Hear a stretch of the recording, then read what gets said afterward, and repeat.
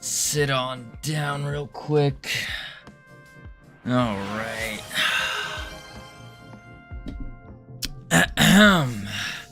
Ooh, how did this get on the screen? Ooh, had to close that real quick. Good morning, ladies and gentlemen, boys and girls. Welcome to today. Welcome to Sunday. I don't know what you're talking about, Generic. I didn't see anything. I wasn't staring at that screenshot for the past 12 hours or anything. No, but Generic, congratulations on first. Howders, Sammy, how you doing? Welcome in. All right, so what we're doing today, Bad Cop, congratulations on second. Camilos, congratulations on third. Howdy. What we're doing today, we finished multiplayer. That's right. You typed stem plate. I'm aware what I typed, Camilos. I needed to match the S. Because if you saw, I said, what did I say? I said super single player stemplate Sunday or something like that. I said something like that. It matched. It worked. Okay.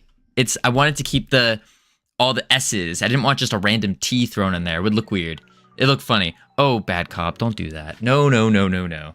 At least it's not, I mean, it's a banana, but at least it's not like the booty emotes. Georgester, howdy. What are you doing here so early, Georgester? What are you, you're here so early. Usually you don't come here for another like 4 or 5 hours. It's 15:32. Oh. Wild. What's wrong with banana? I'm allergic to bananas, actually. Fun fact. So you wanted SS to be there? Throwback to 1939? No, Camilos. No. I wanted super single player stemplet Sunday. I wanted 4. What aren't you allergic to? I'm allergic to just phallic-shaped foods. That's really what it comes down to. The phallic-shaped foods. That's what it is. All right, so what we got to do today is, as you heard, single player. Now you're probably like, wait, Covino, why the heck are you talking single player? Why is my music so loud? Oh, that's why. What up, Webby? How you doing? Welcome in. He has a phallergy. I like that. Yes, I do. Oh, nuts. Not this again. Modified files. What was the reason for this? I don't remember. It's called internalized homophobia, not allergy. Oh my god, Camilos. Oh my lord. Translation, he chokes on... Have you actually loaded a scene in multiplayer? Not yet. So what I wanted to show is we have multiplayer basically done. We got the host name's update. We got the client name that updates. The ready, boom. You can change your color. You can change your model. We only have one model though, so it just flips to the same model over and over. But we basically got it. And then when you disconnect, boom, disconnect, reconnect, you still have to ready up again. Boom, beautiful, excellent. And now the last part we need is this. When the host disconnects, what happens? Boom. And then if I rehost, it explodes. I hope that's not going to be the final UI. Well, Camilos, this is probably going to be I think it's going to be the final UI for this template. Because remember, this is just a template. What the heck is changing on this? What is going on here? Why do you... Cancel? Howdy, North Pole. How you doing? What is going on? What are these changes? External changes? But what were they? Ignore them. Oh, congratulations on first, North Pole. Okay, I guess that fixed it. But anyways, yeah, I think the this is probably going to be the final UI. You need to press first or the second button. Cancel will just repeat itself. Okay, here we go. Here we go. And then we can join. Boom. Okay.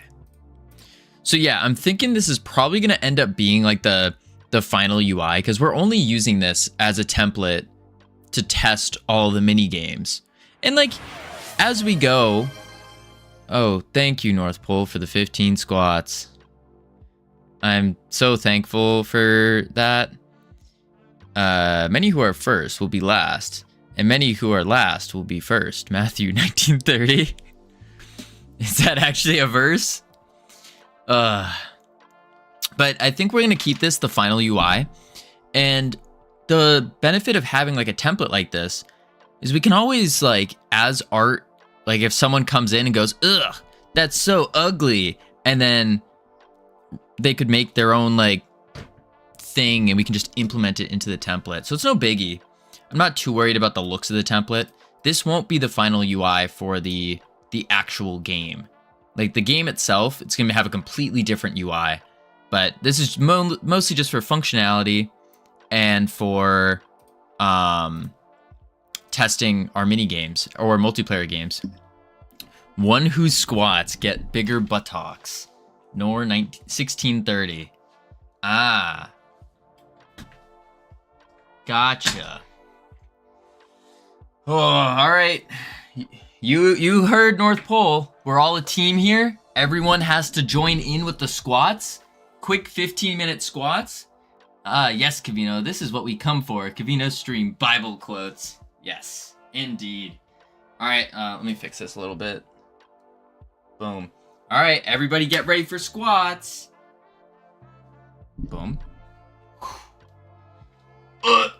1. Ow. 2. I finished my gym sesh. 3, 4, 5, 6, 7, 8, 9, 10, 11, 12, 13, 14, 15. Whew. Really squeezing the cheeks there. Ugh. All right. Bloop. Doing them with you. Sweet. Well, pretty soon, all of our mods, we're gonna have the biggest butts around. Just finished my gym sesh. No squats needed. Gotcha. Let's see. I dislike the avatar thingy in the top right. Gray background doesn't blend well with the blue background. I'm lacking some frame there or something. Oh yeah, no, Camilos, that's the intention. That was done on purpose, not just because it's the default viewport display, but what we would love to do here eventually is we can have like a little template card. So it'll be like a little background that you can put in the back, you know?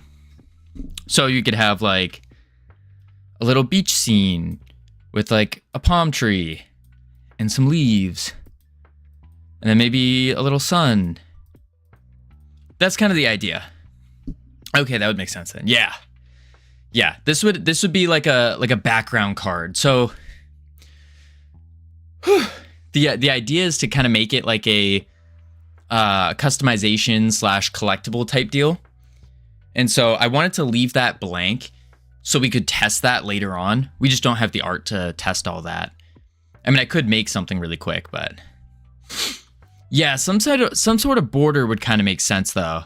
Like we have it indented or even extruded a little bit, just to give it some shape, so it's not just screenshot part of the island. You know, that's a good idea. That's a good idea. Or, that's kind of the question. Do we go with a 2D image in the background? Or do we go with a 3D world in the background?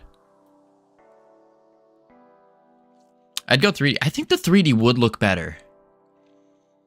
I think it would. But the downside of doing that, the downside is that if we go over to the viewport, we're going to have to create our own, like a separate world for it. Where is it though? Main menu. That's the quit. Menu box. Connection. Is it not in here? I guess not. What is this? This is the... Oh, it's the actual background. Shove it under the map. Easy. Yeah, the only downside is I don't want 2 maps. I'd even go as far as having most of the right side be the 3D world. Interesting. Most of the right side being the 3D world. Okay. It would have to be... That's the other thing. We have to set up these settings. Our settings isn't a thing yet. It's just like an ugly looking thing. Waiting box. Here it is, the viewport. So it's in its own world, so we could add a separate world in the background. What if we quick loaded? Oh, you can't. Okay, we'd have to make one. I don't know what this does. Environment. I don't know what any of this does, actually. I've never seen Own World 3D. I think that's something separate, like colors and lighting. I don't think that's things, you know? Like in one of the COD games, the menu is just under the map, and all player cameras go down to see the end of mission screen. Interesting. I didn't know that. I would think that leaving things under the map is kind of bad, because wouldn't that take away performance? As compared to loading in a different thing? Or even just making it visible? Makes it faster to switch to, that's true. Yeah, I could see that. That's the whole reason people do that. Huh. That is interesting. Uses a 3D environment source. So really what we would have to do here is we would have to not use an own world. You just have to drop the scene in the viewport node. I don't think it's that easy. Like, if I take the, let's see, scenario. That's not it. What was it under? Components? No. End screen. I don't think I even have it in here, actually. Yeah, I don't even have it in here. Yeah, I don't have it here. I know the lazy way of portals is a different scene in a viewport. Sounds like it'll work. Huh. Interesting. Yeah, I don't even have the scene in here, so we'd have to drag it in and whatnot. But we're not too worried about the visuals quite yet. Right now, we really care about the functionality. That's what we need to focus on. So let's figure out the host disconnecting. So I ended up doing loading and adding a scene during the first scene, then remove the first scene node on navigation. Huh. Because I originally thought to just change scene to file every time. Which, yeah, it could leave a little bit like of a loading screen, but it just seems cleaner. Maybe it's not the play though. And that's kind of what we have here, where we have everything put together now. So when you go to the 3D, we have the base scenario already built in. We have the end screen built in. We have the transition screen built in. You can't see it because it's a viewport. 2D. Oh, it's not going to play, of course. This is a transition screen. And we have the end screen as well. End screen you can kind of see, but... In more complex games, you don't usually do that. You want UI to remain loaded constantly. I guess that makes sense. That makes sense. Okie doke. So let's go to the disconnect here. We have a nice little function called, which also something I want to do before we get going. Like once this entire template's done, something I really want to do is come back through and clean it up, as in comment it out, add some regions, make it look good. Make it look good. Okay, here we go. So we have on server disconnect. We are clearing the player data, clearing the selectable colors, and then disconnecting, omitting that the server disconnected. But if we're omitting that the server disconnected, isn't that just calling on server disconnect and then that's a recursion? Yeah, that's an infinite loop.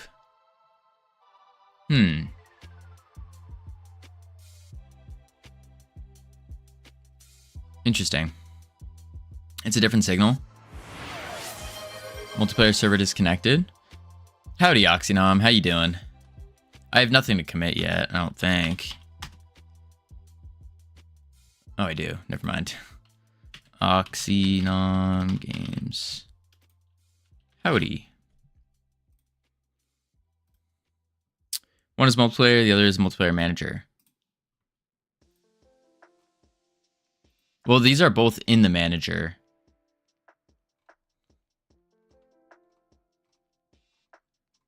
I guess this is to tell the other, like the clients, that the server disconnected.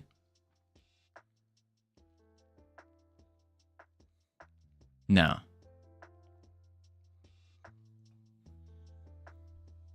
It's to tell the UI.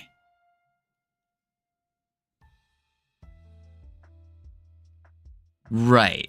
Which is on the other clients. There's a Steam Godot thing, and it makes multiplayer so easy. Yes and no, Oxynom. Yes and no. Signal lives elsewhere, not inside multiplayer, is what he's saying. Oh, I see what you're saying. I see what you're saying. Nudis, how you doing? Godot sick. Indeed. Indeed. I did try to use the change scene stuff, but in HTML5, it was like 2 full seconds between UI. Yikes. No, your own UI. Signals don't travel across RPC. Okay. So basically what we need to do is we need to figure out how do we get, when the server disconnects, we want all the clients to leave their lobby screens. So let's just open up 2. Lobby knows the server disconnected. Okay, so it'd be like host, join. And what we want to happen is when the host leaves like that, we want this to close on the client. Or better yet, do we then make the next person in line the host? What would make more sense? I think it would be easier just to close this out on the client. Yes, we want the next client to be the host. That's the modern way. Do we?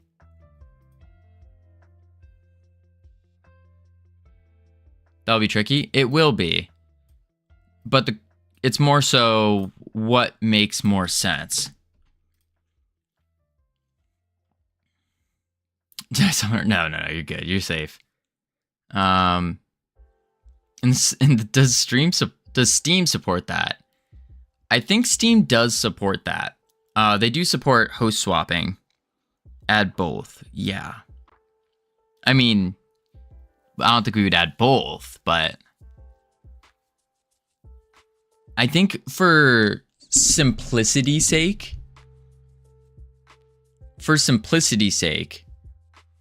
we could, first on YouTube, welcome in SCP.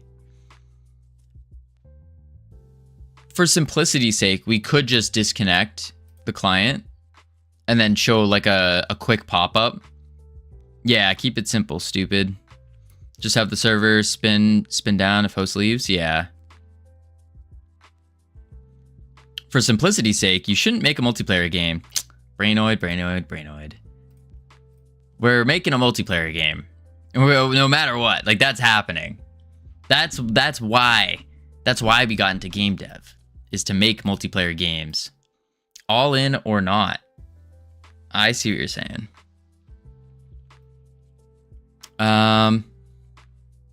Okay. Host, join. And then what we could do is when the host leaves,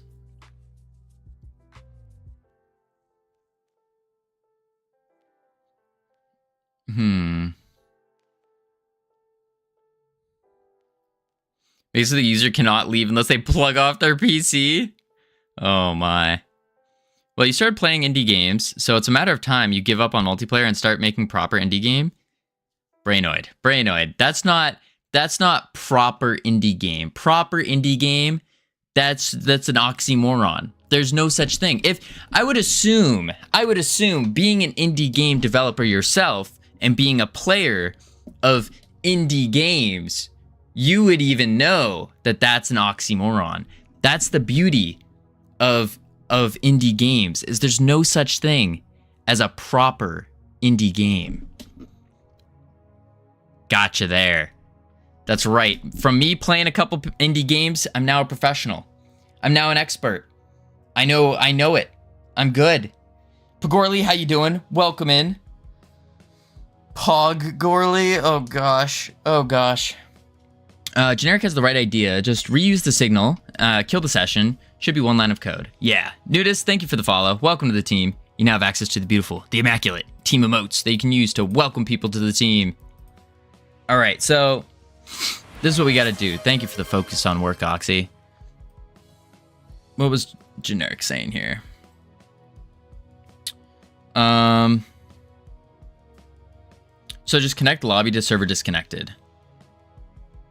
Reuse the signal to kill the session. Should be one line of code. Okay, which would just be on server disconnected.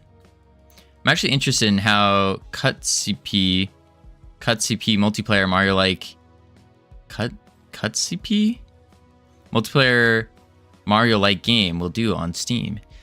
I'm pretty interested how it will do too. I don't know. It depends on. Oh, Cutie Pie. Gotcha. Cutie Pie. I don't know if I would call this game Cutie Pie, but sure. I feel like it has the potential if we do it right. If we do it right, I could see this game doing really well.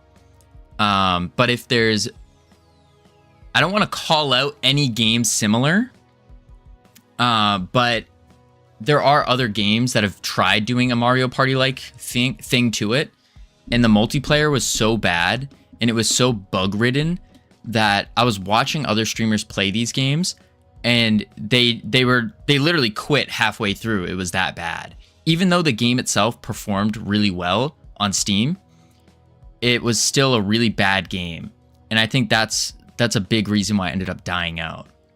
And the only reason it went up and grew is because they had affiliate links, and so other people had the opportunity to make money from the game, and it wasn't good. Wasn't good. Didn't seem like a good setup, a good clean release. So I want to try to fit into having it clean, having it running well, and then kind of go from there.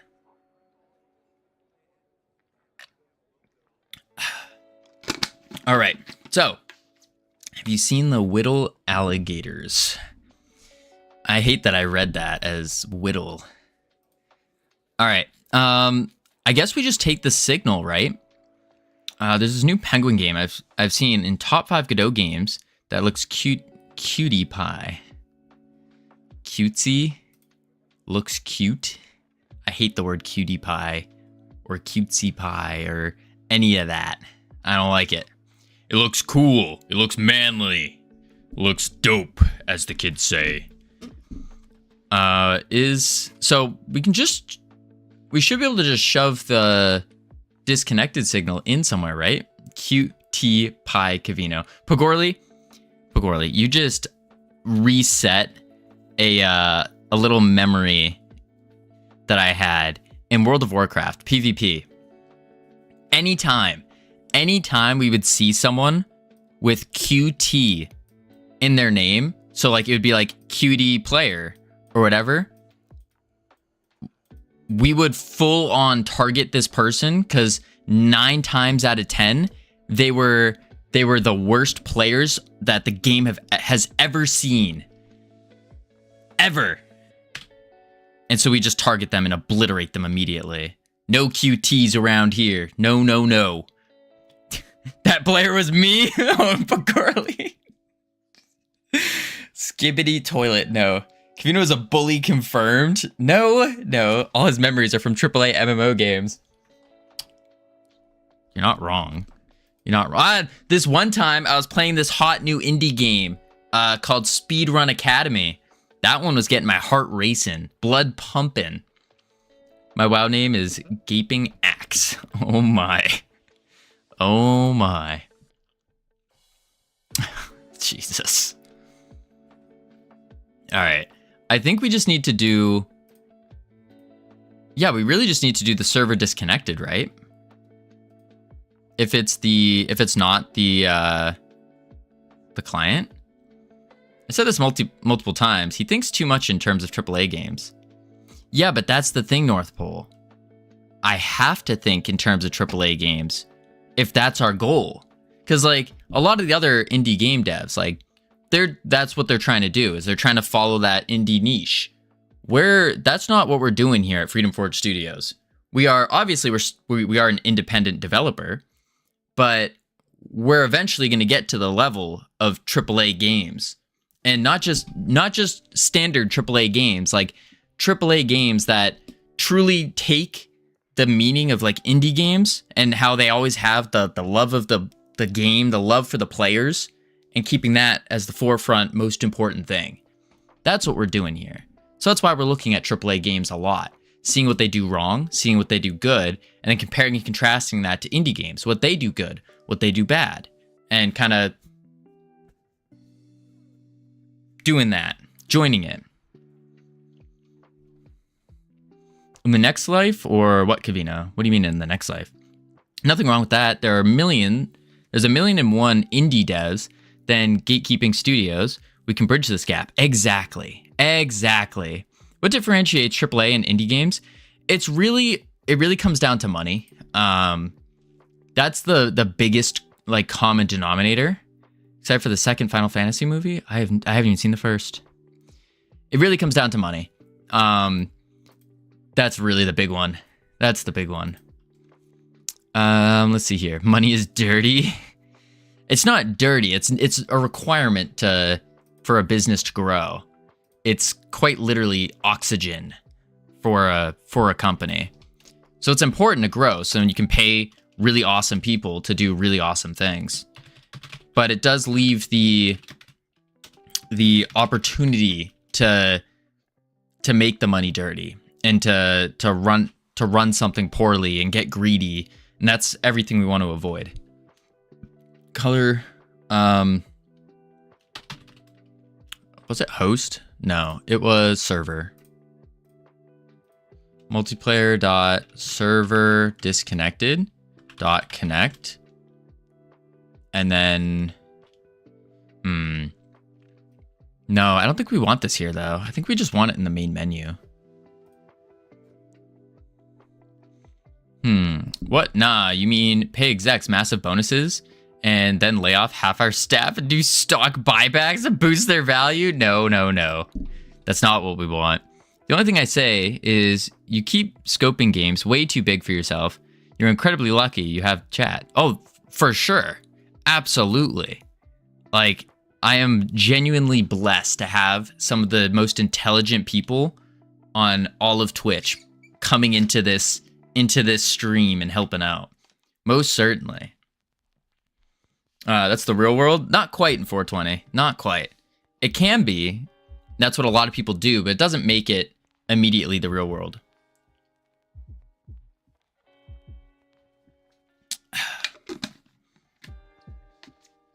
I hate people who watch you make games and then take a cut of the profit.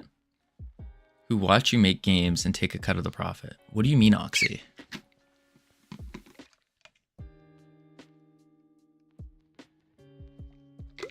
All right. Work. How long have you been doing game development?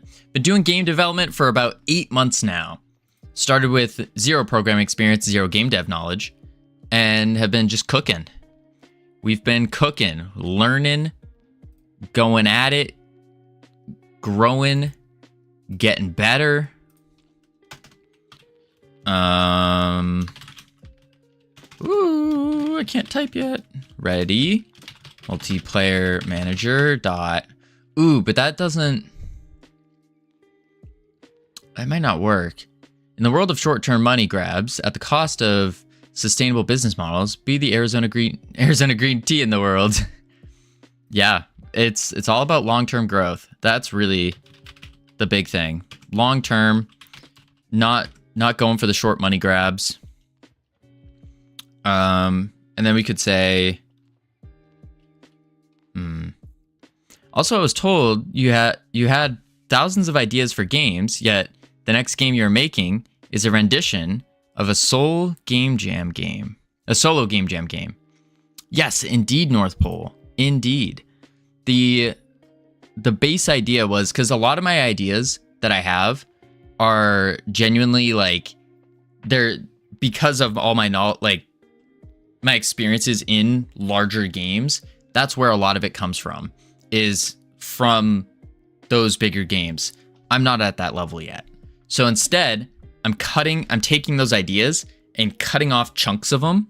So I'll take one of the big ideas and I'll cut it into chunks and then grab the chunk and slam it into a smaller game. That's kind of the thought. So like, kind of like what you said, where we're making too big of games right now. In my mind, like, these are all really small games that we're making. Realm Rapture, small game. This game, small game. And now I understand for most people, this is closer to a medium or large project. But in my mind, truthfully, it's a very small one in comparison. We should be able to just say,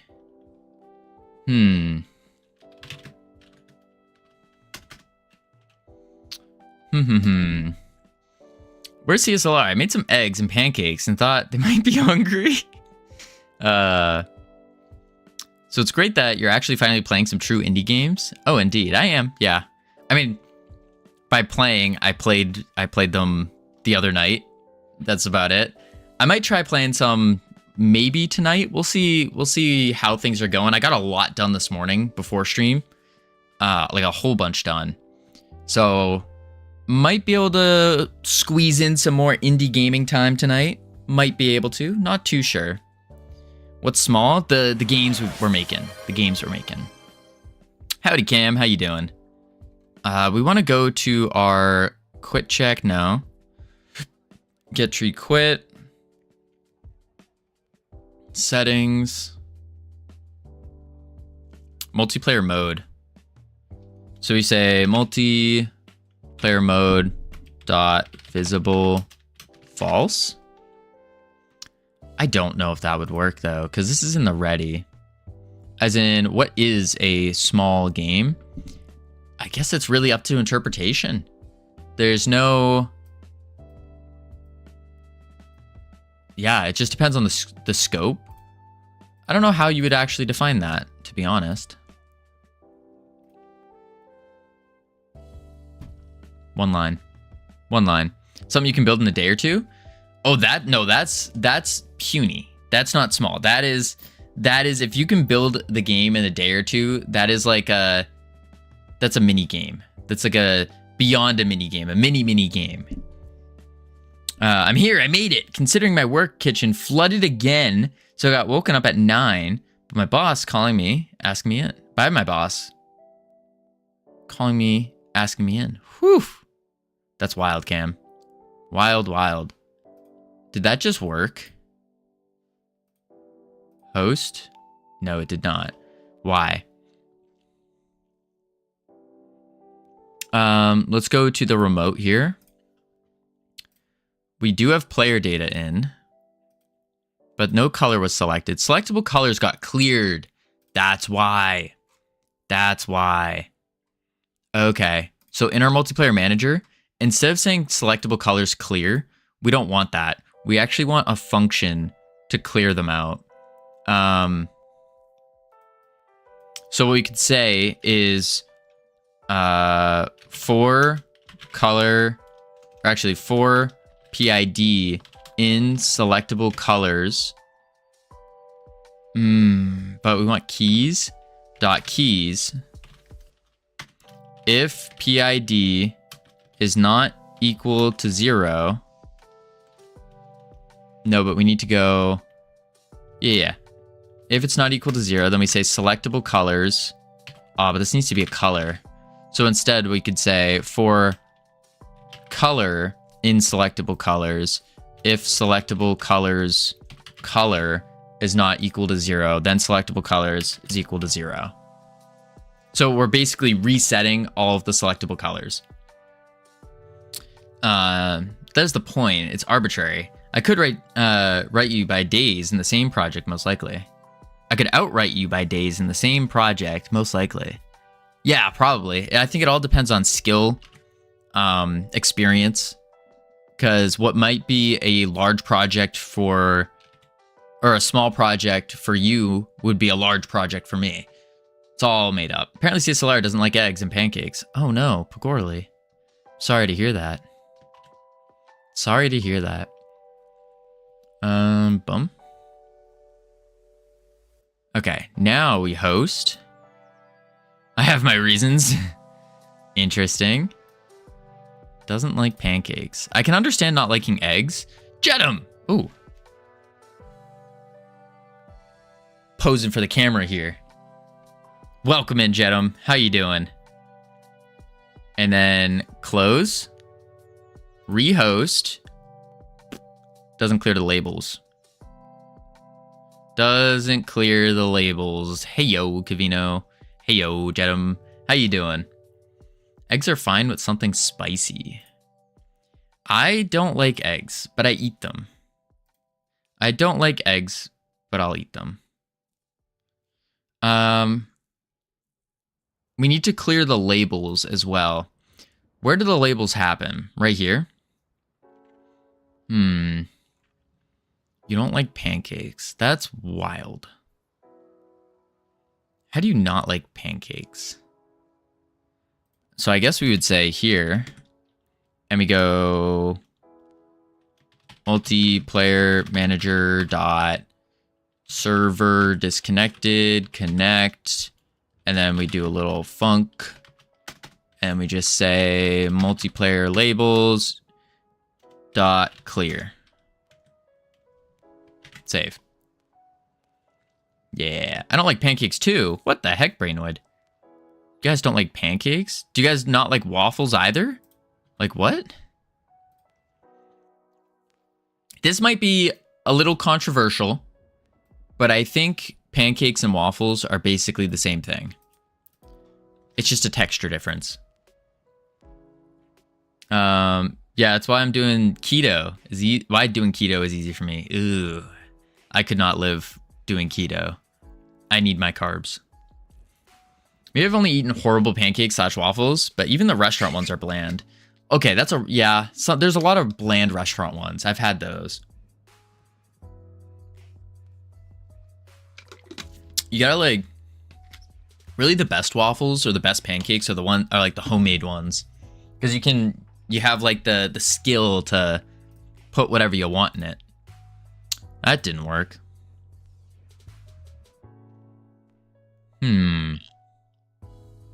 Give you some vanilla in them. Yeah. Put a little secret dash of vanilla in it. The Belgian ones. Yeah, Belgian waffles are good. We like Belgian waffles.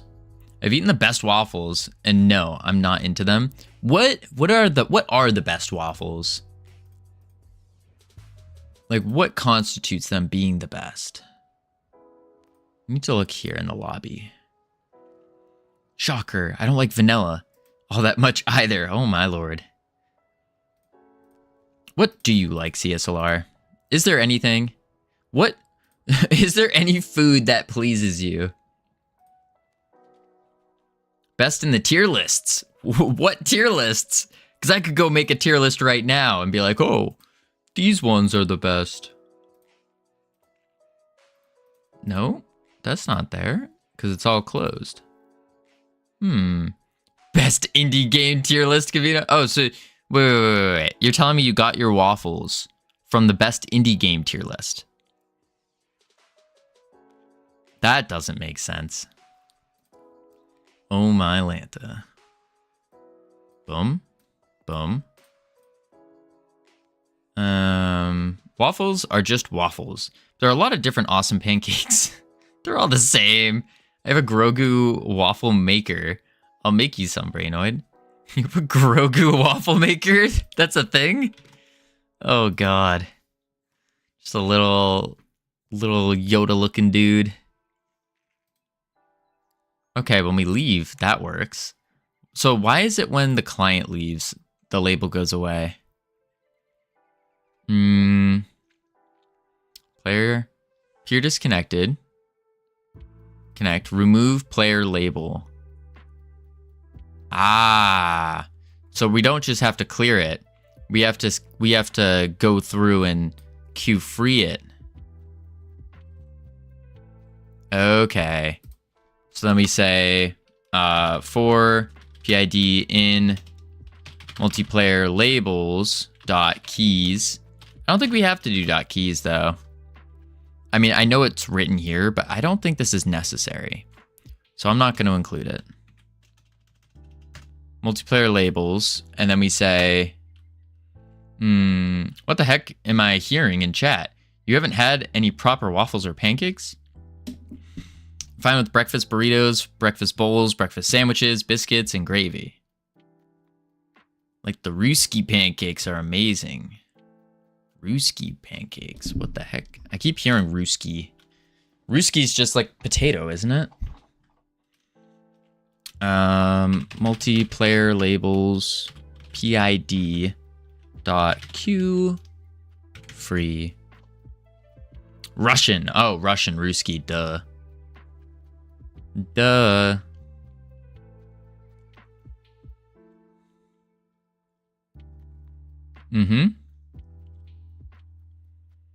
This should work.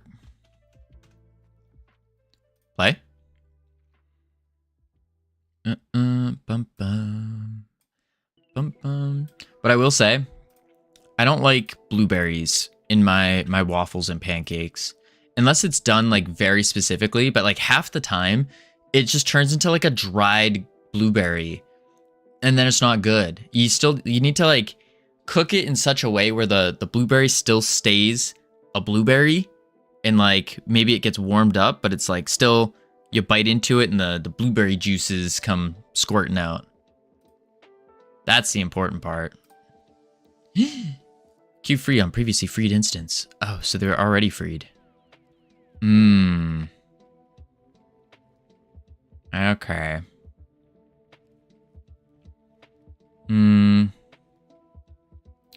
So we have to say if PID if is instance valid, multiplayer labels PID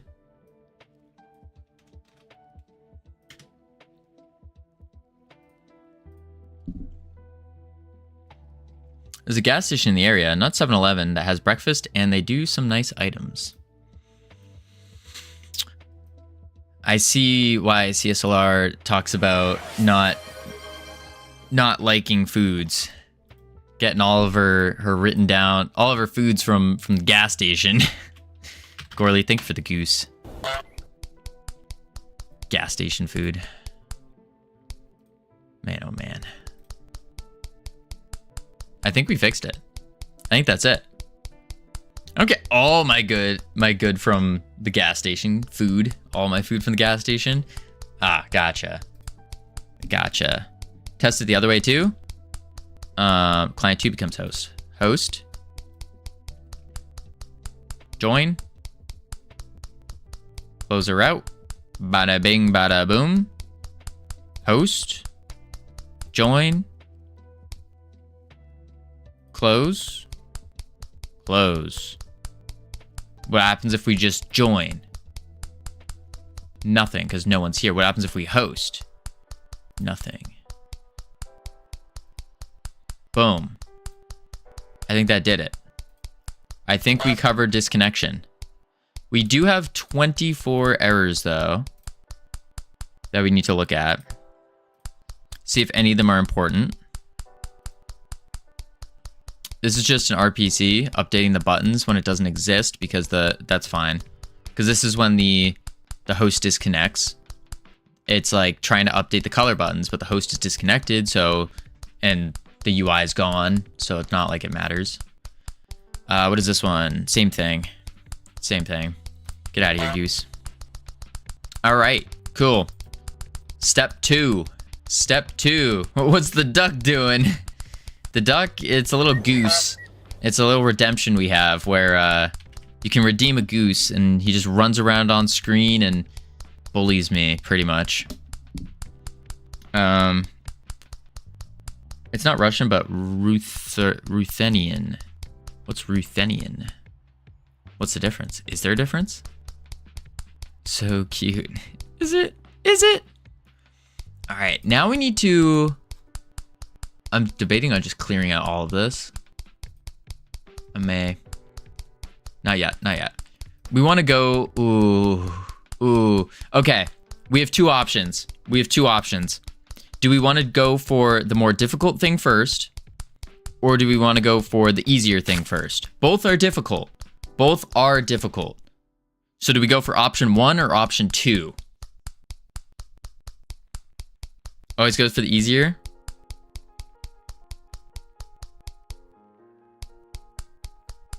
You can procrastinate on the faster. On that faster.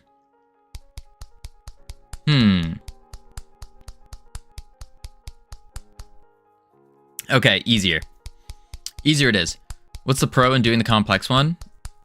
So really, the two options that I'm talking about is we fix up single player.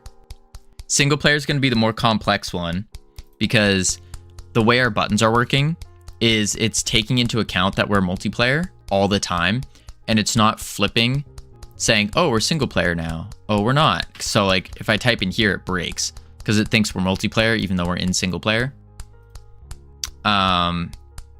So that would be the more difficult one. The easier one is multiplayer and then connecting. So actually being able to start the game. Ready up, and then when we hit start, boom, we load in. Covino, answering, Ruthenian/Rus was part of Poland, mostly inhabited by Ukrainians when Ukraine didn't exist. Not connected to Russia at all. The pierogi you made are called pierogi Ruski, sometimes mistranslated to Russian pierogi when it means Ruthenian pierogi. Gotcha. Gotcha. Oh yeah, multiplayer first for sure. I think making single player work with bots after multiplayer works is easier anyways. Some games make sense single player first. This does not, since even single player has NPCs. Facts. Okay. So what we need to happen is when we hit start, all we got to do is load into the game and set all of our data to the proper players. Just like that. What up, Luigi? How you doing? More sense? I didn't know there were more foods and things like that. There's no doubts that real pierogi are from Ukraine.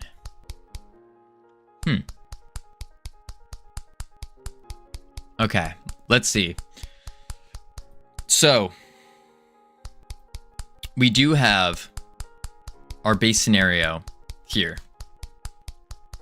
What we could do is, in our lobby, Easy peasy, lemon squeezy. Should be done tomorrow. What do you mean done tomorrow? Done by tomorrow, I think is what you meant. We're doing that today. Today. And now we say if is server, or multiplayer is server. Multiplayer dot is server. Then we say change or get tree dot change scene file, and then file path, or not file path, we'll say actually I think I already have a function that does this and also includes the scene transitions. I'm pretty sure. Okay, Goose, you need to like come over here. Come over here. Get out of here. Keep going. You're almost done. There we go. Good, Goose. Game, base scenario. Okay, we have nothing in it. Dope. What about the UI? Oh my god, I thought you were tapping your feet. It was picking up on the mic. Medusa. You think me tapping my feet would sound like that? Out of all things, it would sound like this. Absolutely not. Oh my lord. Just a little tip tap. We're getting rid of this Goose though. I'm an equal opportunity pancake crepe guy. I think they're different. Big difference. Yeah, that's what Covino's feet sound like. Oh my lord. Weirdos. Alright, game time, label, foot tapping stream. We have pregame countdown. They're different, I just eat them all the same. Gotcha. I think crepes are good for if you're feeling like for a lighter kind of breakfast where you can mix in some fruit in it and stuff. Then I think crepes are better. But if you're looking for a hearty breakfast, you slap a big thick stack of pancakes on there. Whew. Crepe's okay, but if you have a blinchiki or Russian crepe / pancake, it will change your mind. Huh. No, you can make small pancakes, Americans. No, you can't, generic. Why would you? A pancake is this. It's a big, thick disc. Thick disc. Thick. With two C's. Disc.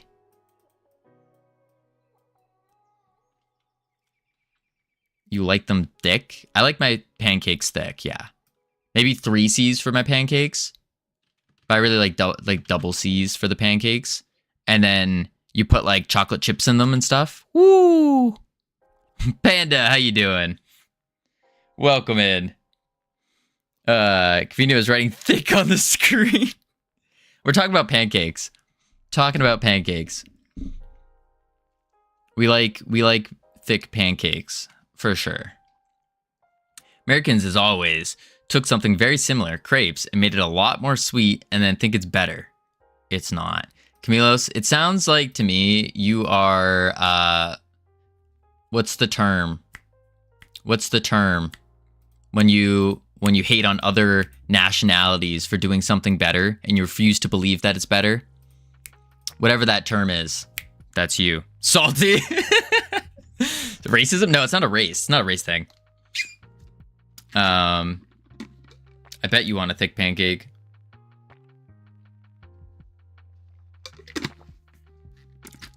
Nah, I don't hate on others doing better. I hate for doing worse. Oh, how long have you been hating yourself for? That's not healthy. We need to do.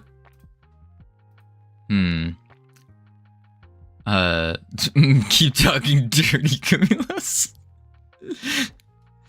To be fair, we were pretty good at messing up just about everything. To be fair, America did have a bunch of sugar to ketchup. They had to add salt to balance and then more sugar More salt until it's just sugar and salt for no good reason. That's so true. Ketchup is a weird thing. It's a weird thing. Concoction of just sugar and salt with like a red food coloring to it called tomatoes. Honestly, crepes, pancakes fulfill two different things. Facts. They really do. May I interest you in some fries with your ketchup? You know, it's weird. I kind of don't... Who is thick? We're talking about pancakes, Tricky. Pancakes. Me, Pecorly. Oh, Dutch baby panquecas. Those are yum. What are those? That made it to your thumbnail. Wait, don't tell me that. The Twitch thumbnail, it just says thick. Don't say that. I sure hope not. I sure hope not. Browse. It better not. I think we're safe. We're safe. Let me scroll to the bottom. Nah, we're good. We're good. It's not there. Whew. Puffertages. I thought you were gossiping about me. I don't think anyone has used you and thick in the same sentence. We want connect button pressed. No. We want on quit settings. Boom, sentenced. Ah, there you go, Georgester. Well, Covino, how dare you talk to your future wife like that? I don't have a future wife like that. No, no, no. Sus link, better click it. Oh my lord, it actually does. It actually... That's not good. It updated. We're fine. We're fine. We're fine. Not to mention the varieties of them that aren't even from the US.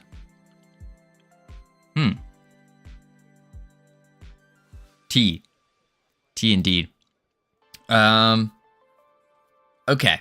So when we connect to lobby, no, I'm trying to find where the heck I slapped this script. Maybe I didn't save it? Can't believe Covino is doing her dirty like that.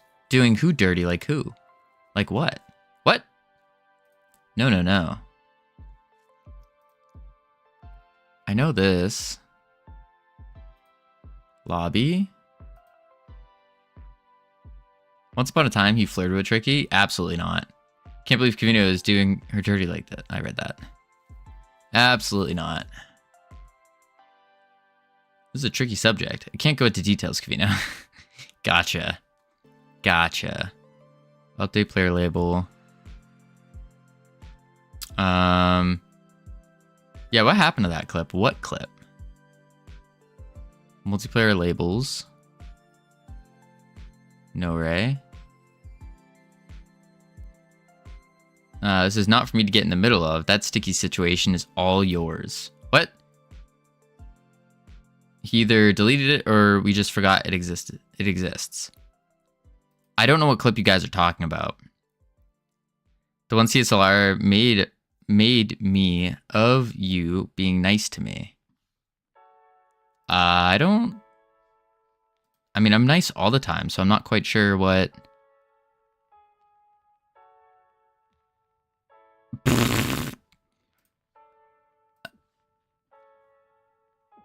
You definitely deleted it? I don't think so. Howdy, Lupo. How you doing? Now I need to see it. I'm always nice, so I'm not sure what I said that could have been clipped. It was good enough to be clipped. Panda, thank you for the booty workout. I see what you're doing. Trying to ensure that I stay thick. You're welcome. How's it going? It's going well, Lupo. We're trying to find where the heck I slid this script. Focus on work. Thank you, CSLR. I appreciate you tremendously. Unlike some other people that are trying to make us do healthy things, when the healthiest thing is doing work. Twitch is only showing me like 12 clips. We should have way more than 12. Should have way more. Trying to make sure your pancakes are... My pancakes? All these are after the ads, chat. Wait, what? Huh. Huh. All right. Okay. Oh, soon my push-up offensive will start. 1 to 2 more days. Generic. What do you mean push-up offensive? Why? Ugh. 1, 2, 3, 4, 5, 6, 7. Tommy. 9, 10, 11, 12, 13, 14, 15. Whew. You deleted the Annie clip as well. I did delete that one. Covino, I did it. I have now unlocked 15,729,630 and 83.83 gigabytes of storage on my computer. Holy moly, that's a lot. Why? Whew. His desk is really fastly going up and down. Shh. Hidu, don't spoil the secret. Don't spoil the secret. Whew. No, that was it was there last week. I used rclone. No, I did. Yeah, I did delete it. I did delete that clip. I did delete that one. All right, we got ads coming up. So what we're gonna do is chuck on the words, and then when we come back from the ads, we are going to get these scenes transitioning. We're gonna load our character into the base scene.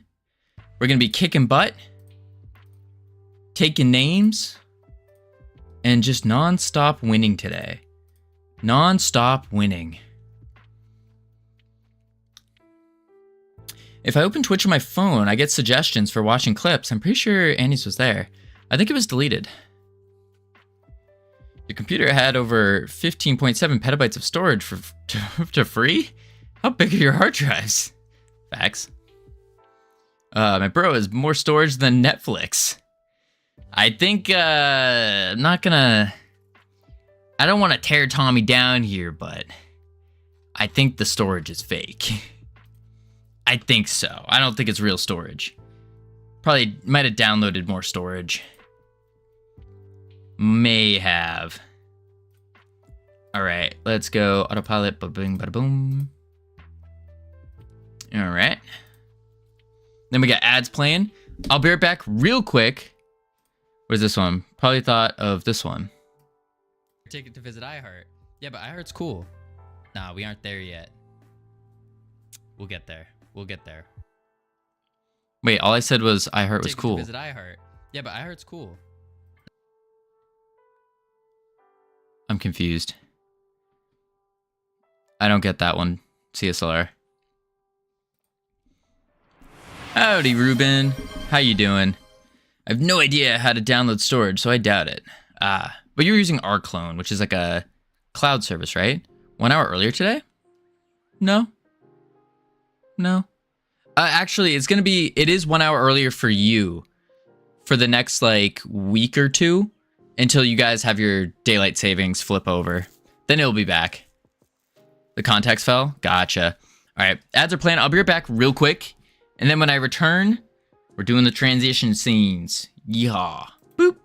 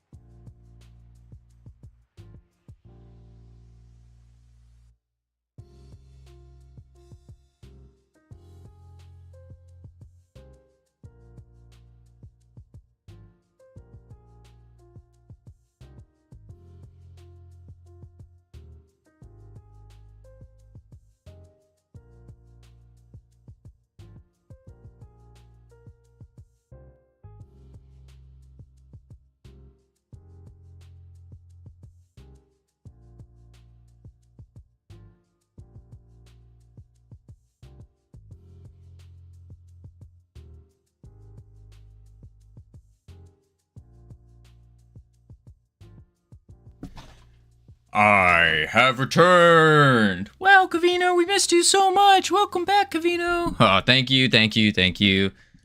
Oh, we didn't know what to do without you, Covino, while we were gone. It's all good. I'm back. Welcome. Welcome. Welcome back from ads, everyone. I'm going to turn off autopilot here. Boom, boom. Pow. Bang. Bop. Who you? Who am I? Who am I? I'm Covino.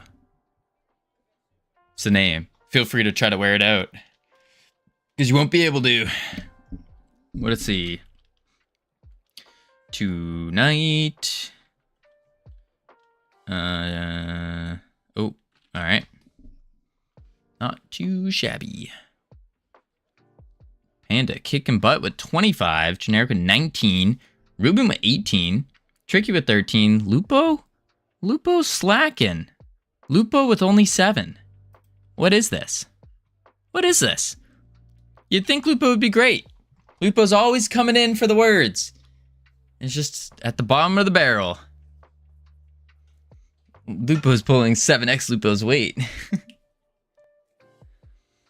Alright, let's see. Yeah, I don't even know how to download storage. Gotcha. I don't think you can. Yeah, I'm low. I'm emotionally damaged by you deleting my person clip. My person clip? Lupo 1, not Lupo 10. Wait, what? There's multiple Lupos?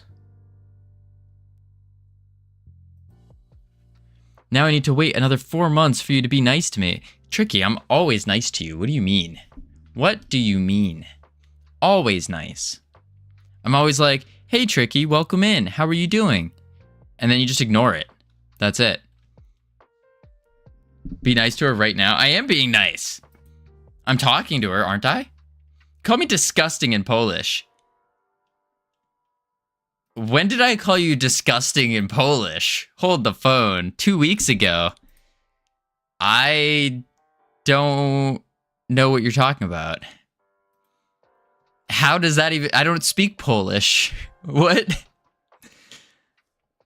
CPR.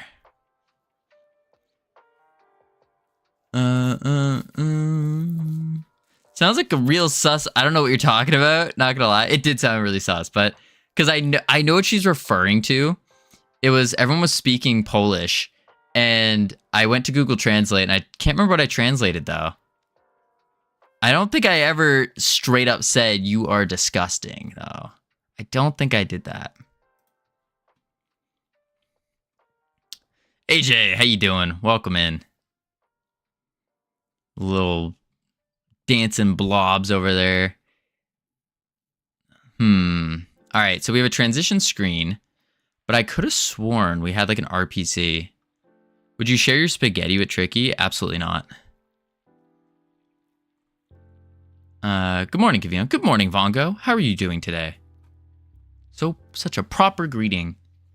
Vongo, that might have been your best greeting yet. Best greeting yet. Typically, a Vongo greeting is like, oh, skibbity, sigma, Ohio, cringe, lord. Something like that. No, it's a good one. He does think I'm disgusting. OMG. I didn't say that. I just said I wouldn't share my spaghetti with you. I wash like twice a day. I guess he wants you to starve. Won't share vegan food with you. I don't eat vegan food. Not like I don't go out of my way to, at least, I should say. Because technically, like... Yeah, spaghetti's vegan. Doing some chores, so not a great day for now. But going to do some RP. Ooh, like what kind of RP? Like a GTA RP type deal? Great tween.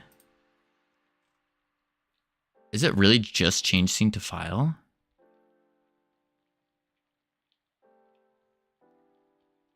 There's no way that works on everyone, though.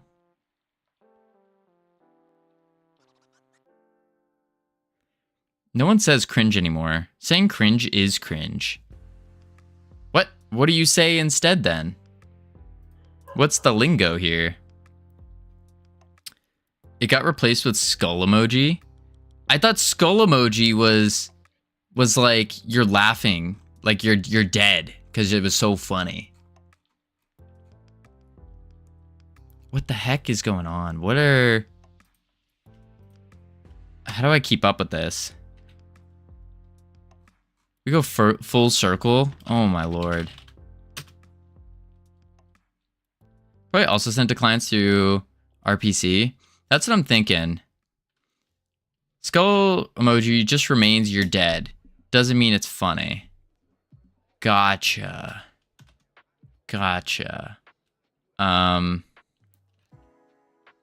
Wait, we don't want to export this here.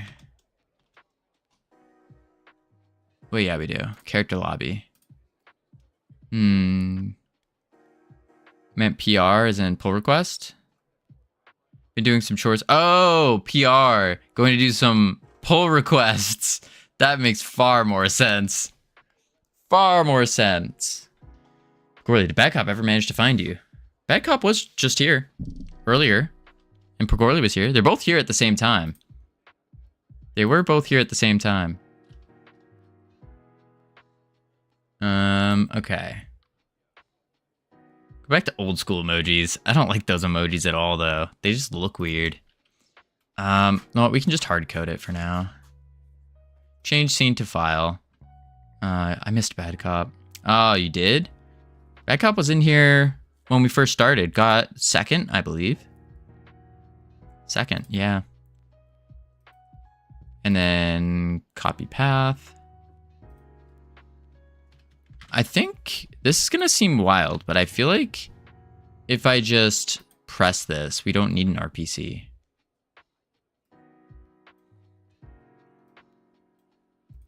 I don't know why.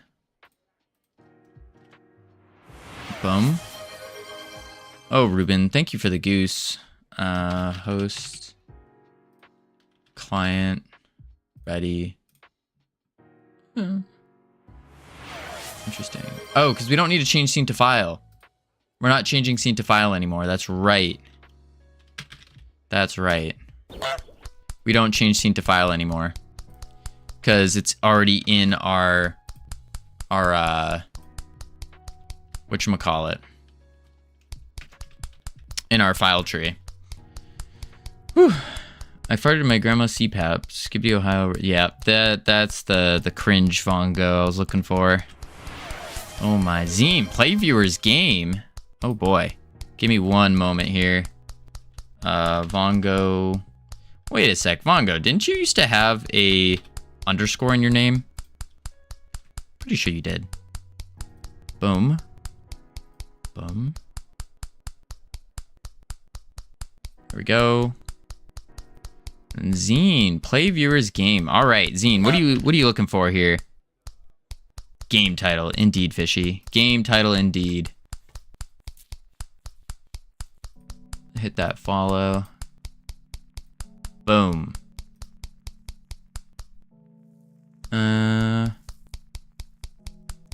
Message from Bad Cop in Practical's chat asking for you. I wanted to help, but instead of typing at Pogorley in Covino's chat, I typed at Pierogi in Wonderland's chat. Oh my. Oh my, I mean, Pierogi pretty much describes me. Before I met you, yeah, that was my old account. That was not before you stumbled upon this stream, Vongo. Because I remember typing it. W game, 5 stars. All right. All right, let's check it out. Click, grow slime, good. Like the sound of that. Why does it want my microphone? I don't want to give it my microphone. But, oh my god, this goose. Chill. It was Vongo? No, it was Vongoy. It was Vongoy underscore YT. Oh, there it is.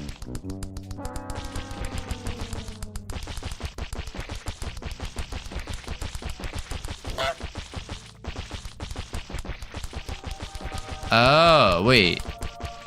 What is this? Oh, okay. Don't click that. That's... Check this out. What's the, Zine, what's the idea of the game?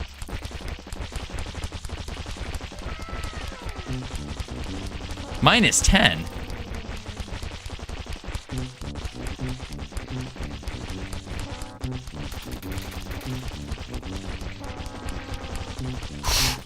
I'm jitter clicking right now. Jitter clicking, jitter clicking. What am I supposed to do? Does it go in eternally? You must grow your slime, but there's RNG element that can either help or get rid of some of the size of your slime. I was bored. Oh, gotcha. That makes sense. Is there like a win? Is there a win condition here? This is fancy.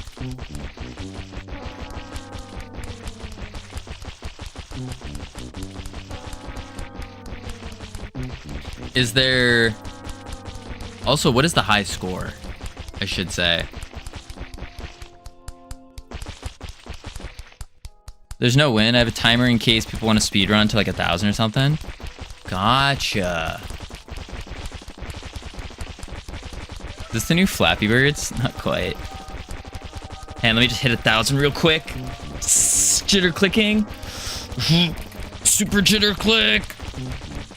Ah! Oh, my jitter's going away. Oh, gotta give my hand a second. Have to give my hand a second. We can jitter click the last 100 probably, real quick.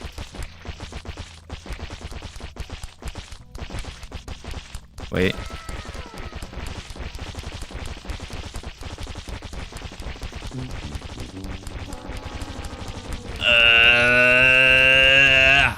There we go.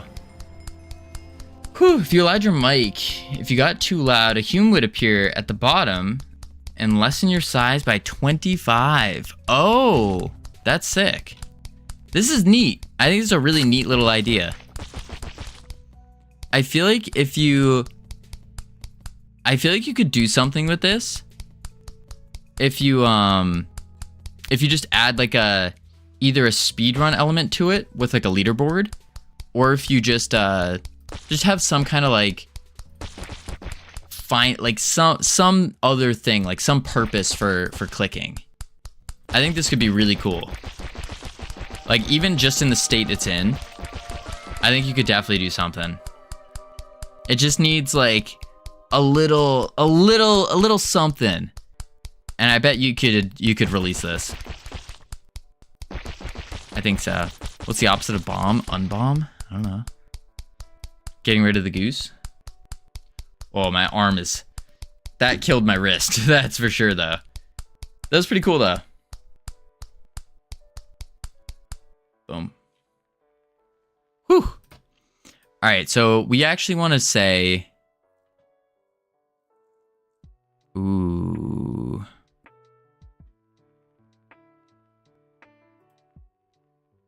Let's review unbomb this game. No, you would still review bomb. As in, like, you hit it with a bunch of reviews, but positive bombs, I guess, would be the case. Mess around using a player's microphone to be a cool element to a game. Oh, absolutely. Howdy, Nick. How you doing? Absolutely.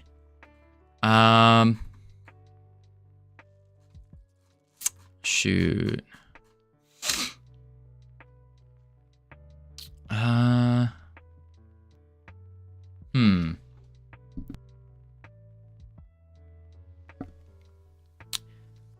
How? But review bombing is bad. It's a lot of negative reviews. Is it exactly associated with negative reviews, though? Review blessing, maybe? Okay. We want to change the visibility of a file. We want to change the visibility. Do we? I mean, what is the benefit? What is the benefit in keeping base scenario in the scene tree like this? I believe the brain rot term for that is glazing. You want to glaze it? Nah, glazing's like when you're over complimenting when it doesn't deserve it.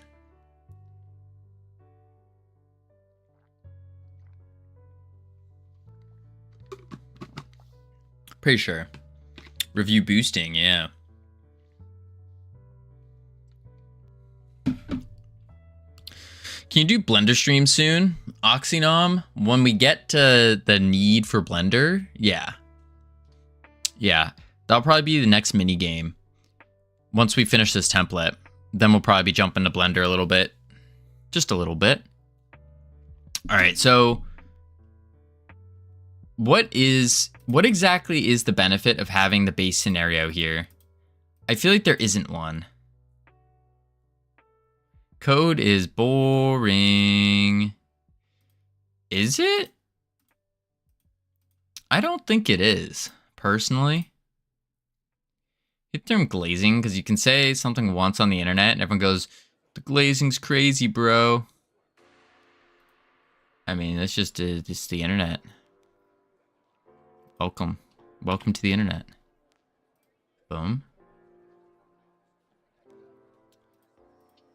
Huh. Regarding keeping the scenario, I usually don't do it unless it's for a small game. What I do is have a node to slot the scenario into. Right. So you would have like a base node and then you slap the scenario into that node. Gonna work on a horror escape game, I think, because that'll be cool. That sounds super cool. Yep. Okay. Huh. I guess what is the benefit in doing that though? Because the way you would do it is you'd have to turn the visibility on, or you'd have to add the child first, turn the visibility on, or sorry, to break it down even more, instantiate, add the child, turn the visibility of the base node on, and then go from there. Hold on to your socks, as a random guy just kindly sent you a photo of his what? What's the benefit to that? You get to keep the menu logic, keep some higher level nodes. You can keep the transition animations at the top, stuff like that. Ah, so it's really transition stuff.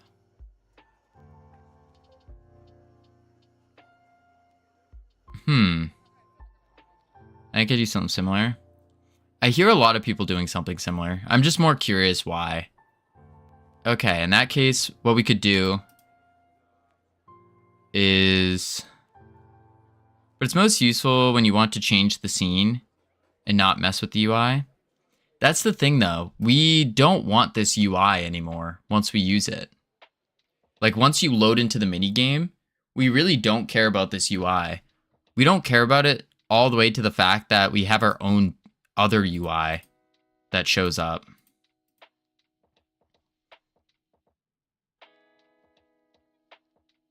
It's most useful. I read that. You want it when you quit the minigame, I guess. Yeah. But at that point, wouldn't we just change scene to file to the main menu?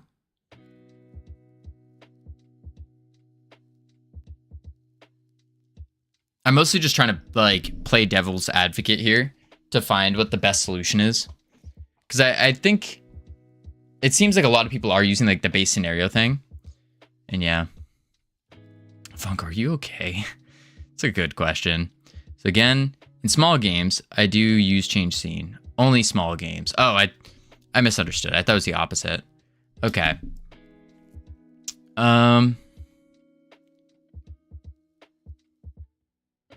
So let's add a node 3D, and we're gonna call this the scenario node. And we can now delete all of this. Boom. And let's close other tabs.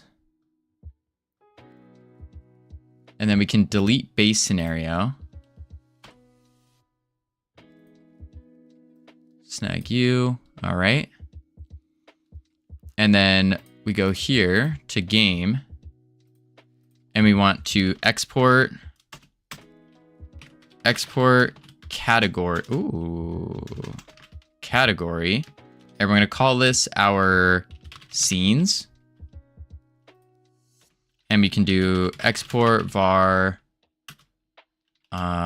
transition as a control. Export var main menu as a control. Export var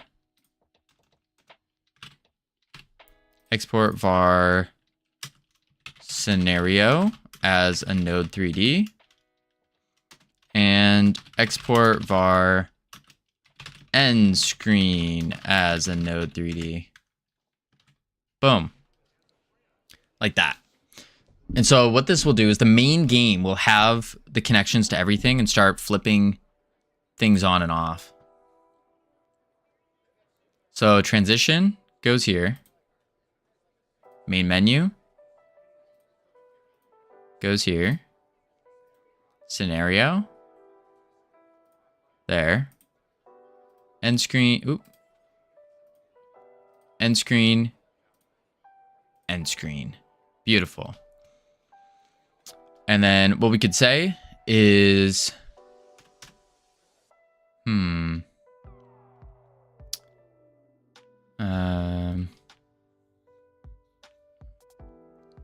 it's the Welcome to the Internet song. Oh, by Bo Burnham. Bo Burnham. Mr. Burnham. And we want transition screen taking in a scene and a I think that's it. We just taken a scene. Void.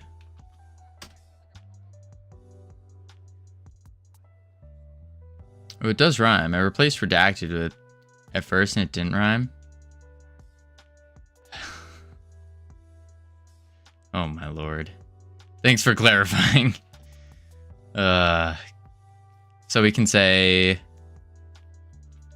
transition, but this one has something on it. Oh, transition dot transition. So we could go transition dot visible true, transition dot transition.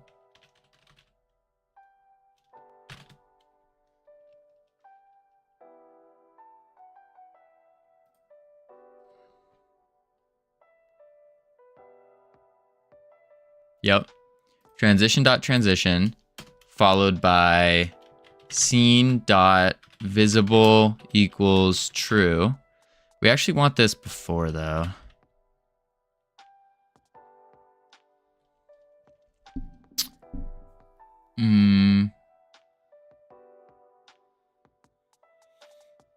Scene is what? Pack string pack scene? No, scene is just as a node.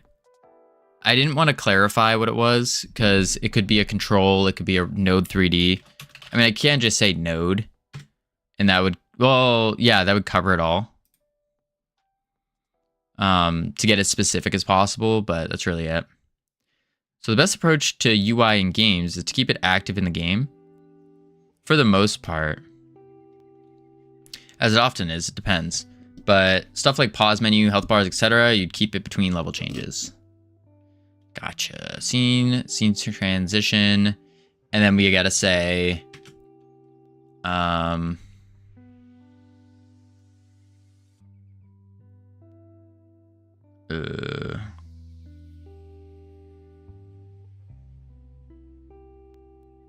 naming convention of scene is something I'm still 50-50 on. Curious to see how I feel about it later. Yeah. I mean, I'm not sure yet. Depending on which region you're watching, Twitch does censor automatically and keep in chat. And keeping the chat a bit child-friendly is preferred. Yeah. I get to sleep in a real bed. Nice, Fongo. Congratulations. I already made a directory called prefabs for reusable components and scenes for actual scenes. Interesting.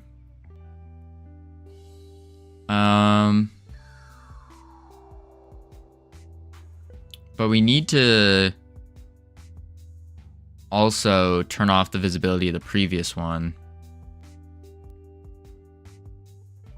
So we could say from scene node to scene as node. And we go to scene visible from scene dot visible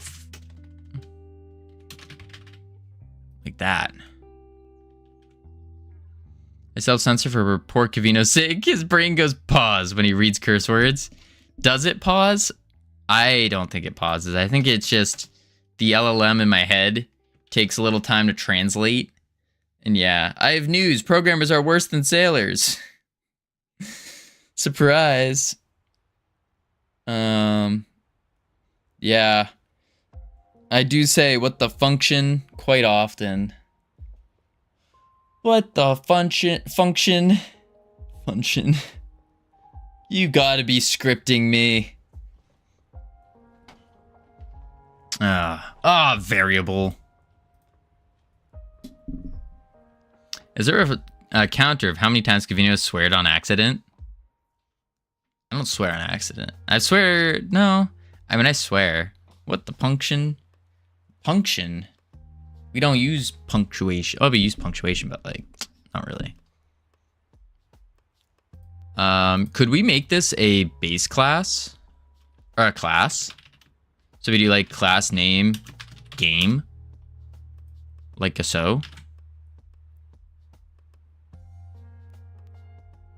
I don't see why not. But we need to turn this visible first. Wait, does this turn itself visible though? Oh, it does. So we don't even have to do the transition visible. We just do this. You little script.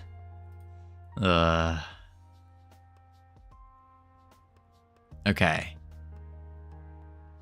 Absolute kettle.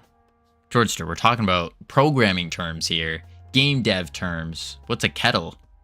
What is a kettle?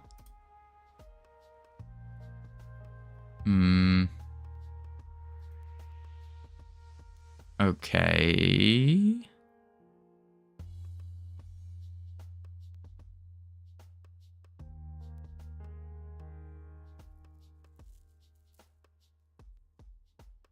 Now in our menu on, should be in the lobby. On, nope, sorry, this lobby. If is server, we say game dot transition, taking in the from.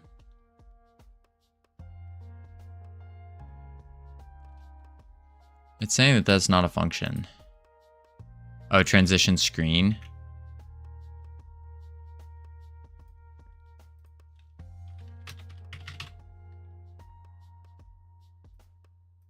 I don't like that being called transition screen. Math dot floor. I think we're just gonna call it transition instead of transition screen. I call this one transition screen. Transition screen. Transition. Like that. Could not find transition. Oh, because that's why. Boom. Transition scene? Nah, screen. Transition to screen. You filthy delimiter. I think that's fine for now. For now. We can mess with this. Transition. Game dot transition. And then we want from. Self.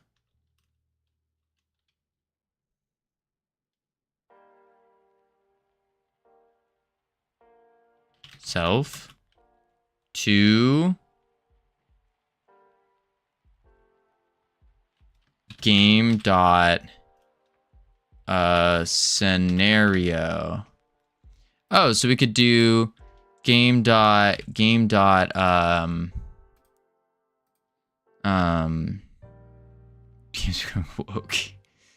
Oh my. Scenario main menu. Yeah, main menu. Main menu. Cannot find member main menu in base game. Main underscore menu. You're right there though.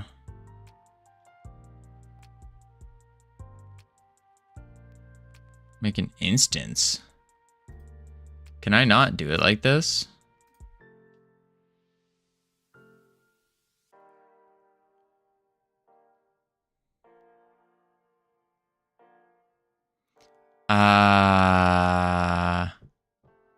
I see.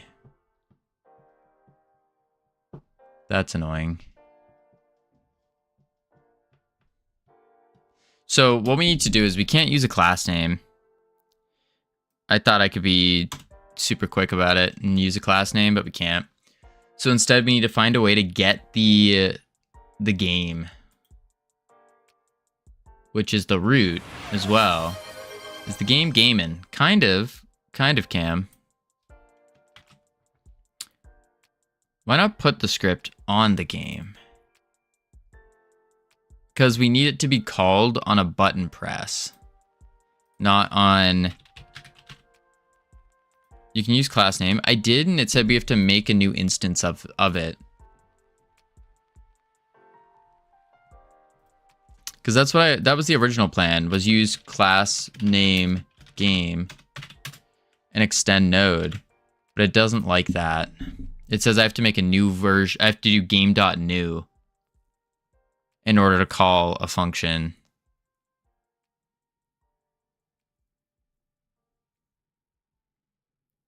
Ah, you need to learn the singleton pattern. Well, the singleton is you make it an auto load, but we don't want that. Do static var instance game.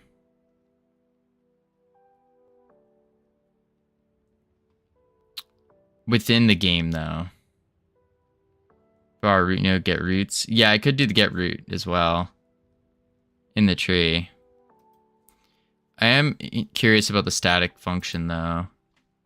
So we would say static var instance as game. Oh, and then we call instance and in ready add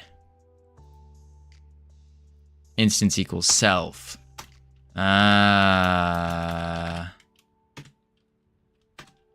Instance self. Okay, and now we can call instance. May I have a word with our Lord and Savior C#? Nah. Well, instance isn't self here, right? Oh, never mind. Nah, it definitely is. So now we want to call instance instead of game. Or game.instance. Game.instance, yeah. Game dot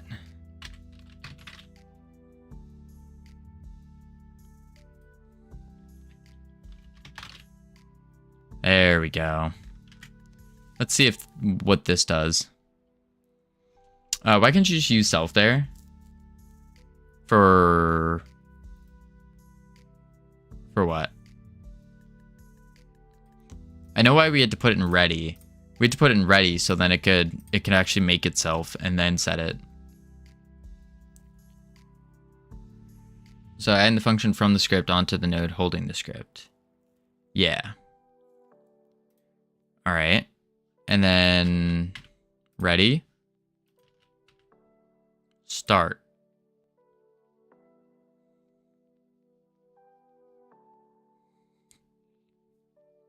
It doesn't make itself invisible, but still dope. Okay. Okay.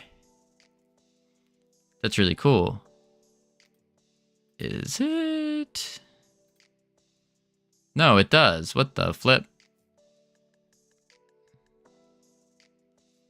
The animations were.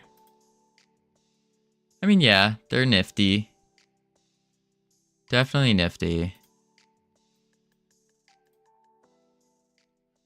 Huh.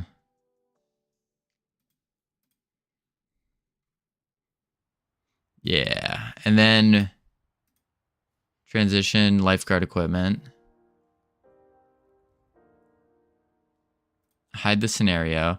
We need to add something to the scenario. Did the eyeball change in the remote tree when you did that? It did, yeah, in the remote. Yes. So now scenario. I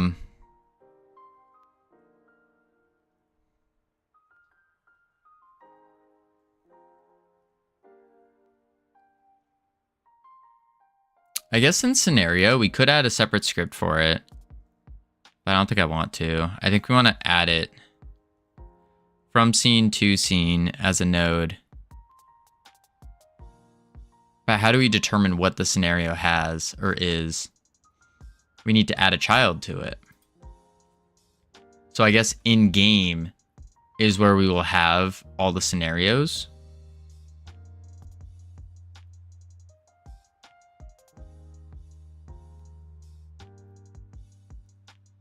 And then because we want to think, because we want to do some future thinking, it's not necessary, but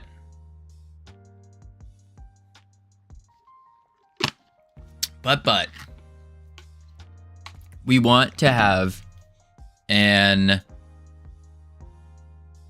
array of paths. So an array of strings. And that way we can get a random one. We can see which ones we've already done before. But to do that, we would have to remove them. So maybe a dictionary might be better. Can also group them all in an empty parent node.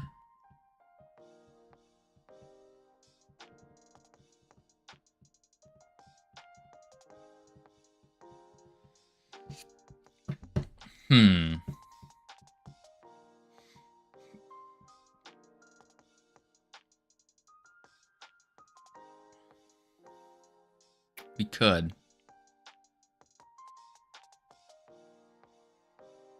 How do we want to do this? So there's a couple different ways we can manage this. We could do, what's the issue? It's not necessarily an issue, more of a thought process here. So for our mini games, because we're trying to think more future, I know right now, I already know I could just add in a single mini game and then call it the template good. But I would really like to have, even if it is going to be just one scenario in the template, I would like to set it up so that it could hold multiple scenarios. So there's a couple ways we could do it. We could do an array of scenarios of strings. That would be the path to the scenario.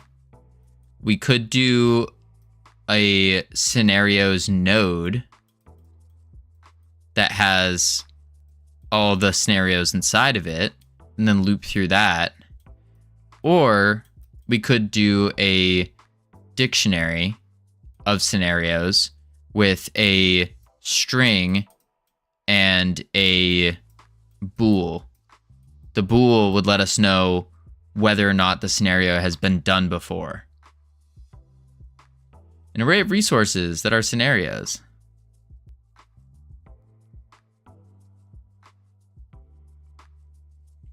A map/dictionary. What's the map again? I think we've used a map before, but I don't remember what that is. But an array of resources. Why would we want to make it a resource though? Because don't we kind of want to avoid resources in multiplayer? Map is a different name for dictionary? Oh, gotcha. Gotcha.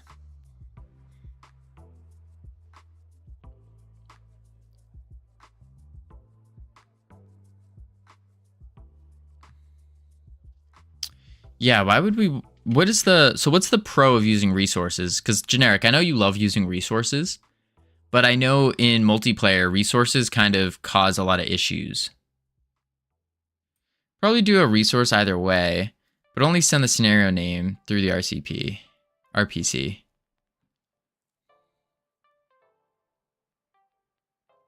So you're saying do a scenario resource.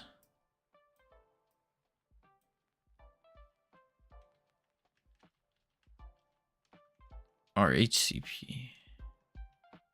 RESPECT. Probably do a resource, but send the scenario name through. Red Hot Chili Peppers for the youngin'. Yeah. Resource could contain a name, a pack scene, an image of the scenario you display. Oh, okay. I see what you're saying. But what is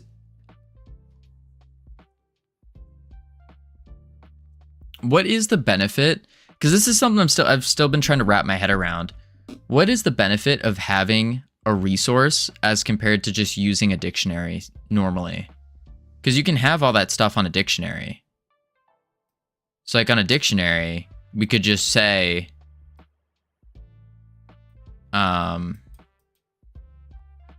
path with the string.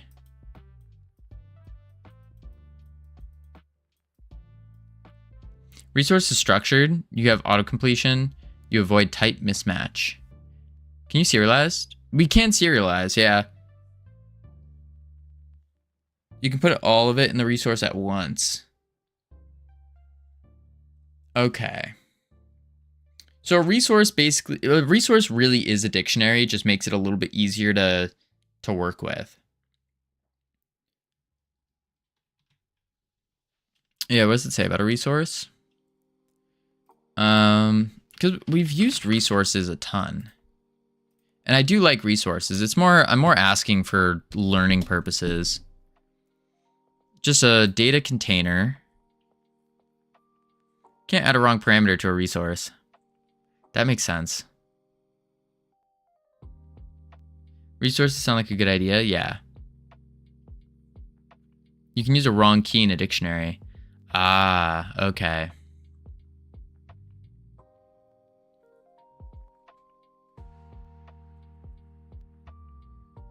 Okay. Let's make a resource then. So resources are strictly organized. Dictionaries are generic string maps. Well, not necessarily strings, but aren't type dictionaries now possible in GDScript? Adam, yes they are. Yes they are. Welcome in, by the way. We actually use type dictionaries quite a bit now. Of course, the one script. Oh wait, yeah, here we go. Boom. Typed dictionary right there. Whoo. Whoo-hoo. And then we also have another one somewhere. But yes, we do use type dictionaries. Oh. Hi, anyways. Let's see. Also, your player code being a color is enforced by your agreement to keep it a color. I see. While resource can actually enforce it to be a color. Ah. But then with the type dictionary, kind of like what Adam said, doesn't this force it to be... Like with the introduction now of these. They are, but Covino's player info is a variadic dictionary. Yeah, we have like strings, ints, and colors. So we couldn't actually type this dictionary, unfortunately. Yeah.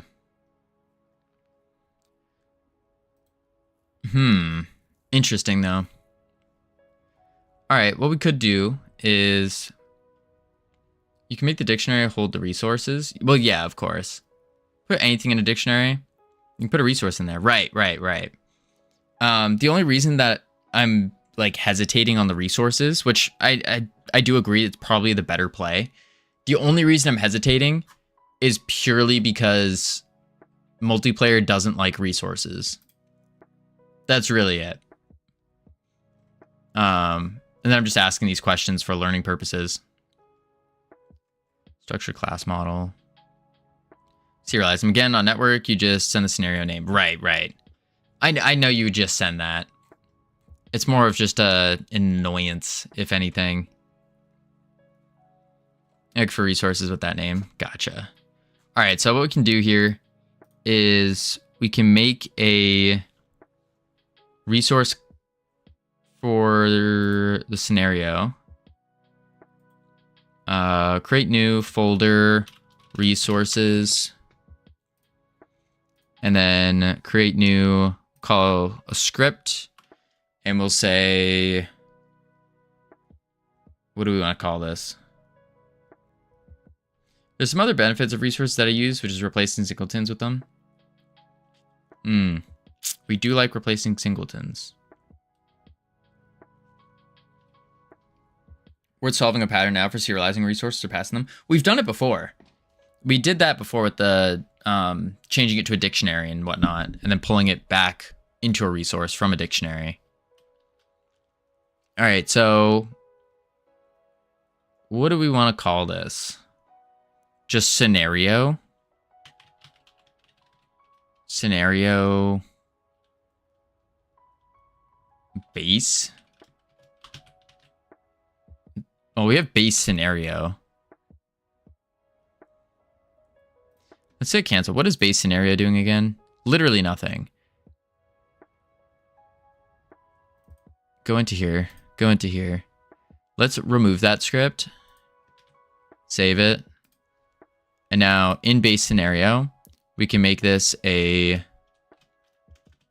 class name scenario extends resource. And then we are going to want a, first one, we want a path. So we'll just call it path as a string. Next, we want a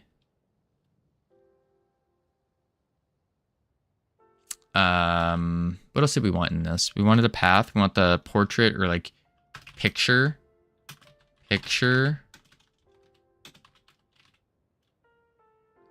as a texture 2D.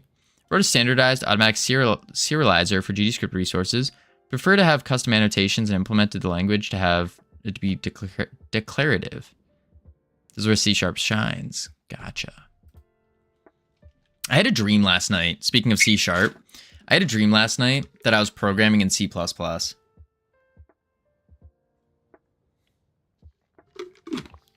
And then this blue and yellow, was it a nightmare? No, it was like really happy. And then, so I was programming in C++, going kind of slow. And then all of a sudden, this blue and yellow snake came out of like the shadows and ate the screen on the code, like ate the IDE, and it all just transformed into Python. And then all of a sudden it was like limitless. Like I'm seeing code flying through the screen and stuff and through my eyes. And I was just like going crazy, typing up some Python. That was my dream.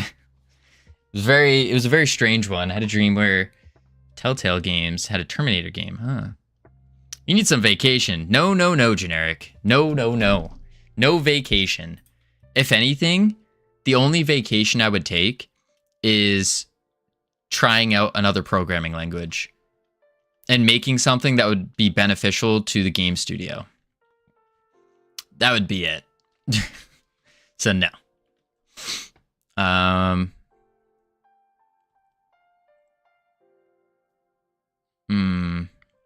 loving Godot language. Yeah, GDScript's pretty good. Pretty good. What else did we need for this? We wanted a path. We wanted the pictures.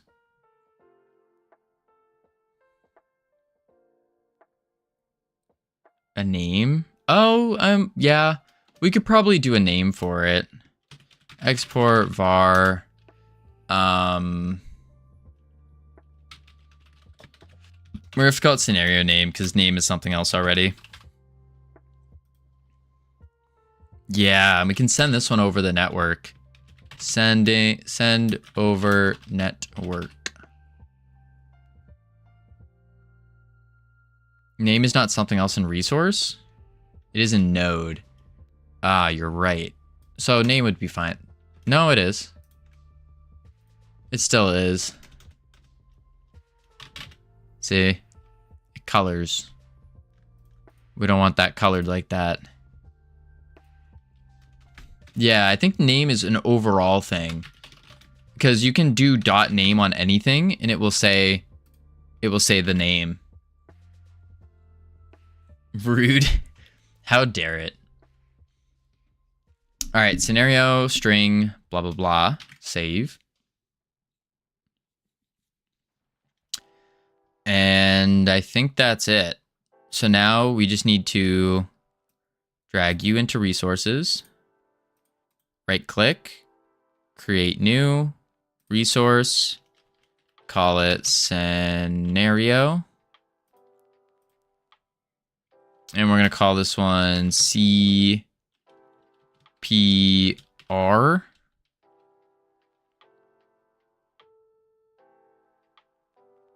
I guess.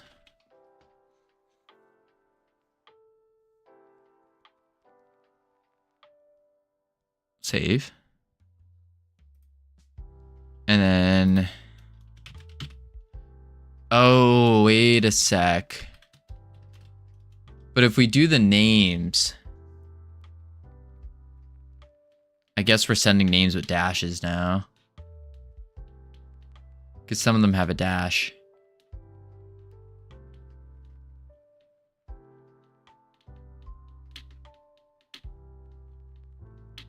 Nope, I checked. Name is not a thing. That's weird that it highlights on with blue though. Let's actually delete this. Scenario ID? Oh, that's a good name for it actually. Scenario ID. I mess with that.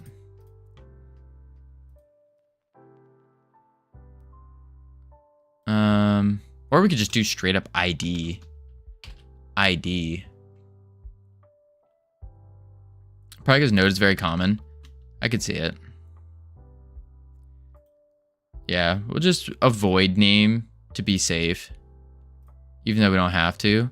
We're going to call this test scenario. Save. ID is better. It's part of scenario. Yeah. That's what I'm thinking. And then test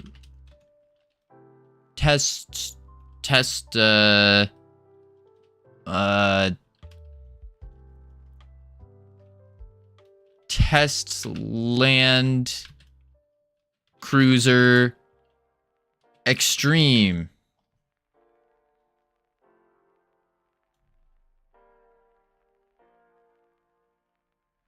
Test land cruiser extreme. Save that. I want the path for it, which we're going to use for base scenario, I think.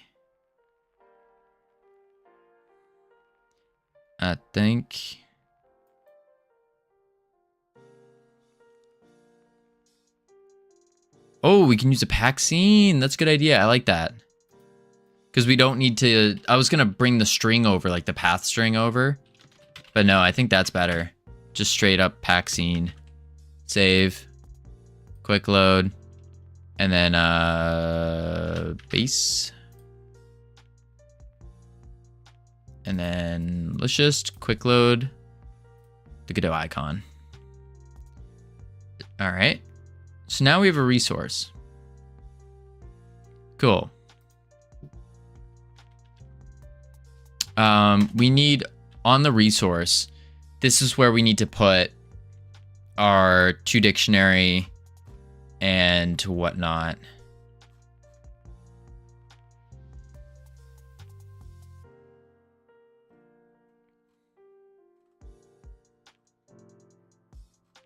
Oh, we don't have it here anymore. It's in the old thing.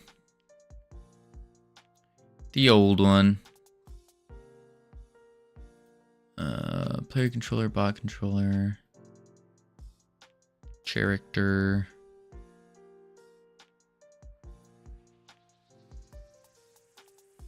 Label. Close that, close that. Close these, close you, close you, close you, close. Should have a player.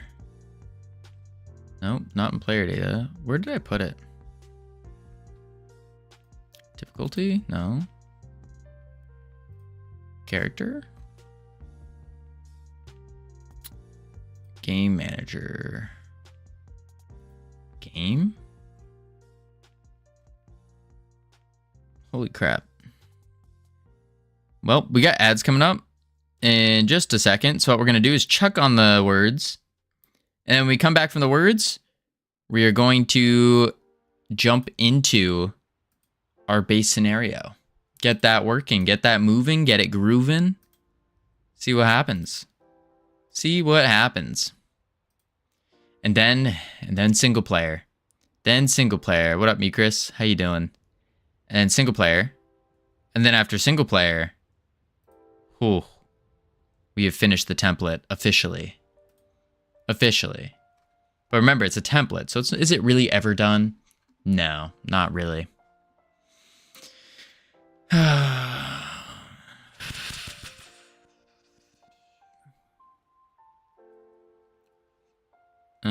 Session noise. Scion. Nope. Nose. Noises. Wait for it. Noses. Alright, ads are playing. I'll be right back real quick. And then when I return, it is time to kick butt, take names, do all those things. All the things. And boop.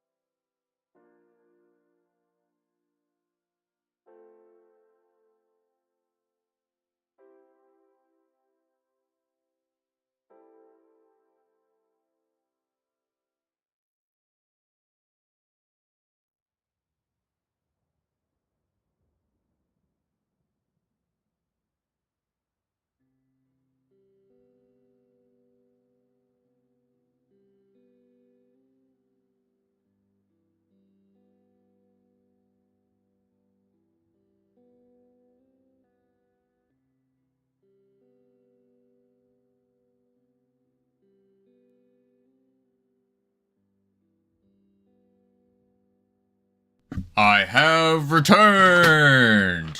Code Wonderland! Welcome in, everyone. Webcam on. Boom. Oh, my phone's ringing. Why is my phone ringing? Turn off the ads, or the autopilot. Bada bing, bada boom. What were y'all working on? What were you doing? Welcome in. For those of you who don't know me. Hello. My name's Covino. Have you ever thought to yourself, hey, I wonder what it's like to be a lifeguard? Well, worry no longer, because we are making a Mario Party-like game, all revolving around lifeguarding and beach stuff, beach activities. Why does it not, do I not have, wait a sec, this whole time I didn't have StreamerBot open? Oh my lord. I'm a bad streamer. Finishing up some invoice automation. Shorter stream today, so since we went 10 hours yesterday. Whew! 10 hours yesterday. In some invoice automation. What could you explain that? Because that sounds extraordinarily helpful. Extraordinarily helpful. There we go. That's the game. Boom. Look at me go. Look at me go. All right. So what we need to do is we return to main menu. Check. Karaoke. Oxy, that's not how you spell karaoke. No. Howdy, Symbol. How you doing? Welcome in. Karawaka. What's Karawaka? Not familiar. All right, I give up. All right, so what we need to do is transition our screen now. We obviously have the resource, but we're looking for a function in our old version to figure it out. Post made about on Blue Sky about the slime game is blowing up. Yeah, Zine, I said the game's good. You just gotta add like a final touch to it. Just a little reason for why you're doing it. And I think it'd do really well. Really well. I do itemized invoices based off of logs in a project management software I use, but before I was typing up everything manually and using a calculator. Now all the logs get pulled from the PM software, organized by client, output the files, I can copy and paste. Ooh, fancy. Super fancy. Dang. Yeah, I was telling everyone else earlier, I had a dream that I was using Python and I was doing stuff like that. I think that would be really cool, but I'm not there yet. I need to master GD script, and then I can start moving on to more in different programming languages. I think the big thing right now, as weird as it sounds, I think I'm getting to the point where I'm like pretty decent in terms of like just the standard syntax of Godot. Like I would say I'm at least average with it now. And so it really comes down to the design patterns. This one all in Rust, the best backend language. I keep hearing that. Why do what is the benefit of Rust? I heard security. It's like C++ but better. I've heard stuff like this, but then I've also heard a lot of bad things about it.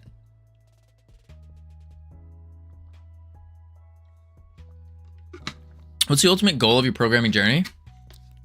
Building Freedom Forge Studios. That's why we're learning game dev. That's why we're doing all of this. Building Freedom Forge Studios. And the first step in building the studio is I myself need to be a good game developer, and I need to at least be at a level where I can confidently, obviously, like work and build these games, but also I can look at another programmer and go, oh, this person knows what they're doing. This person acts like they know what they're doing, but actually doesn't know what they're doing. Because at the end of the day, we need to hire the best and only the best. And so if I am ever going to try to hire the best, I need to be really good at that thing that I'm hiring for and be the best at something completely different. It's as fast as C++, but easier to write. You've also got the Rust Analyzer, which is a fantastic, giving you real-time insights in your code. Huh. It's agree to disagree. This is coming from having a lot of fun in Bevy. Interesting. I am hearing that. It's as fast as C++. That's wild. Because C++... This is going to sound weird, but I've been doing a lot of studying in C++, because that's kind of a language I want to get into. I really hope your studio grows enough so you can hire people. Oh, it will be code. Most certainly. I keep saying it. We have an announcement coming up.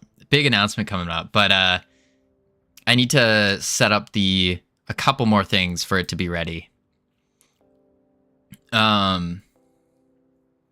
Just a couple more things. But I'm looking at C++, and C++ is like one of the fastest languages there is because it's so low level. The downside to C++ is it takes you a long time to write like just boilerplate code that you would have. So with the introduction of like vibe coding and all of that stuff, where you're using Cursor or you're using some AI assistant, AI assistants are pretty decent. Like, say what you will, they're pretty decent at making boilerplate code. Because it's just boilerplate code is basically just modular. It's just the same things that you're slapping in, really. So AI or LLMs would be really good at that. So wouldn't that make, over the long term, C++ better than any other programming language? In theory.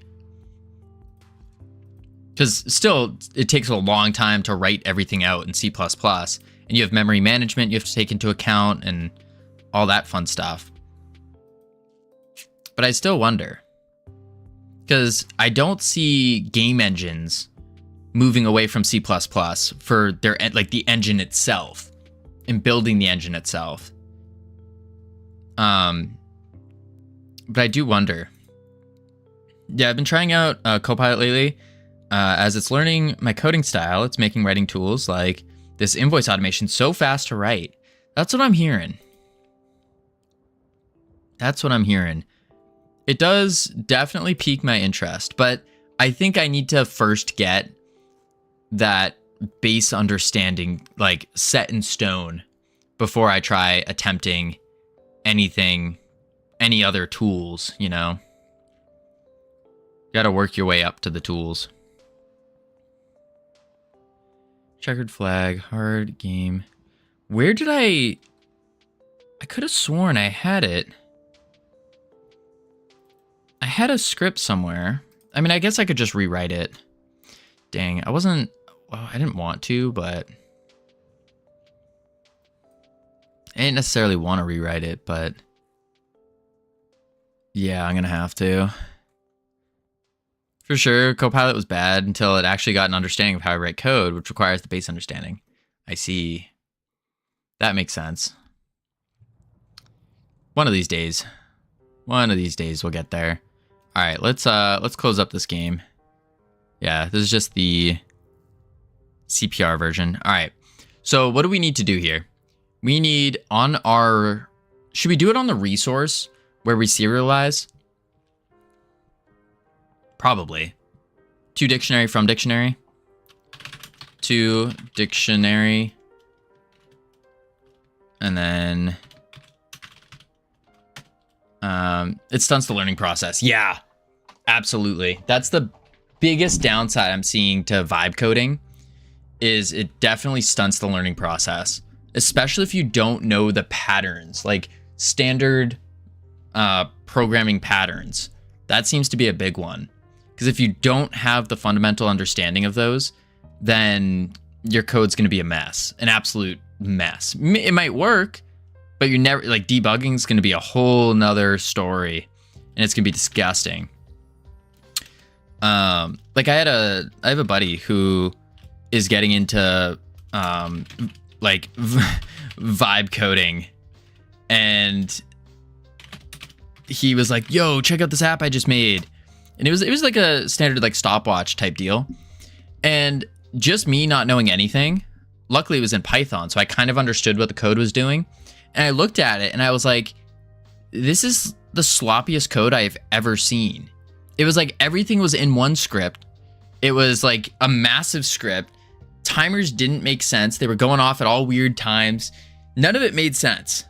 And I was like, yeah, but this is like horribly written. How are you going to debug it? He goes, oh, I don't even need to. It works perfectly. It's like, yeah, for this instance, but I don't know. It seems weird. I noticed that even as a seasoned dev, I was starting to copy and paste after reviewing, but then had to search and copy and paste it again, something else the next day, because I didn't write it myself to soak it in. Ah, that makes sense. But like, there comes a point where, like, driving a car, do you need to know how a car functions to drive a car? Sure, it helps, but do you need to know?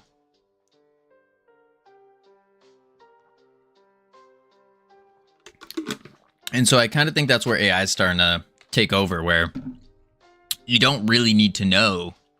Eventually, you won't need to know how to do the basic boilerplate stuff. The only things you'll need to know is how to change your oil, how to change your tire. And that's really it. But it's kind of hard to take a messy project to a mechanic. That's true. That's true. You have to be your own mechanic when it comes to programming. Now, I'm sure there will be businesses that pop up that purely are all about cleaning code and making things more optimal. I'm sure they already exist. But at the end of the day, like you want to be building your things clean in the first place. As much as I hate it, I do think in a couple years, AI will be able to just write whole programs that are fairly decent. I'm getting that feeling. But I do question, like, where else is everything going? Like,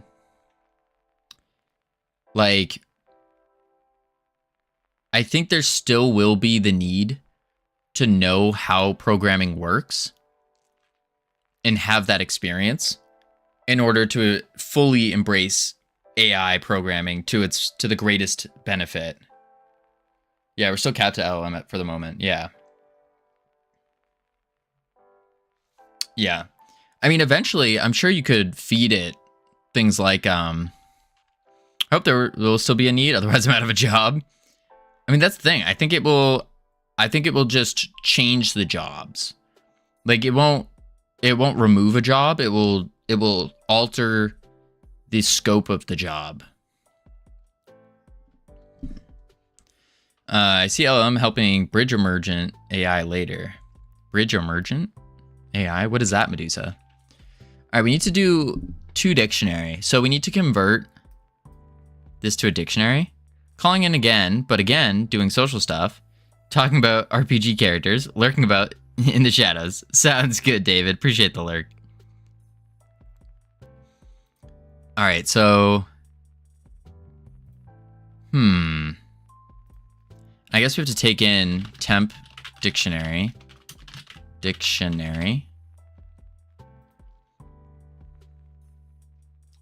And then we say...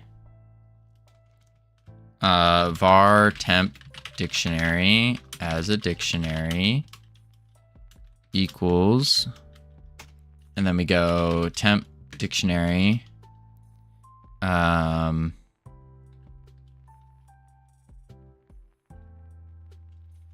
well,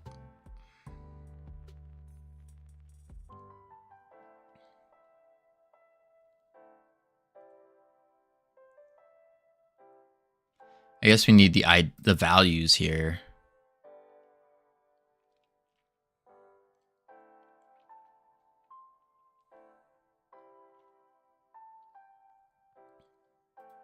Unless we say temp dictionary, nope. Oh, geez. There we go. ID equals ID. Temp dictionary path equals path, temp dictionary, picture,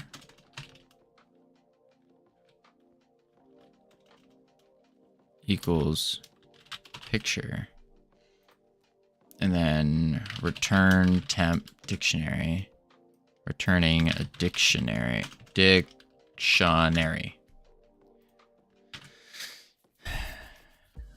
But then again, do we even need that? Because we don't actually have to carry over any of this if it's just built into the game by default for everyone to have it.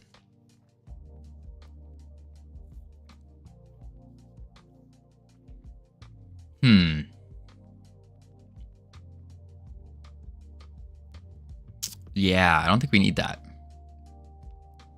Instead, what we could do is we have our resource.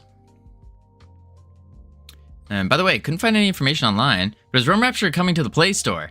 Adam, it is. It is. We just got approved for Apple.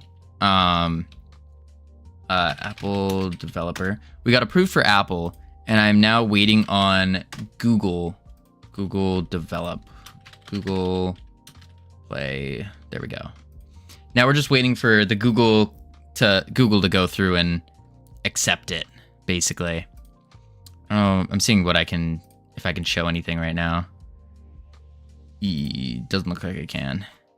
But yeah, we got approved for Apple. I haven't released that, but we're just waiting on Google to come through. Because Google has been the biggest pain. People say that it's the easiest one. I disagree. Do you need the DUNS number for Apple? Yes, but that's easy. If you have a company, then you basically have a DUNS number. But yeah, you need the DUNS. You need, same thing with Google. You need, although Google requires more personal identification and business identification. I had to do that like 3 times. It was wild. Pro tip for Google, submit your apps early for review. Just start getting the feedback. What kind of feedback are you talking about, Medusa? Because that's something I wasn't too, I heard about that. Like for app submission. Do they, I don't understand how any of these feedbacks work yet. I'm still going through this whole process. So like Apple, I put in the little note saying like, this is our first app. This is really cool. Would love to continue doing stuff. And that's really it. Have you submitted beta to closed beta review? The build to closed beta review? No, Medusa. We're submitting the final product. Like we already went through our full beta tests. That was actually before you started coming here. I hate Sundays. Why do you hate Sundays, Fishy? So what are they reviewing? They're reviewing the app, like to go up on the store itself. That's the whole review process. They check to see if it's like they want to put it on the app store, basically. We did get a rating. We are rated E for everyone. And it's like E. I don't remember the minimum age. I think minimum age was like 12 or something. E for explicit? No. In my experience, it's just a few days from open/closed beta reviews to production. I don't know. In the glorious state of Utah, nothing is open. Ooh, fishy. That's rough. E for everyone dies. Oh my lord. No. We got the rating. We have the translations. The kind of like bad part is I didn't quite think about the App Store art that we needed. So I was just playing the beta on my phone. I was just playing Realm Rapture on my phone because we have it on Apple. And just taking screenshots and videos and stuff, and I've been using that for the submitted things and just changing the sizes and whatnot. The App Store page is not going to look good. It's really not. That's the good to go anyways. Just get it out. Yeah, you can update it later. That's the thought.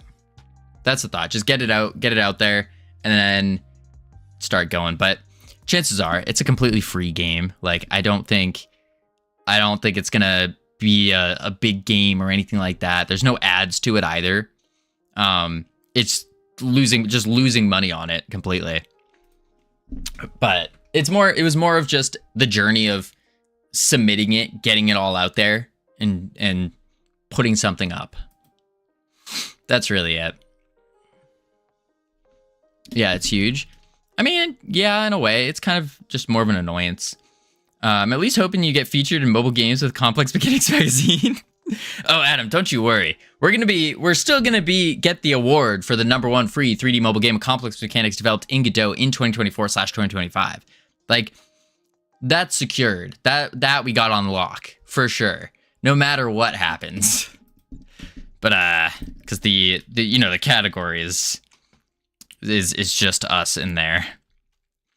And if it's not, then we just add a little section at the back saying made on stream. And then we get it, because I don't know any other streamer that is making a free 3D mobile game with complex mechanics in Godot in 2024/2025. I don't know any others. Actually, genius. Yeah. What can I say? Big gold sticker. Minimum 12 doesn't sound like everyone. No, it is for everyone, because the app stores have like a minimum age requirement to them as well. But then there were things like privacy policies and stuff that I didn't quite understand, because we don't collect any data.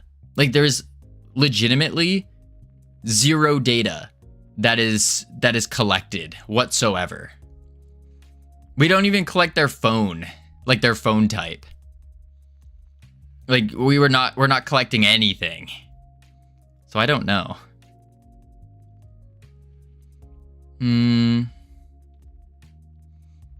Apple and Android cracked down on that past year. Yeah, I had to make a privacy policy for my latest project because I run ads. Apple probably collects it for you, as in a dashboard. Yeah, during the beta, it was a checkbox I could press. But for the release, there's no checkbox to collect that. I had a privacy policy URL and in contact. Yeah, we had to have the contact, which is really annoying. That you have to have a business phone number for, which is a pain. I don't like that. And it has to be public facing. Same thing with an email, which, like, that's annoying. That's kind of annoying.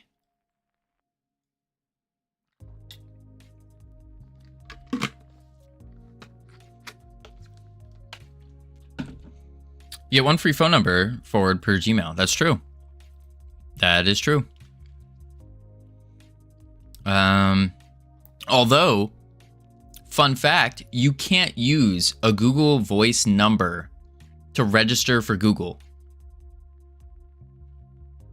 You just can't. It doesn't let you. It goes, oh, this is a Google Voice number. You can't use it. Annoying.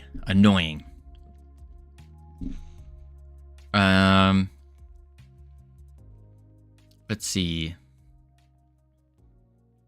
Mobile game input, text changed. So I've kind of lost where, what, how. Where, what, how, who. We have the game. You can use it for your public app page. Yeah. That's what I did. World expects you to have a real cell phone with a phone plan these days. True. My game is the #1 game ever made with the string "Fish are cool. I like fish." And good to know, Fishy. Congratulations. Transition. I think with this game, I don't want to announce what award we're going for quite yet, but depending on how this template turns out and how the mini games start turning out, we might be going for like a legitimate award, I think. A more legitimate award, because I mean the #1 free 3D mobile game complex mechanics developed in Godot in 2024/2025 is a legitimate award for sure.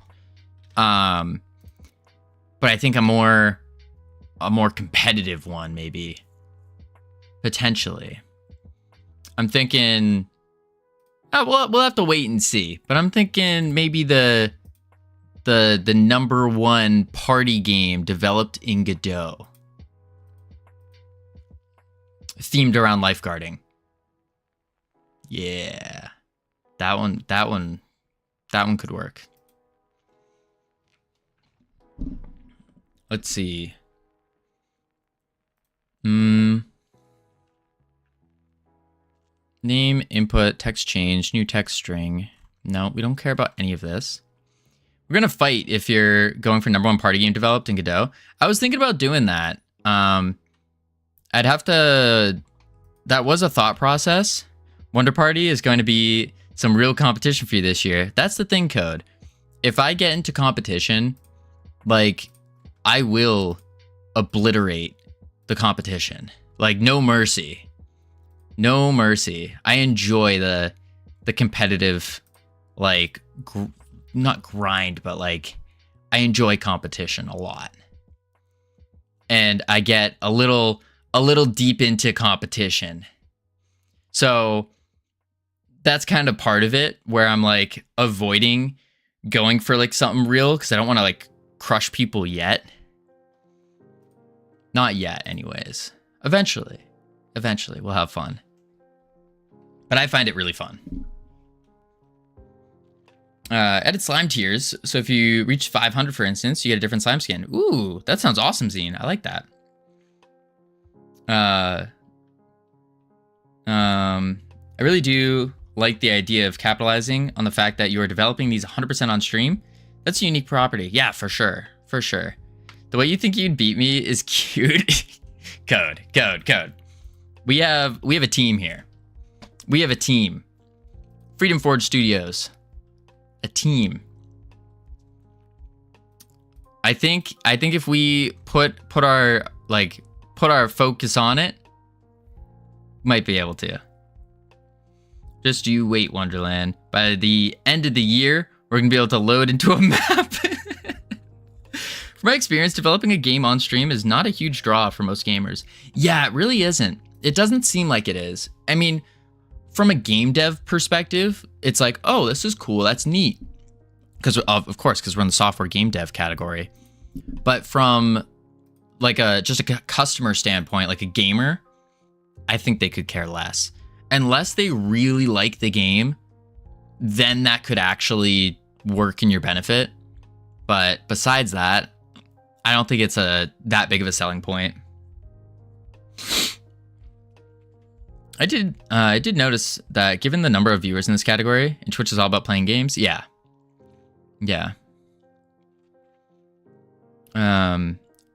I think it's because the majority of game development isn't very spectacle. That's true. We've literally just been staring at a bunch of words on screen for the past 10 minutes as I'm thinking through how to set this up.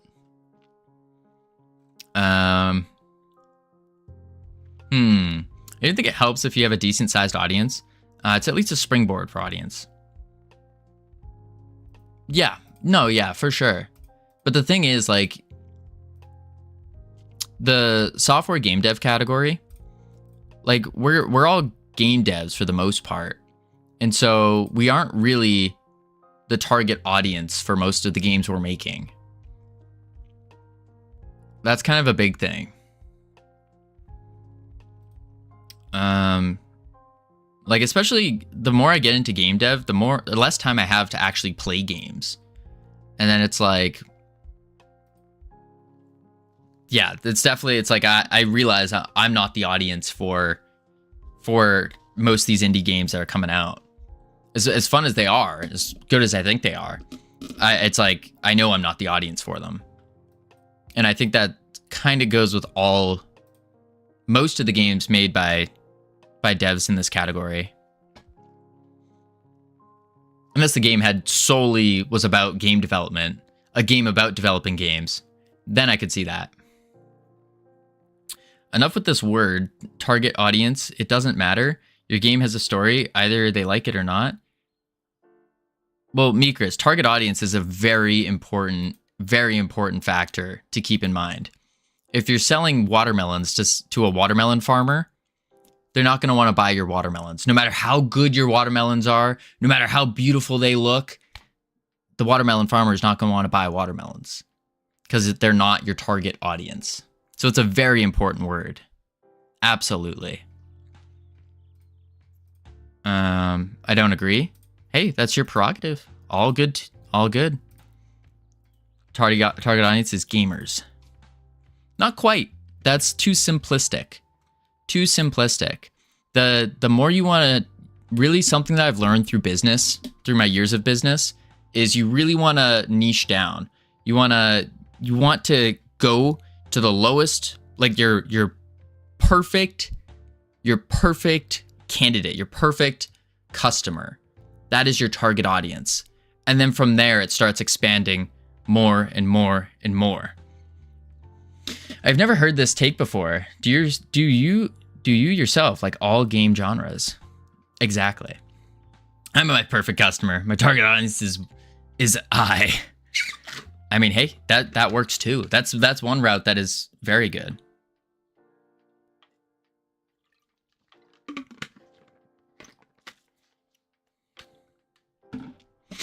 All right, so we are trying to transition to the thing. Speaking of games published, am I able to download Realm Rapture on iOS yet? Not yet, Code. Not yet. I'll have an announcement going through. I also think in terms of story and gameplay, throwing target audience into the mix just slows you down. Of course, you have to think in terms of genre, but in terms of story, how can you say target audience doesn't matter? And you have to think in terms of genre. I think you're defining target audience in a unique way. Yeah, how would you define target audience, Mikris? Because maybe it's a translation error.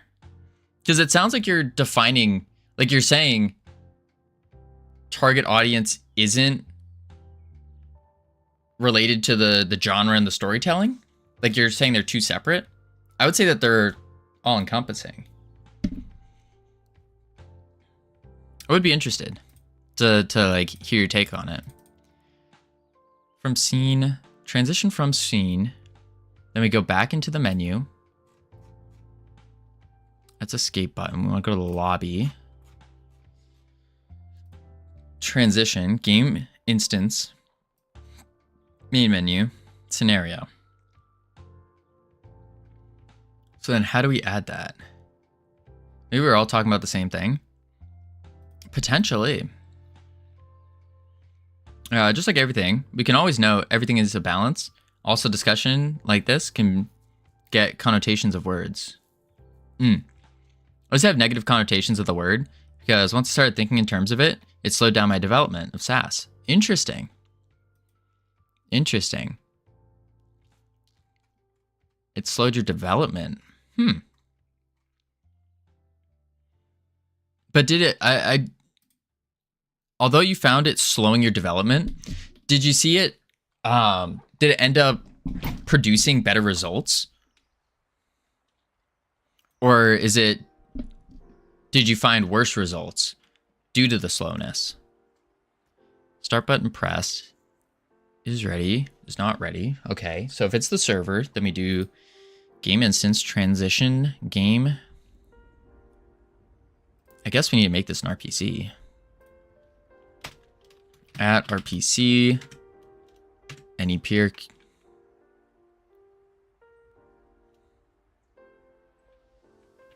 And then local. Call local. I got stuck because I didn't know how to constrain the game. After I started thinking, what story should the game have? Now it has a start and an end. Ah, I see. So you were so focused on the target audience that you didn't know how to craft the story. And so instead you dropped the target audience and you just crafted your own story.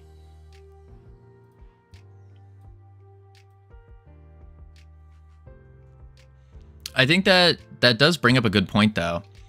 If you are going to go for a target audience, like, you need to have the research done on that target audience. What do the games they like? What are the things they like? What are the story points and plot points that they enjoy? Are you going to give a cozy gamer some hardcore gore FPS style game? Probably not. That's probably not what they would like. But do they like little animals and like cute little animals walking around and stuff? Probably. Do they like, do they want their game to have loud metal music?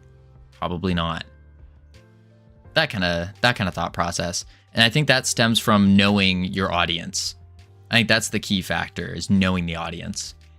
And one of the best things to do, or the easiest things to do, is just make the games one way to go about it is making the games for yourself. So you already are the target audience of this game. So you already know what the target audience wants, likes, and whatnot, because you've been through it. You've played all these games. I think it's hard for indie games to make a game they wouldn't enjoy, though. True. Like spending your time to make money for a specific audience, I feel like it just isn't going to be a reliable drive. Yeah. I agree. I think making the games for something that you would enjoy, I think that is a very, very big part. Oik raid. No, Tricky. Code Wonderland raid. That was a while ago. That was a while ago, Tricky.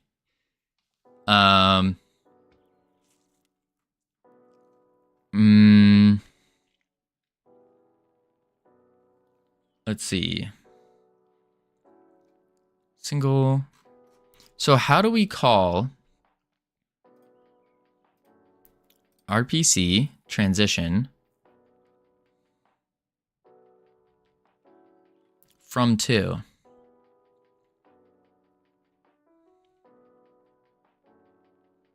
Why did I call? Oh, because I called it transition. Transition screen has transition.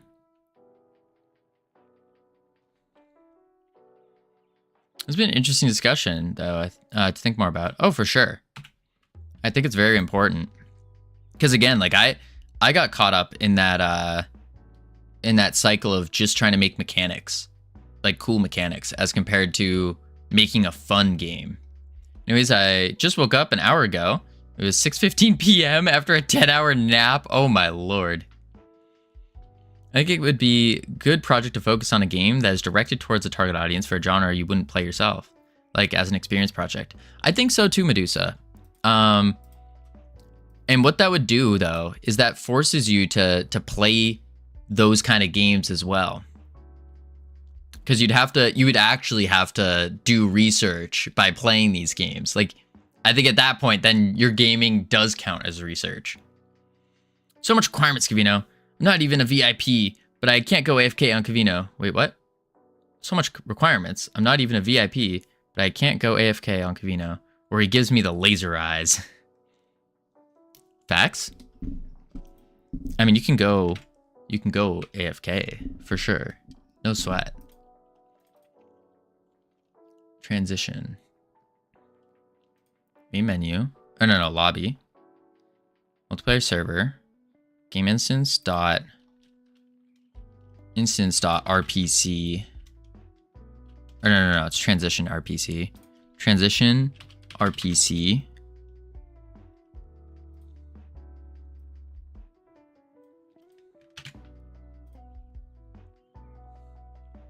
Sinsperry, hands up, this is a robbery.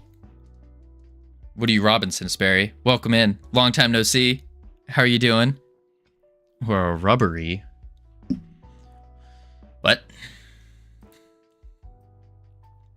Boom. Boom. Multiplayer. Host. Join. Client. The host. Ready up. And better than ever? Good to hear. Glad to hear it.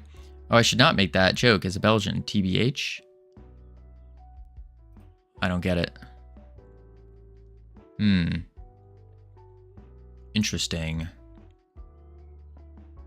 The RPC did not work. The RPC didn't work. Good. Gotcha. Node. Transition cannot convert one argument from object to object. Ah, because we're trying to RPC an object. Ah. Shoot. Even though it is called local. I see. Because game instance is different.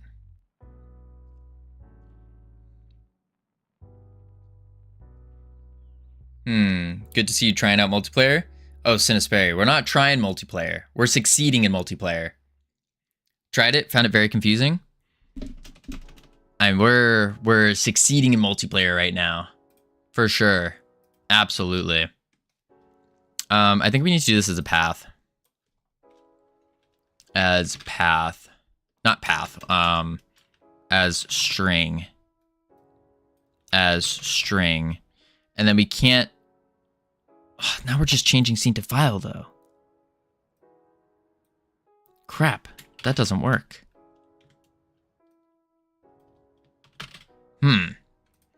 All tutorials I found are either outdated or made by incompetent people.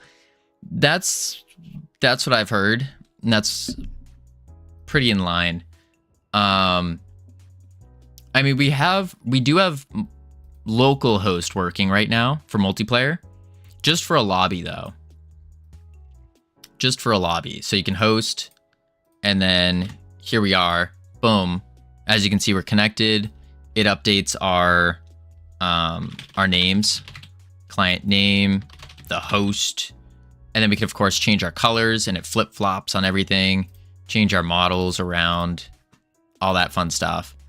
And then we can ready up, and then it will tell the server, hey, they're ready to start the game. Bada bing, bada boom. So it's definitely local host, at least, has been relatively easy. Once we get this to load into a scene, like when we hit start, once we get it to load in, then we have to come back and set it up for NetFox No Ray.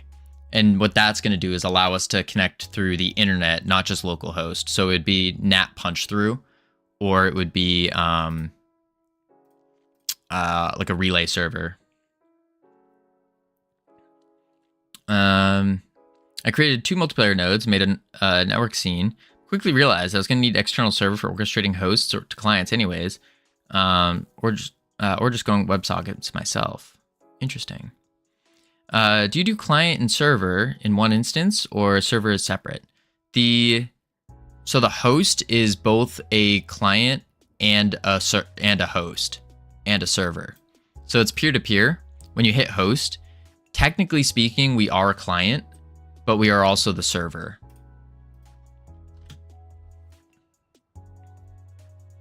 And so it is set up, or at least we have it set up to the point where it wouldn't be that difficult to send it to a separate server if we wanted to. So if we wanted to set up a dedicated server, we could, and everything would connect pretty good. It's data. Yeah. Thank you for the follow. Welcome to the team. You now have access to the beautiful, the immaculate team emotes they can use to welcome people to the team. Yeah, that's what I don't want to do. I want servers separate.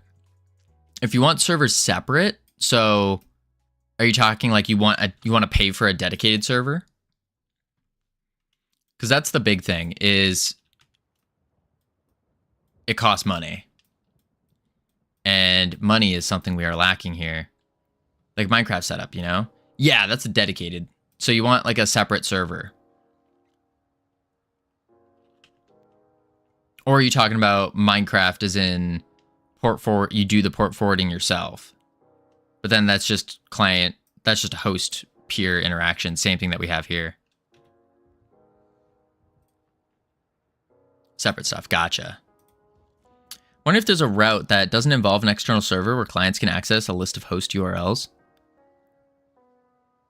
Probably. Set up I got set up with DigitalOcean for 12 bucks a month, 2 gigabytes of RAM, 50 gigabytes SSD. They have a $4 one with 500 megabytes of RAM, 10 gigabytes SSD.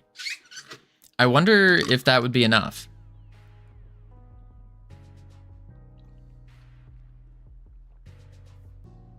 I almost feel like that wouldn't be.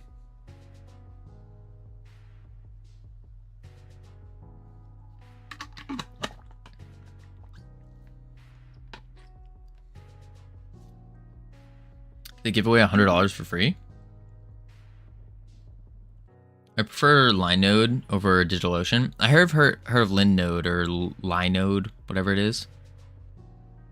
It sounds familiar. Used them when I was doing web dev. Oh.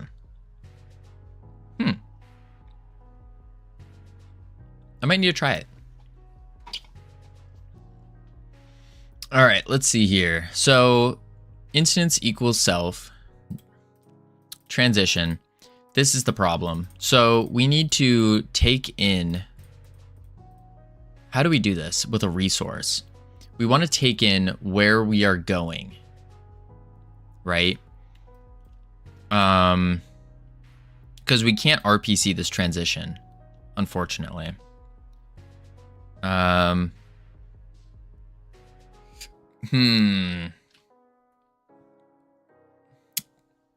Dottie, how you doing? Welcome in.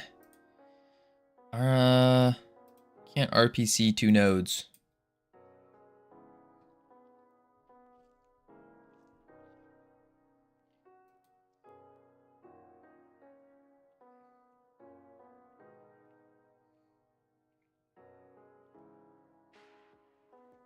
I mean, I could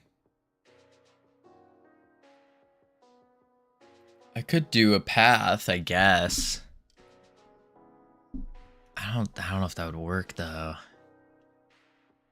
So if I say the main menu and instead of an export, I do an onReady. Main menu equals, and then just plop that there. And then we say string. Yeah, but we'd still have to load it, wouldn't we? And there's the potential that this could be different.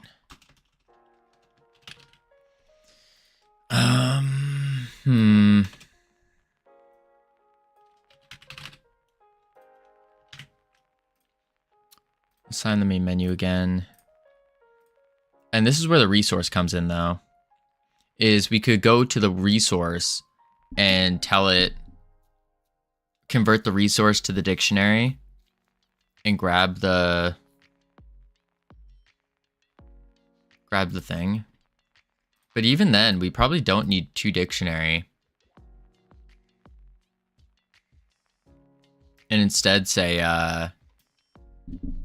get scenario ID, get scenario ID, and then make this a string like that, and then delete that, and then we just say var ID string equals ID, and then return ID string.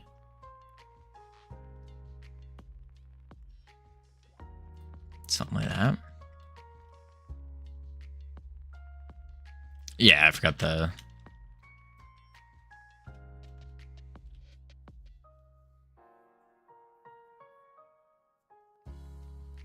I don't think that's ideal though. And then from here we would have to say pick a number between 1 and 3.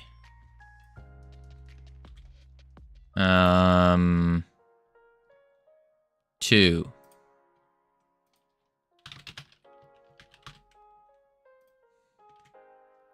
Boom, commit, push. And then get scenario ID. And so we would go into the the lobby. And then we say, you're welcome. How do we get the resource? Good choice. Good. Glad to hear it. I guess.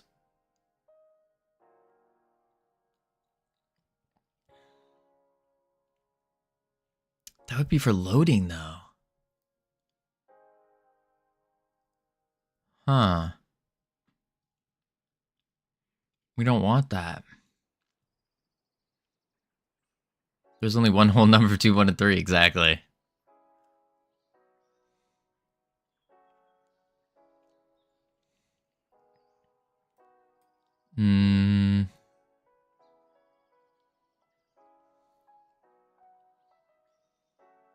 Yeah, exactly. It's Guinness time. Oh my. Cam.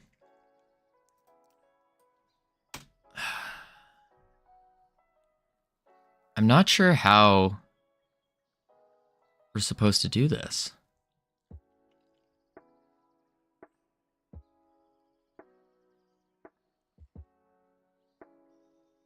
More of a PBR fan. Ugh. Are there more than one of you working on this project? Thoughty. We're all a big team here. Everyone here. Just by being here, just by watching, by participating in chat, you're already helping a ton. Helping a ton grow the game, grow the studio. But in terms of tangibly typing things out, that would be me. I am tangibly typing things out. You should hire me as a dev. If I had money, for sure, I'd hire people.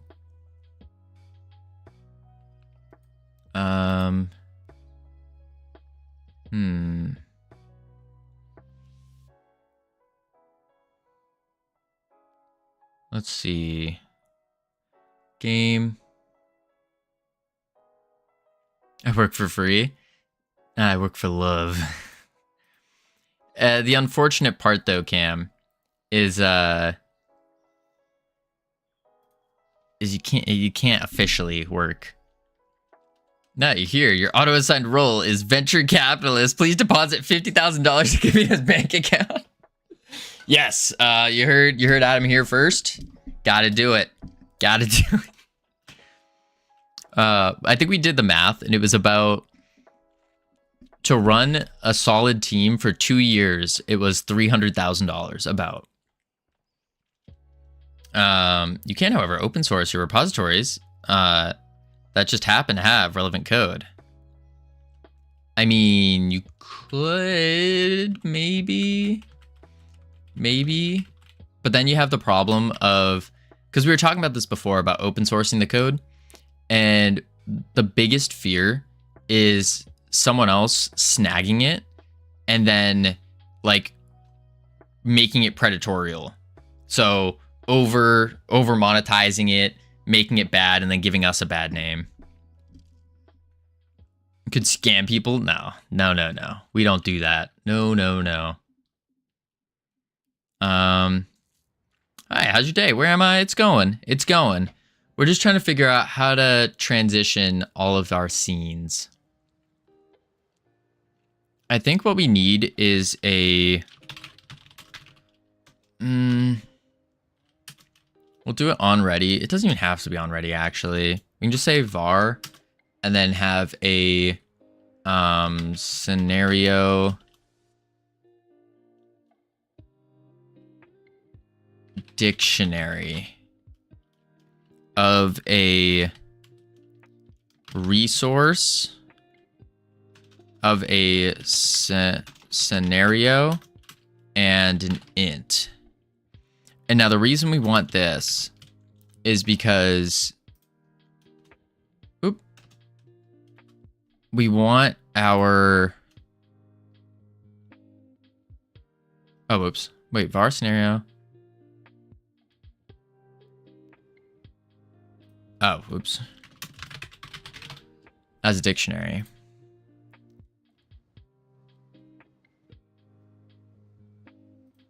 Did I do something wrong?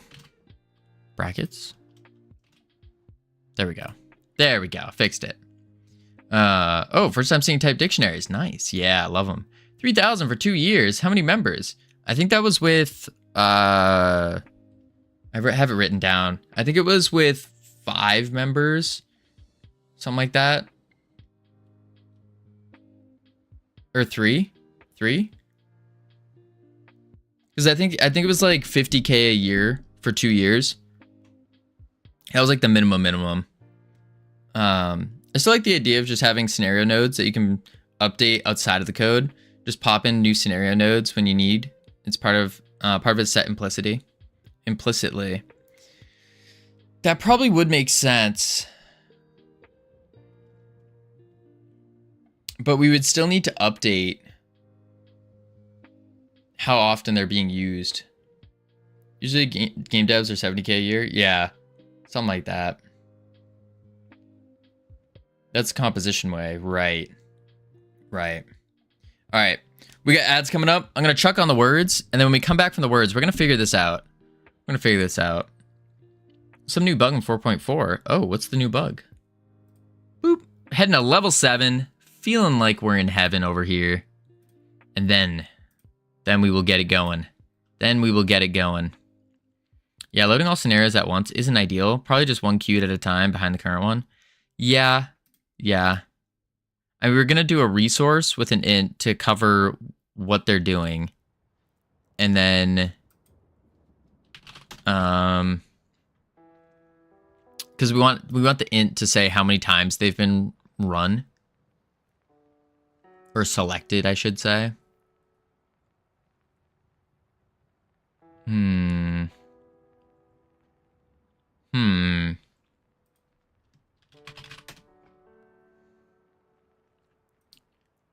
That's tough. Okay. I'm gonna grab some more water real quick, and then when I return, we're gonna figure this out. We're gonna lock in, and we're gonna figure it out. Yeah. All right. Be right back. Boop.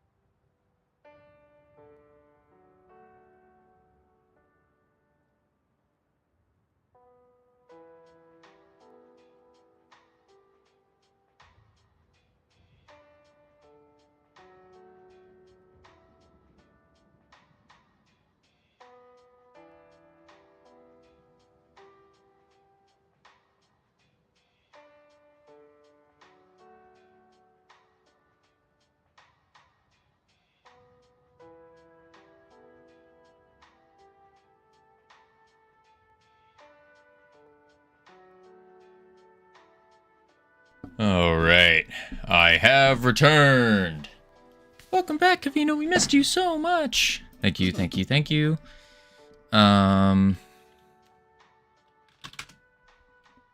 Port.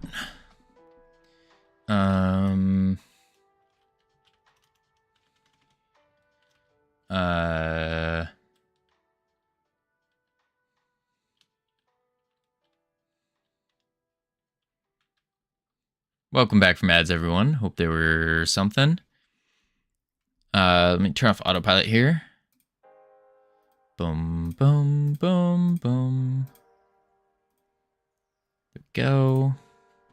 All right. Once we finish out this words, we gotta work on the transitions. Let me change the goal and say scene transition. Boom. Ooh, product. That's a good one.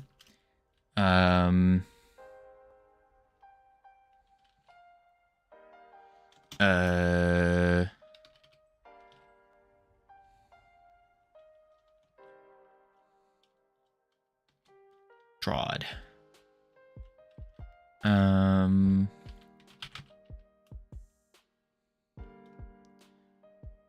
Oh, we got prod. There's a funny bug in 4.4. Open the project menu item from the top menu bar and select pack project as zip. After it, close the panel and window that opened. What happens, Thoughty?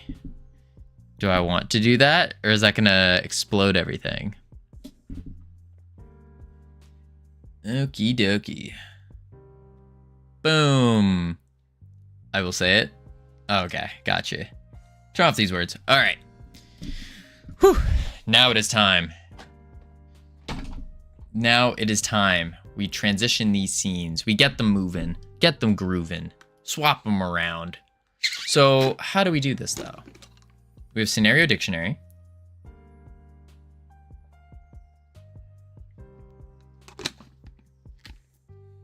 I need to read a dictionary again. I feel that, Sinsberry. I feel it. This is the problem, and this is why I don't like this structure, because I'm not wrapping my head around using it like this, because these are all technically different depending on what, that was not a squiggle. Whoop, whoop. There we go. These are all different in multiplayer, like depending on your host and your client. So it's not as easy as just flipping the visibility on. No.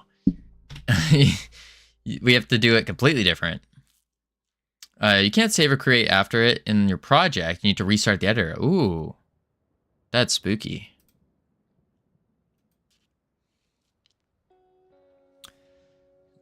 So how do we do this instead?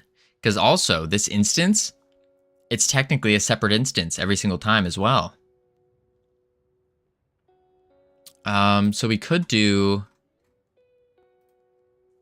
let's think. How would we do this? We'll do a free of the current tree stack. Deferred free. What do you mean by free?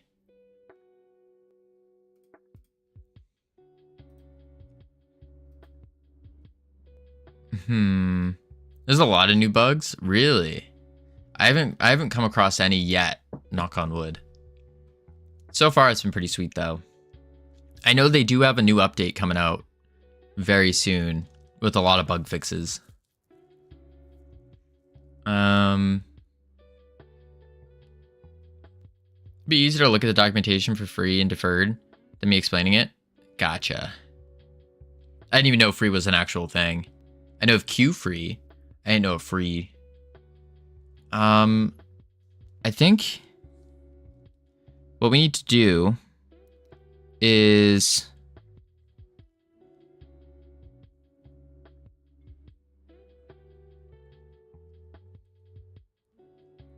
deletes the nodes from this. Oh, like freeing the children. Free is useful if you don't want to keep the free node around. Gotcha. Free is just deleting it. Like queue free, you're queuing it to be freed. And free is just force freeing it. From the sounds of it.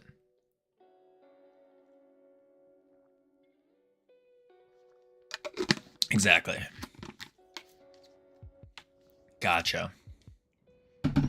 I still don't... How do we do it here, though? So here, we have our game, right? And we have a user interface.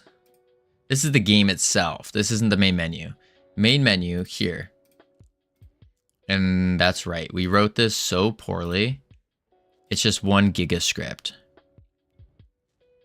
Deferred gets called after the function. Doesn't destroy itself during the signal. It's destroying it. Yeah.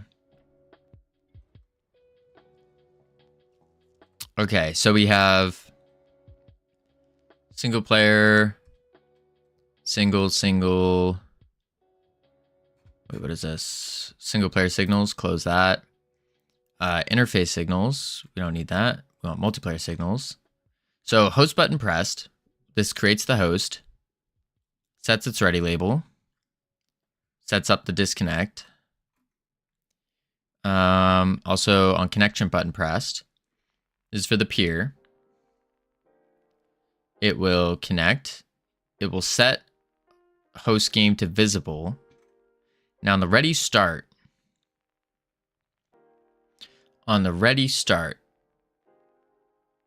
Swap scene.rpc game scene. This is it. Okay. I see.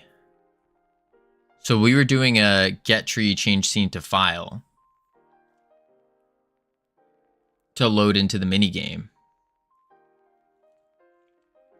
And what the other way that Generic was saying was to keep ourselves within all the menu stuff and just drop down the visibility so you can see the scenario scene and everything else stays the same.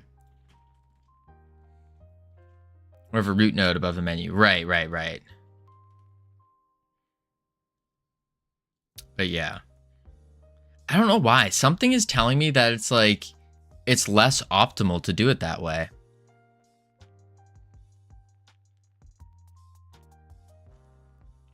Stay in the same tree and load before it's needed so it's quick. Ah. I think I get it.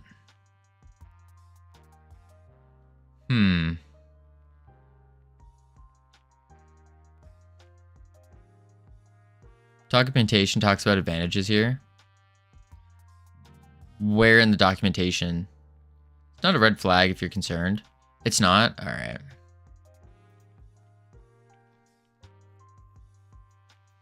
Okay, so swap scene with a file path as an RPC. So what we could do is instead of from to, we don't really need that. Instead, delete this. Let's do to do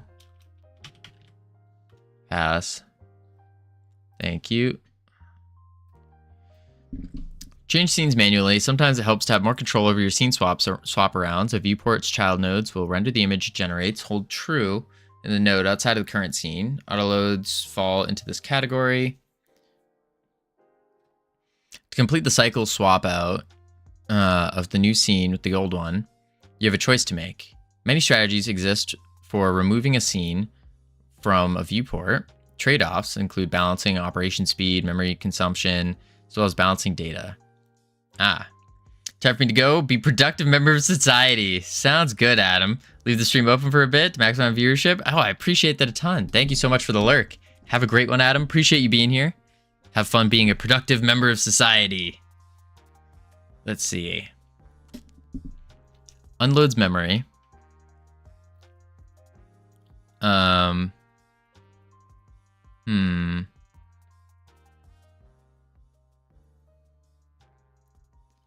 Let's see. Program. Okay. So for deleting the existing scene, it unlocks memory.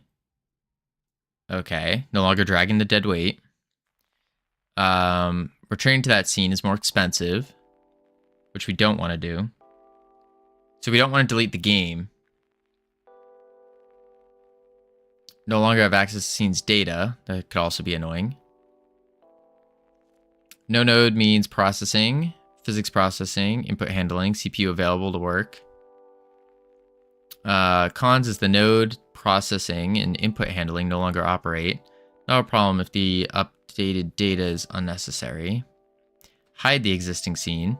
Changing visibility or collision detection of the nodes can hide the entire node from the player's perspective. The memory still exists.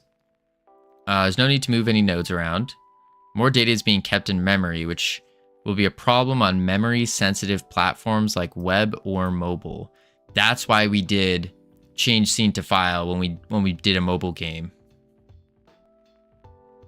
That makes sense. Last time we ran into a bug. This was introduced in 4.3 and it hasn't been fixed in 4.4 either, where the animation tree one-shot node doesn't always send the animation finish signal on a higher 100 plus FPS. This has already been reported. That was a bug? That was happening. We had to put in a wait there and that fixed it. Because we had that for Realm Rapture when it came to our this is a bug. I had no idea. No idea. I thought I was doing something wrong. I remember another bug we came across was deep duplication of a dictionary of resources.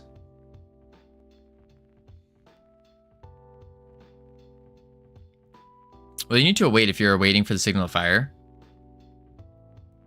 Yeah, but like by putting in a timer, like we put a timer in there, and that seemed to have cleared the issue. It was for a shader animation going on. Yeah, wait, get tree, create timer, 1 timeout, exactly. Okay, so hiding it, processing still continues within that last. Node still member of the group. Now divided between both scenes. Too much load could result in lower frame rates. Okay.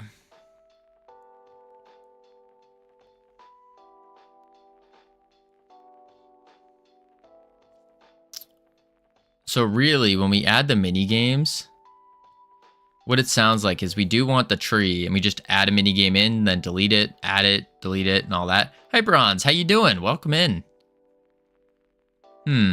Just helps to make sure the game loop iterates and has updated state next frame. It's similar to how render loops work on web.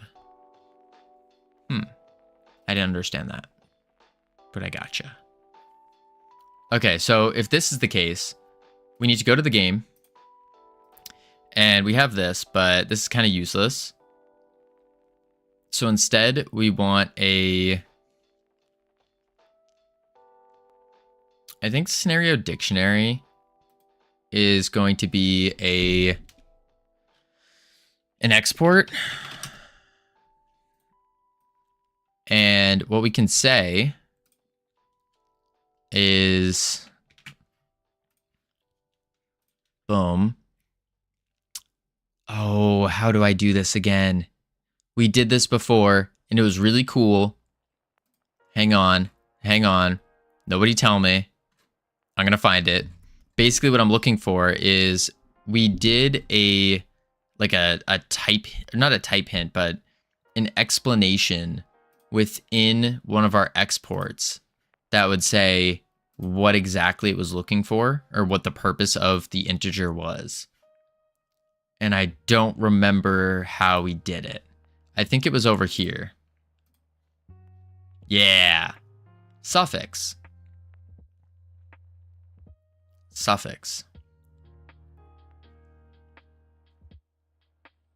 But it has to be an export range.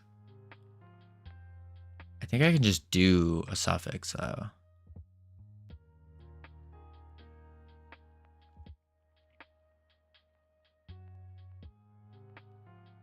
Let's see if I can just do the suffix. So if I say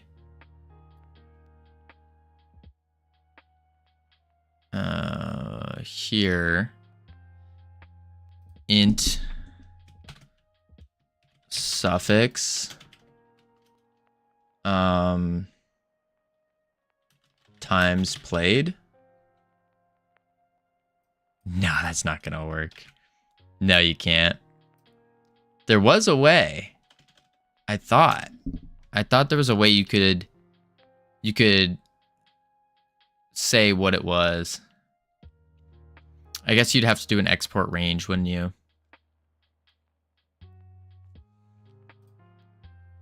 Because it works in export range. If you make it a resource, sure. Oh, that sounds like a pain. Okay. We won't do that then. Or an internal class. We'll just do this. Test scenario. Keep that blank. Save. Okay. And then what we need to do... we're just going to rename this ID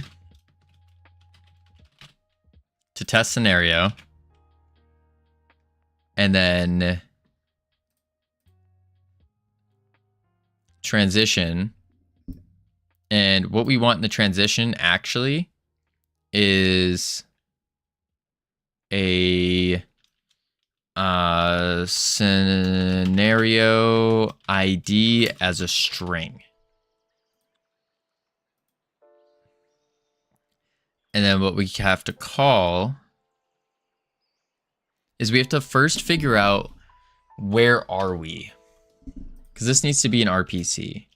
At RPC, and then any peer, and we also want this to be local. Call local.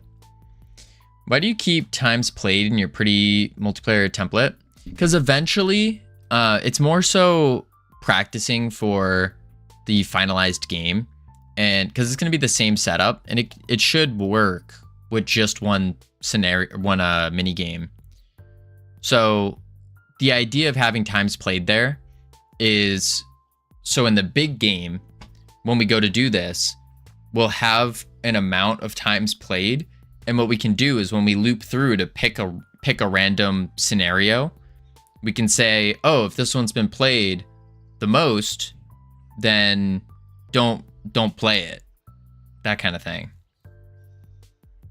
Oh, I know why you do it in the big game. Oh, yeah. I'm just doing it purely just for practice.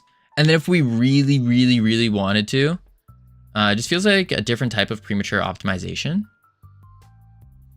Maybe. But if it's practice, then sure, yeah. It's mostly practice. And then what we could do in theory with this template is we could slap every single mini game in, and then we can run through all of them and see how they all feel. So then it's basically just all the mini games, and then no board game, no meta game yet. That's kind of the idea. That way it's easy to test, can try them out and whatnot.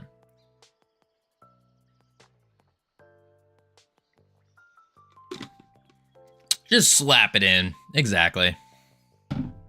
Okay. So now transitioning the scene, we have a file path as a string. This we don't want to do though. I'd probably go for a scenario selector so you can choose and don't have to randomly wait for a given one. Yeah, but having a scenario dictionary would allow us to implement that later as well. That's kind of the idea, is if we wanted to make a scenario selector in our UI, what we could do is just have like scenario selector, and then it shows a list of all the scenario IDs, and then you can just click it, and that's the one you do if we wanted to. But yeah, we don't need to go too deep into it.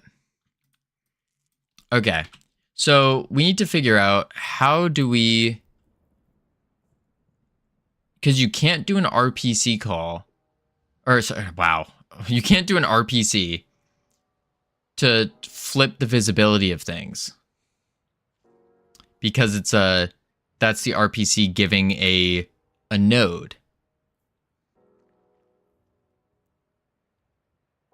So how do we flip the visibility and add in the scenario ID? I think step one. What? This RPC is okay? Well, right now it is, yeah. Our previous iteration of it that I just deleted was not okay. The previous iteration was trying to turn the visibilities. You can pass node path as a string. Yeah, you'd have to load it though.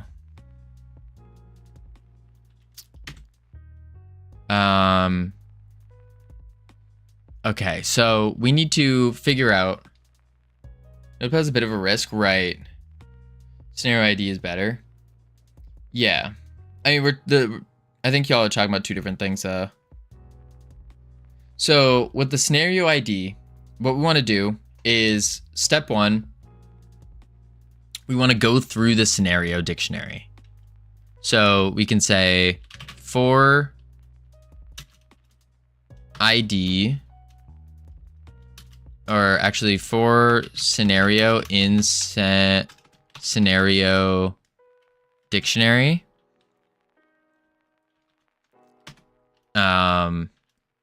If scenario dot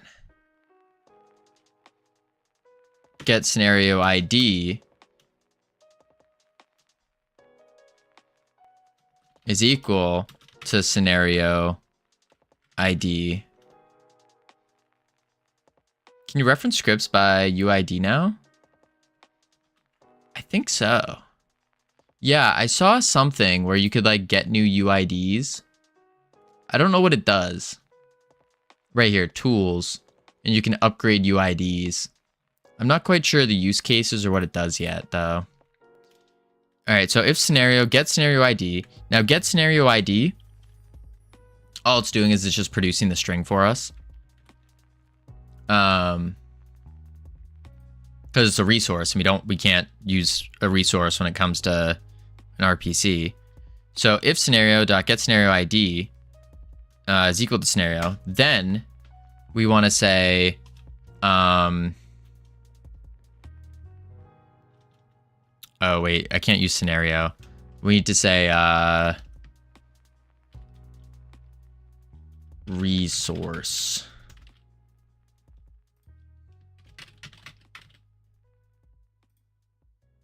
Yeah.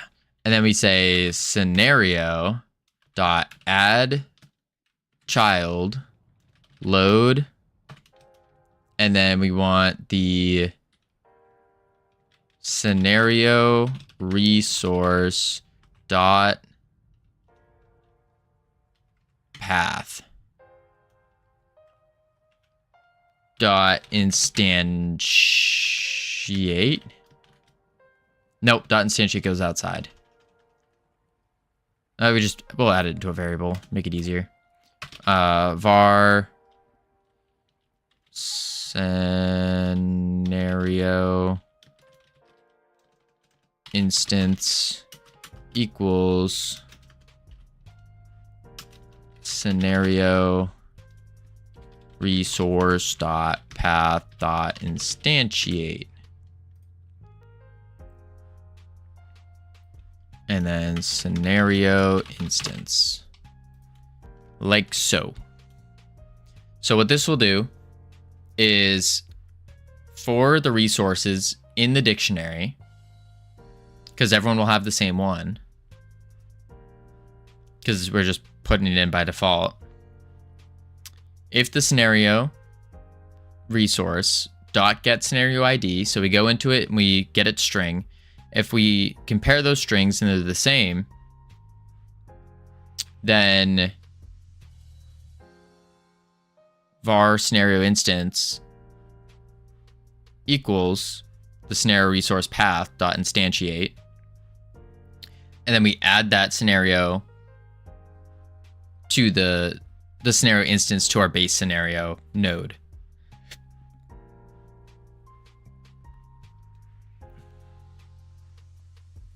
And then we need to say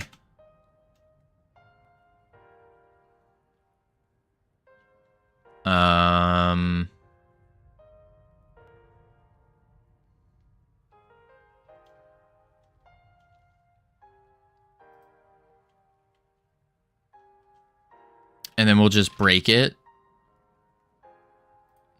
So it stops the loop. Just for safety. And then we can say scenario dot visible true.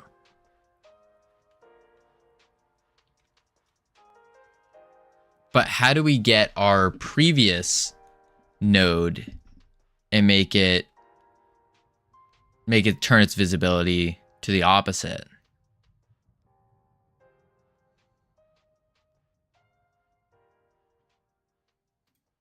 That's the next question.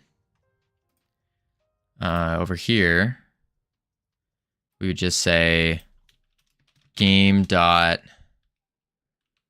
transition. What the heck did I call it? Yeah, transition. Game dot transition dot RPC. Cannot find member. What? Did I not save it? Transition. Game. Transition. What is the advantage of using custom resources for this as opposed to a dictionary? I've yet to dig much into resources, so I'd be curious to know. That's a great question, Solomon. Great question. I'm still trying to grasp my head around it, but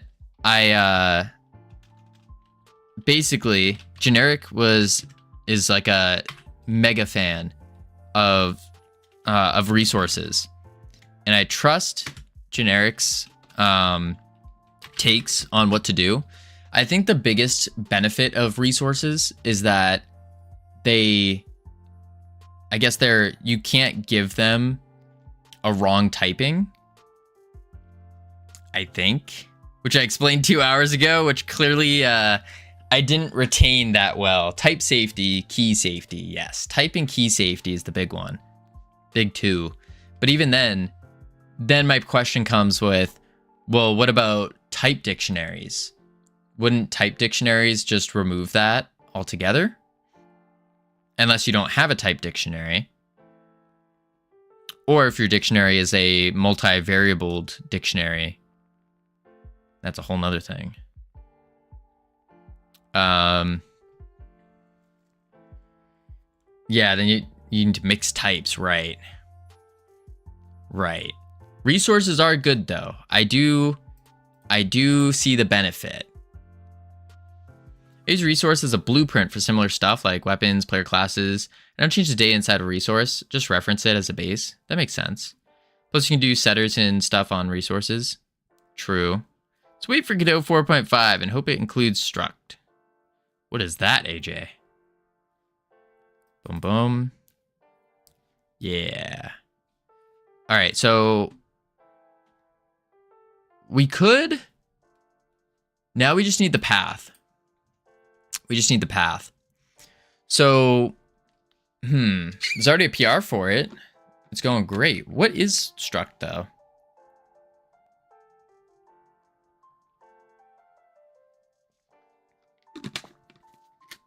You can use a simple class as a struct. I don't understand what it's used for here. It's like a class basically. Oh. Then why wouldn't you just use a class? Can I post a link? It'll explain better. Oh yeah, please do. Please. I think what we're gonna do here is on the game, we're gonna make a function for picking out a random scenario within the dictionary. I think that's the play.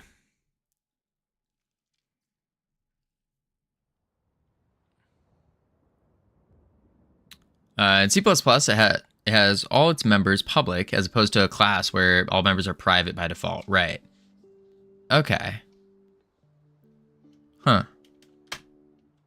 All classes are structs kind of under the hood in C++. Gotcha. Gotcha. I don't know much C++. I know how to say hello world. That's about the extent of my knowledge here. GDScript doesn't matter. So is this struct thing only for the C# users? Func Say hello world in C++ now. Oh, I got you. Include IO stream. And then we're going to say using namespace std because we're cool. And then we go int main. I can't remember the button for it. I think it's... No, it's not under the colon. It goes like this. Int main. And then you just do cout hello world \n. Boom. And then just to be safe, return.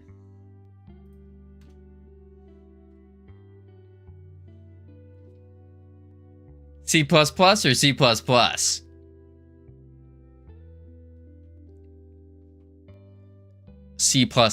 or A+. What the heck is that? Is this not... Was I not close? Or is there a squiggle? I think it might be a squiggle. I think it's actually this. Wait.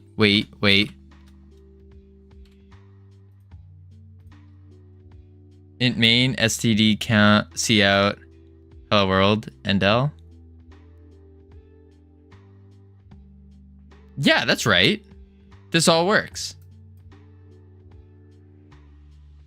Int main, std, cout, hello world, and then end line. Yeah, this is right. What the heck is that? This is C++, professional level C++. Return is inside the main function. Oh, return needs to be inside main. Return. There you go. It's not necessary, right? Pro C++ programmer. What can I say? What can I say? We're using namespace std for standard deviation because I don't feel like typing std the whole time. And semicolon at the end. Oh, whoops. There we go. There we go. Beautiful. Anywho, func, and then we want to say choose random scenario. And we're going to output a string.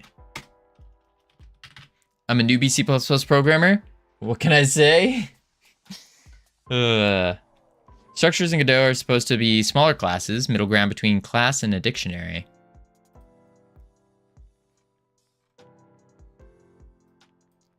Depends on blah, blah, blah. PR implements new structure type based on Redus's proposal in core, not not in GD script. Okay. This PR implements them in GD script. Still very much a work in progress, not a stable branch. Okay. I don't know this.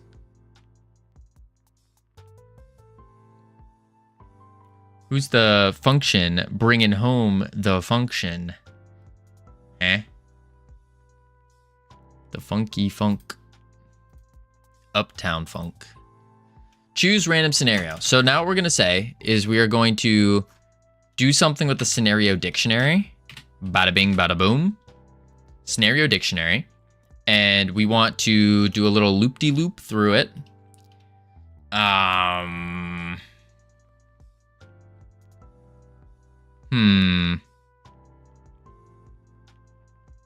are we going to do that, though? We want to say for picked scenario in scenario.dictionary or scenario dictionary. Just loop it. And then we say picked scenario.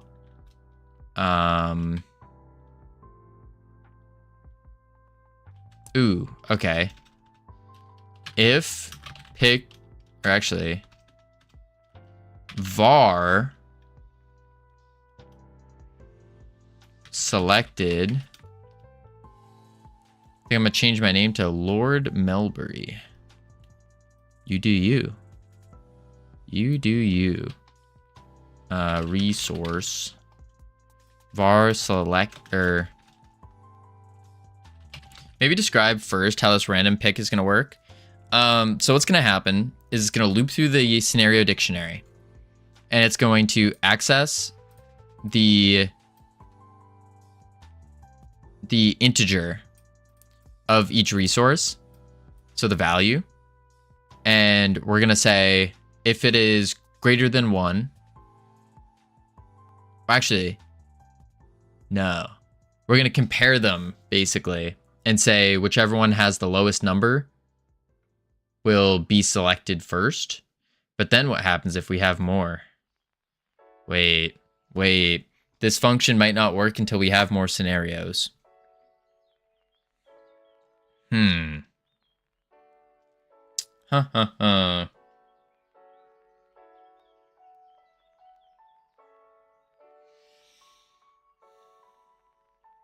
Clone your current scenario, rename for testing.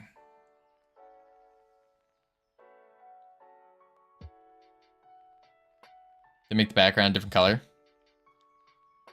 Yeah, I don't want to muddy up this template though. That's kind of the fear.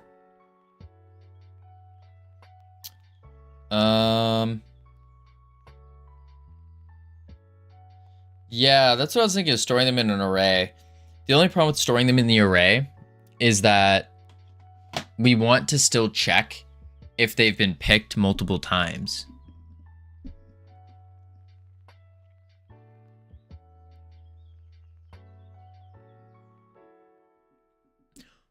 What if on the resource you can pop the array?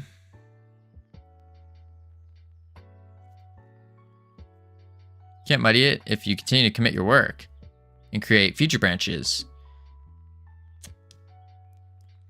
I like where your head's at, Medusa. Except we're already on version 3, and it's very muddied up. It's very muddied up. I don't want to mix too much.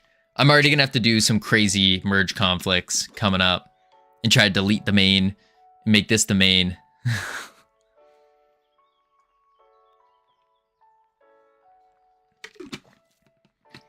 Just create a new repo. Then I gotta rename it. I gotta... Ugh, gross. It's gonna be some work. All right, let's think about this. So we could, if we pop the array, doesn't that remove it from the array? Or does that just move its positioning? You wanna know what else is crazy? What's crazy, Zine? He also allows people to submit commit messages. Yeah. Yeah. Today's stream sponsor, Freedom Forge Studios. You mean, Zine, are you talking about,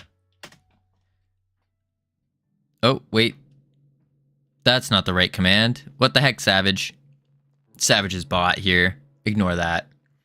Anyways. It's not actually a sponsor, though. Not sponsored currently, because then I'd have to put up branded content. But, if you ever want to get some premier Freedom Forge Studios merch, tell people about how cool you are and show them like, hey, I'm part of the team. Boom, head to the website. You can grab yourself a free a free embroidered Freedom Forge Studios hoodie. I'm not wearing mine right now though. I'm saving it because we're almost at the cooking stream. Cooking with Covino episode 2, almost coming up. Almost. But only the coolest of the cool wear the Freedom Forge Studio sweatshirt and t-shirt.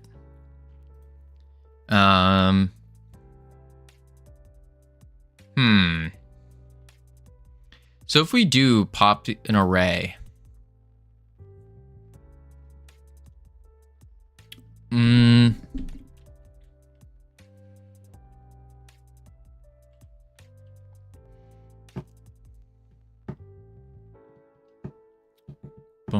ba-da-bum, bum, ba-da-bum, ba-dum. Resource in scenario dictionary.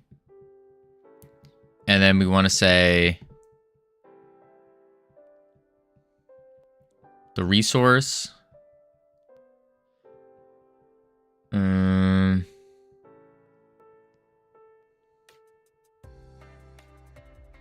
you run out of the array, refill it. Oh, how do you refill it? What Cinesperry is suggesting is you make a copy of the array to start with, shuffle it, and then pop front. Shuffle, pop, pop. Oh. So how would you refill it, though? Would we do something like var rand array as an array equal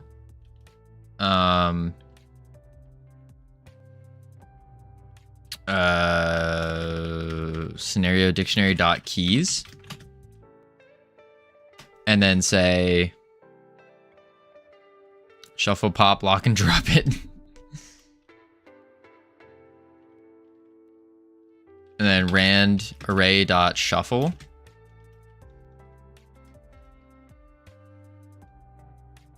I would just get the keys and pick random. That would make sense. I mean, that's kind of what we're doing here.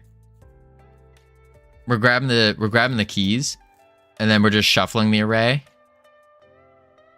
We don't want to do keys pick random to avoid duplications.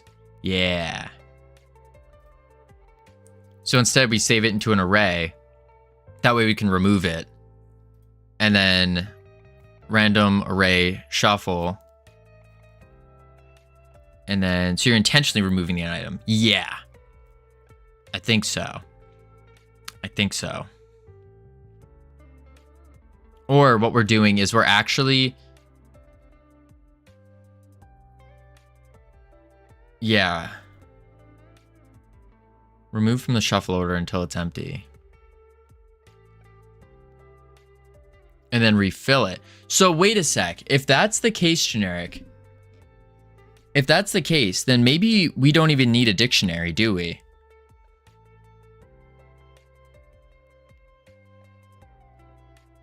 We don't. So instead, we do an array of resources. An array of scenario. And then like that, save. And then we say, we're gonna need a temporary array in the class. Because we wouldn't want to put it in the function. Create this shuffle order and ready. Okay. But we don't want the var in ready. We want the, so we'd say var, yeah, in class. We'll call it random. What do we call it?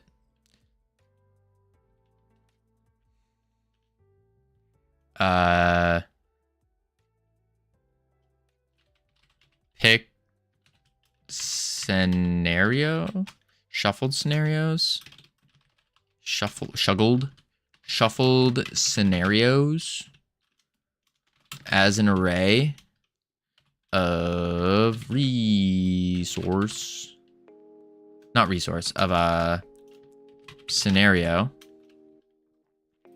And then we just say shuffle scenarios equals scenario. I'm not calling it dictionary anymore. Array. I'm gonna have to fix this.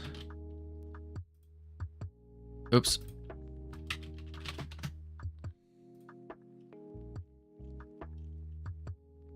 For resource in the array, we get the ID, path. Okay, that works. Array.duplicate. Oh, that's a good idea. .duplicate. True. And now we say shuffled scenarios dot pick. I guess we should shuffle it first just to be safe. Dot shuffle, and then dot pick random, and then return Actually, wait. For return shuffled scenarios dot pop front.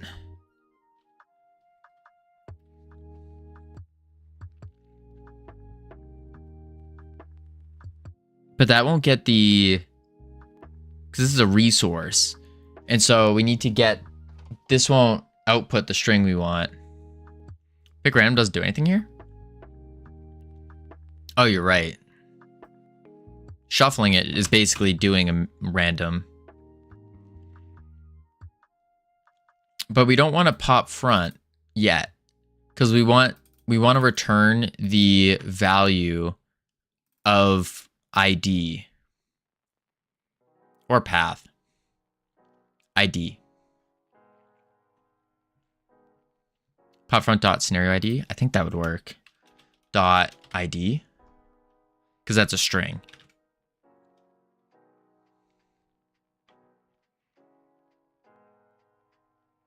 And then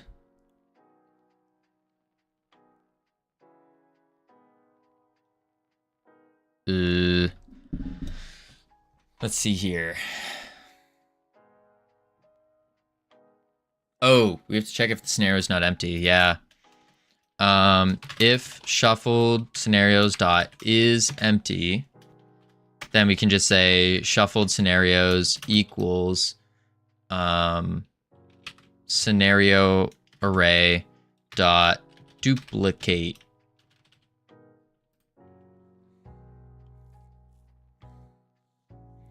If we need to check if it's empty, redupe. In that case, yeah. So now we shuffle it and we return the ID as a string. So now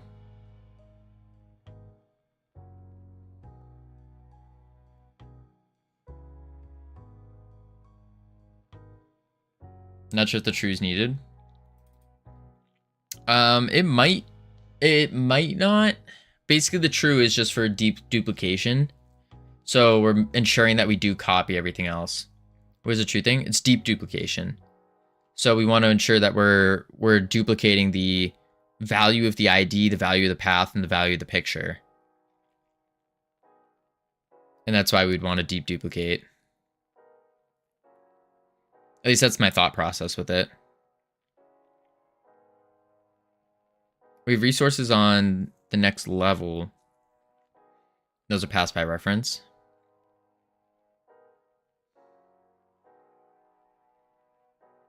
So I don't need to duplicate them. Okie doke.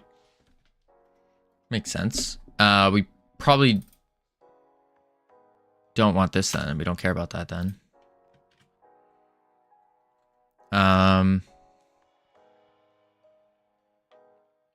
Okay. And now, in the RPC,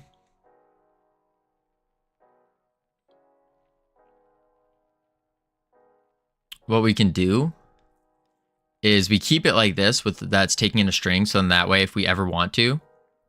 So total with pass by reference, yeah, I do. But this way, if we ever do want to go into a specific one, we can.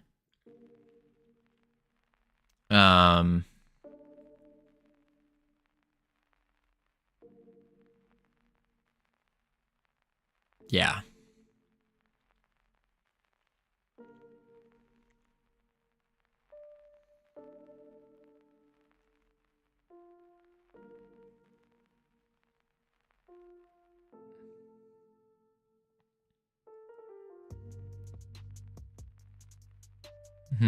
Something doesn't seem right though. Okay, I'm thanking for the bits. You look defeated. Not really savage. More in a contemplative, thinking kind of go. I'm thinking. When am I ever defeated? I'm undefeatable. Undefeatable. Can only be defeated when we quit. And that's the thing. We haven't quit yet. Nor are we. Against the ninjas? Nah, the ninjas, they got nothing on me. Absolutely nothing. And then transition RPC game instance dot choose random. Save. Watched Craven the Hunter last night. I don't think I've heard of that one. What's it about? What's it do? Boom. All right, moment of truth. Host, check. Join, check. Savage. And Cam's Dono.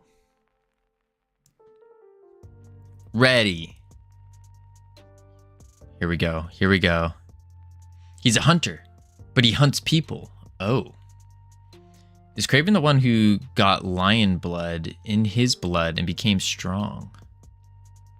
Wait, you're telling me if I put lion blood in my blood, I'll become strong? Another failed Spider-Man spin-off, aka The Curse of Sony Studios / Morbius. He's a Marvel villain usually, but this is like his origins intro movie, where he's not entirely good, but not evil, like an anti-hero type deal. Seems like an easy way to get strong. All right, we're ordering lion's blood. Nuts. Invalid access to property key ID on base object of type nil. That's because I didn't add it in the scenario. Yeah. Add element. Quick load. Test scenario. Play. Now the moment of truth. The moment of truth. Wait. Wait. Wait. Will it work? Yes. Of course. No way. Quick 1 minute poll. Will it work? First try. Here we go. Quick poll. Will it work, folks? Will it work? We connect. Yes. No. No will be that. Ready. Oh, because no needs to be 3 letters. I forgot. Taking 3. Should be a prediction. Oh, did I do a poll? I meant to do a prediction. Whoopsies. Whoopsies. That I meant to do a prediction. We're not waiting. We're not waiting. No way. Wait, whoa. Good thing we didn't do a prediction. All you 5 would lose so many points right now. It would be absurd. Absurd. So you're welcome for messing it up and not doing a prediction. I saved you all points. You're welcome. I'm a believer. Thank you, Solomon. There we go. The no ways, they may have won, but they're all losers.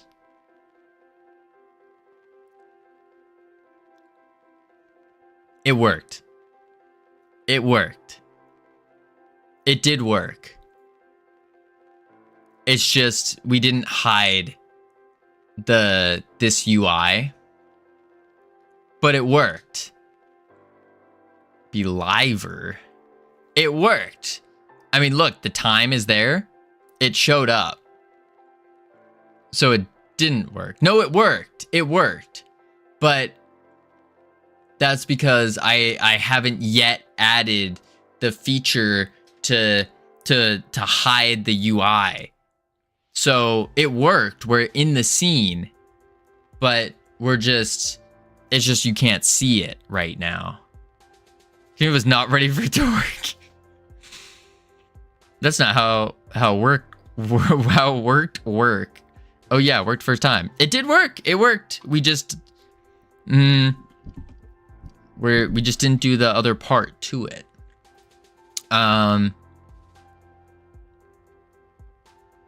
We need to say what? We need to say scenario visible, and we also need to say main menu dot visible false. There we go. And now it will work. I think. Potentially. It worked. 15 bits, it won't work. Listen, I think you're just a hater, Cam. It's gonna work. First try. Easy peasy. Boom. That's right. That's right. I'm a pro game dev. What can I say? What can I say? It worked first try. Perfect. Multiplayer functionality. Shipping the game. We're shipping it. That's it. It's done. Game over. We won. Easy as that. Easy as that. All right, we got ads coming up. So what we're going to do is chuck on the words, head into level 2. Yeehaw, level 2.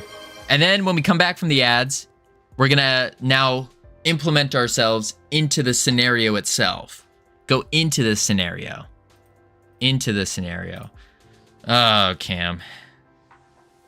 GG 59.99. Time for microtransactions? Absolutely not. Absolutely not. I'll do the 15 push-ups real quick. Real quick, we'll pump them out, and then we'll get to it. Oh, my legs. My legs are so sore right now. 15 push-ups. Boom. Oh, my pants are gone. There we go. Here we go. 1, 2, 3, 4, 5, 6, 7, 8, 9, 10, 11, 12, 13, 14, 15. Too easy. Too easy. All right, ads are running. Let me make sure autopilot's on. Boom. Bop. Perfect. And I will be right back real quick. Stick around because we're about to do some groundbreaking stuff today, folks. Groundbreaking. Boop.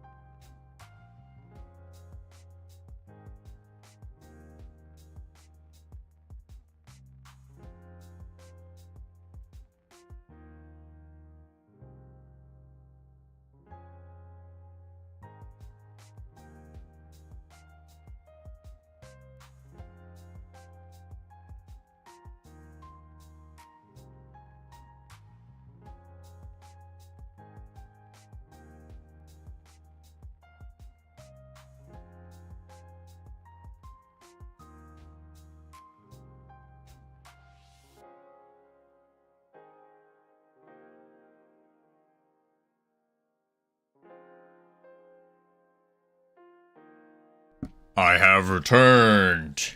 Wow, welcome back, Covino. We missed you so much. Wow, where have you been? Oh, wow. My life was empty without you. All right. Let's get that open. There we go. And webcam on. Boom. Ooh, chair. I have this like plastic mat underneath my chair, but I've been sitting here for so long that like in the exact same position that I have broken the plastic on most of the thing. And now it's a mess.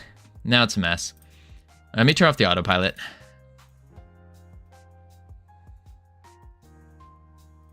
There we go.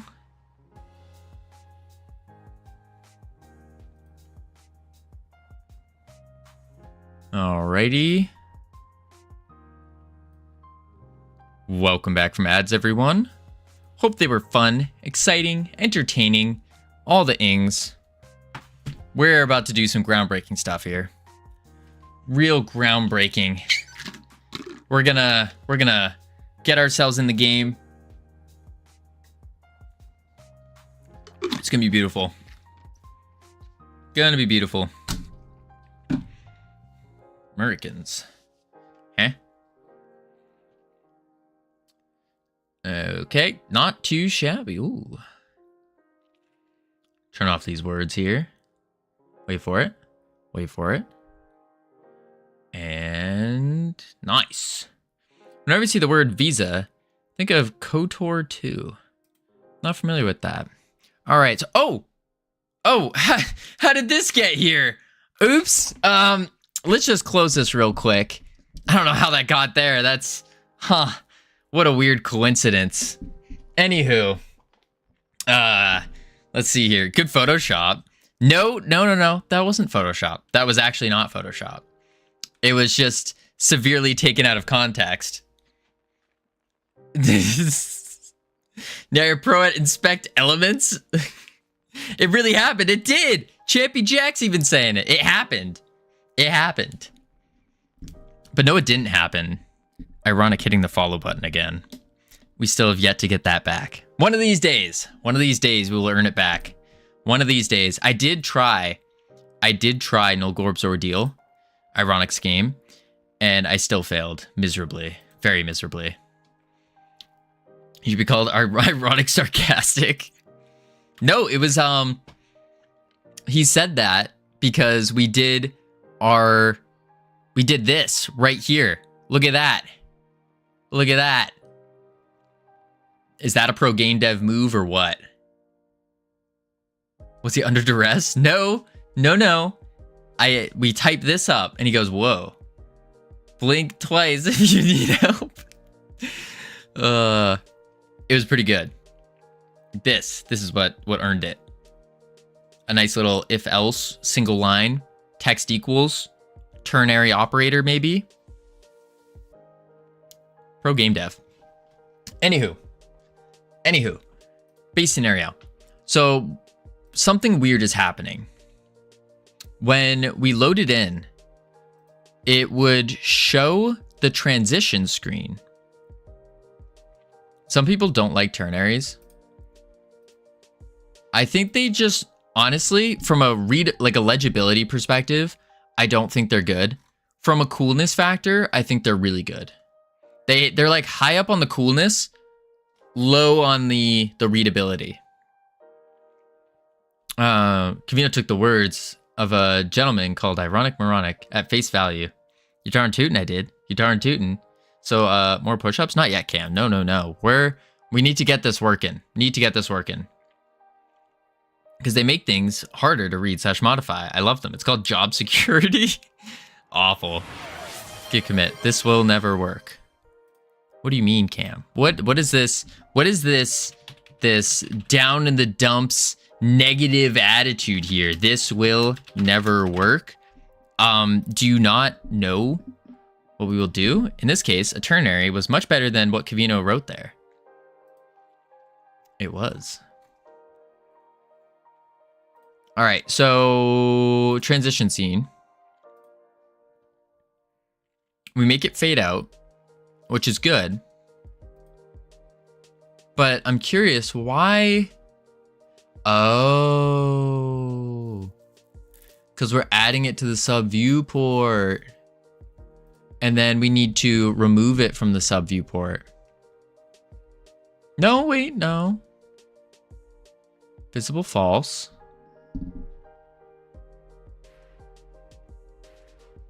Why? So why was it showing that instead of this? Let's look again. This is exactly why we let him use singletons? No. No. Singleton's bad. It was showing this. It was showing both. It was showing both, wasn't it? But the question is why? Yeah, so it's showing the background of it. There's the tests, but they faded out.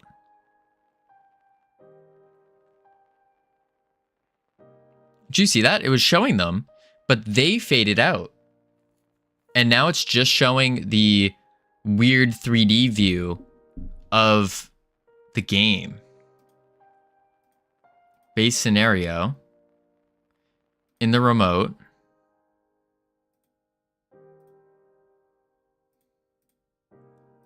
Huh. The base scenario is showing here. There it is, base scenario. So why is the transition still showing? If it's been turned off.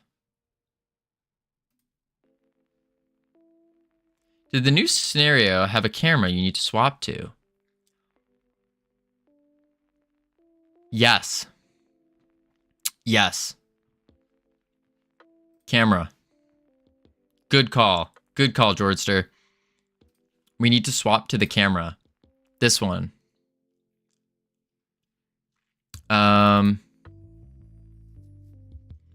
Let's see here. Scenario camera.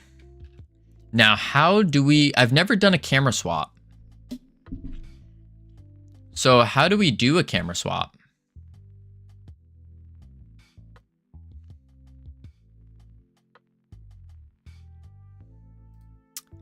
Let's go game. And then after the transition, we can say scenario. Oh, current true. The question, but where do we call this? Maybe the base scenario on the ready? Although it gets added in as the transition's happening. I wonder if that would break anything. I don't want to do this. Because then that would be... Let's call it test scenario. You for sure need a script for base scenario? Well, yes, for sure. I just don't want to name it base because we have base as our base scenario resource. Maybe that's what we do, actually. We rename base scenario to base scenario resource. Like that. And then we can do add script base scenario. And then func ready.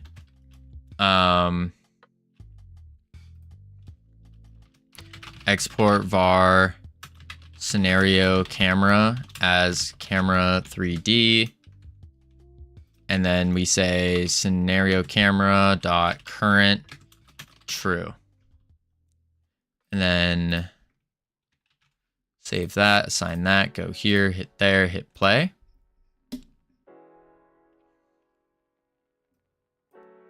I am concerned though, like during the transition stage, it might swap it. Do the join code. Test. Other, or actually we'll just call it host. Ready. Start.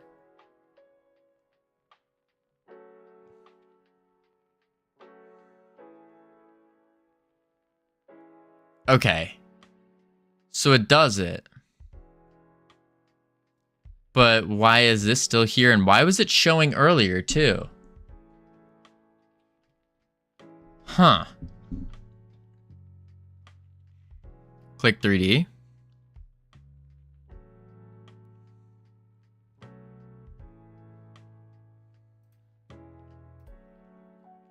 Which part in the remote tree? So what's happening is the transition screen here, this guy. So what we do is we are adding to the transition viewport. If we go into it, we're adding to this viewport here a 3D scene, which is the transition. I think that's what's causing this.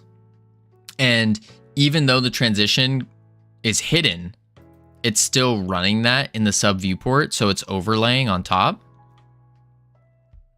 Maybe if we do own world. So we make it in its own world, and then when it adds it in, it should add it into its own world.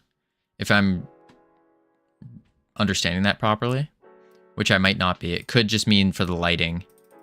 Oh, now the inputs aren't working. Oh.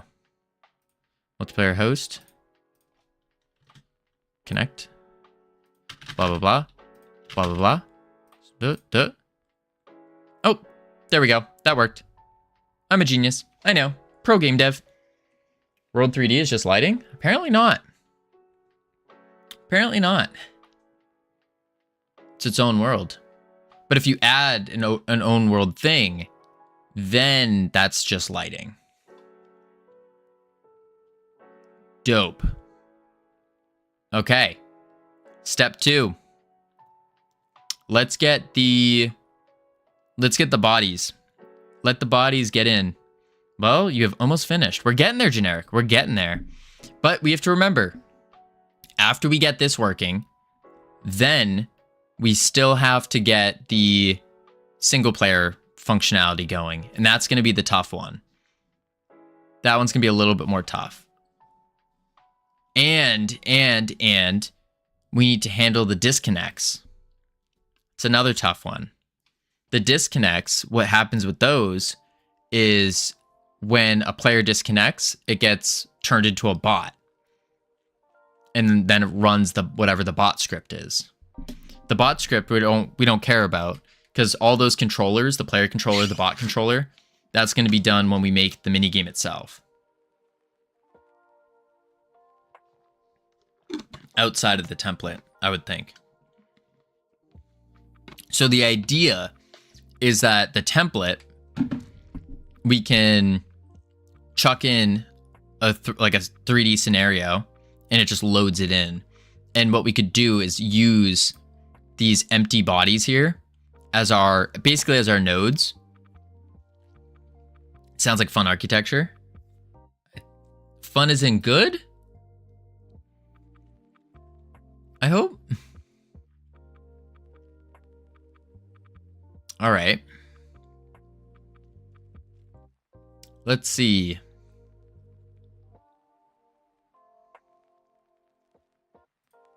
Let's open up the empty body. We do have synchronizers on them for their text name, which is cool.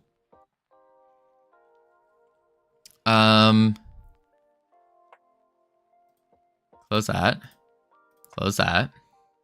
Fun is in fun to code. Just a cool idea of swapping out bots with clients, vice versa. Oh, yes. Yes. Most certainly. Most certainly. Maybe think of a game idea where a bunch of bots are in game, but as people join, they take over. That makes sense. I think a lot of games do that, don't they? Oh, but then part of the game is figuring out who's a bot, who's not. That's cool.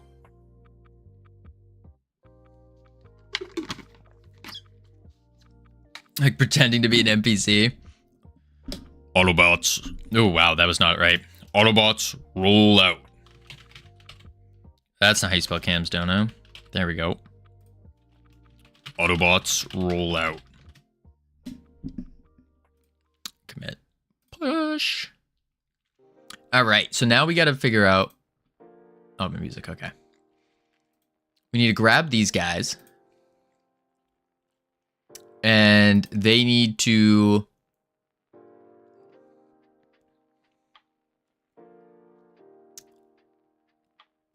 This is what they need. Well,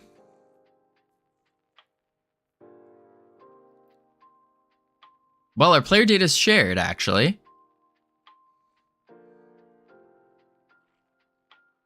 So we should be able to just do a loop through our player data, loop through the bodies, and assign them.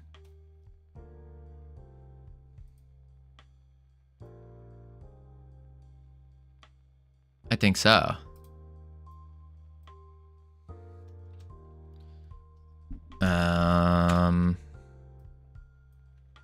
Boom. And then as player data. Player data is not a thing anymore, though. So that's back when we were doing resources for the player data. So instead, it's data as a dictionary. And then data, if data,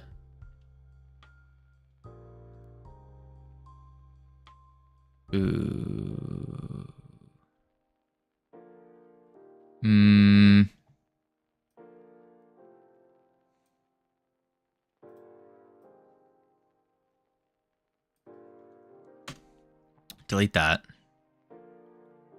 And we want to say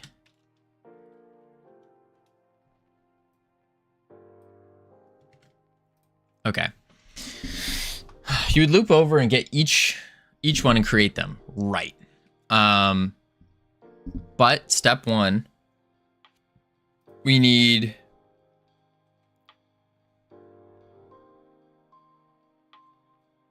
we don't have a models dictionary in our multiplayer, but we have a models dictionary over here, don't we? Yeah. So maybe we snag this models dictionary and just chuck it into the multiplayer manager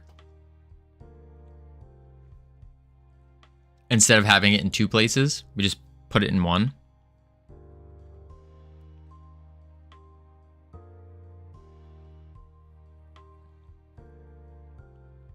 I think that makes logical sense.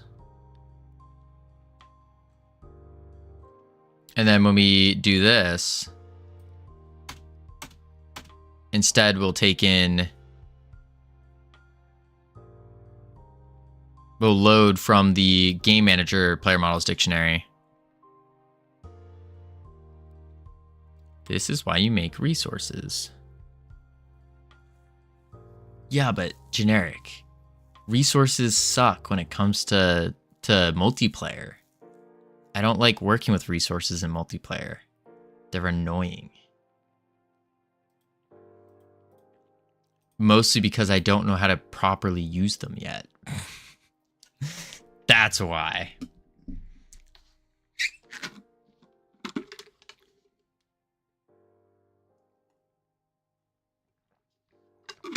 It's not for multiplayer. Just keep track. You're now deciding whether a list of models. True. Fun thing for me is scrolling and finding cool little fonts I never knew about. And I end up liking their design and using them for something. Be careful of their whatchamacallits, though. Their trademarks or their copyrights. Fits better in a multiplayer manager.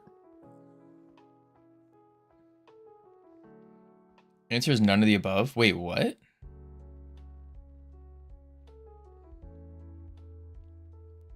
Where would the models fit best in then? If not in the manager, not in the lobby, and not in the base scene.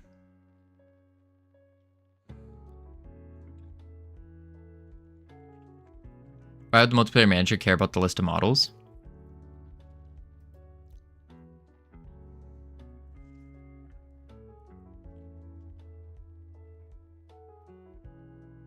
I mean, honestly, know what would care about the list of models? The player data would actually care. Because in the grand game, the grand scale of the game, what we'll be doing is we'll be bringing data over into the game. When a new game loads, we just bring their data, the player profile over. And that would have like your full character customizations. Sounds like you understand resources just fine, but honestly, using dictionaries is simpler, and if it works for you. It's less code, just less type safety / runtime safety, from what I can tell. No idea. No idea. Which we have it.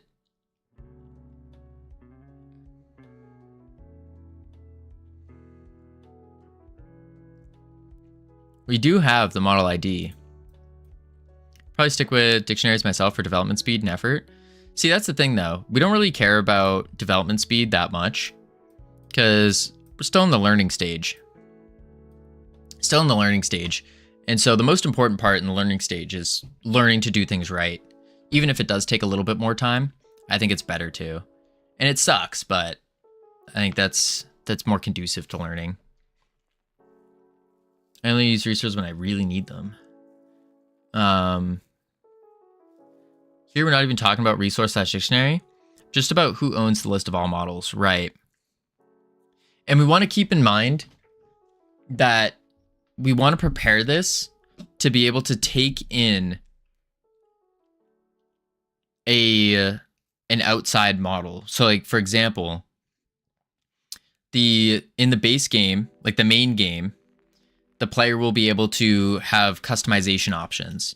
So they might say, ooh, I want to wear this hat that I earned. And so we need to ensure that this hat will transfer over with their model as well.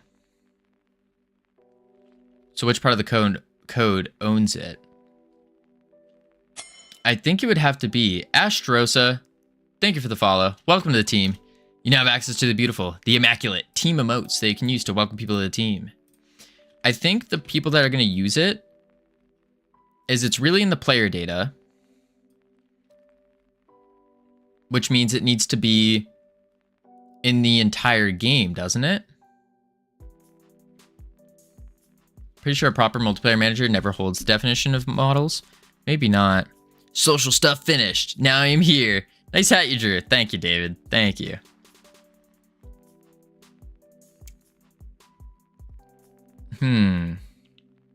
Because I would think it would be in the overarching game. Like whatever the highest level is for the game, it would have the list of customizations and models. How do games do that? That's a good question, actually. How do games hold their player data stuff, like their models? How do multiplayer games that have character customization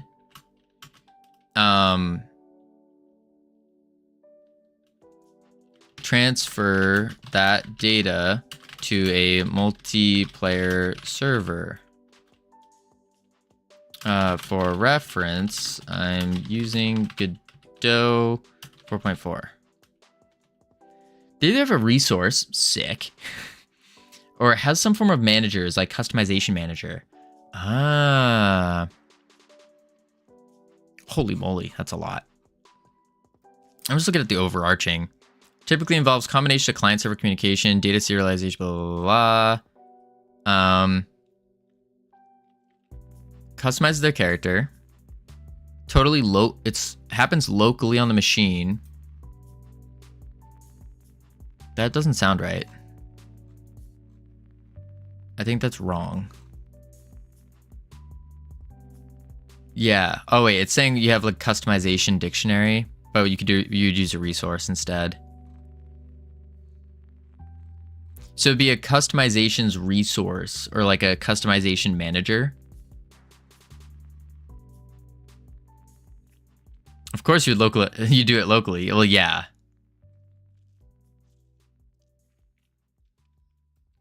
An ID or index referencing a model. Then it would validate the server.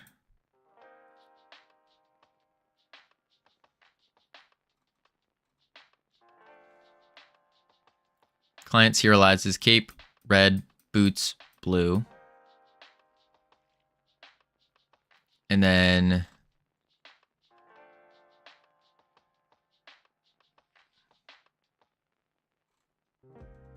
huh.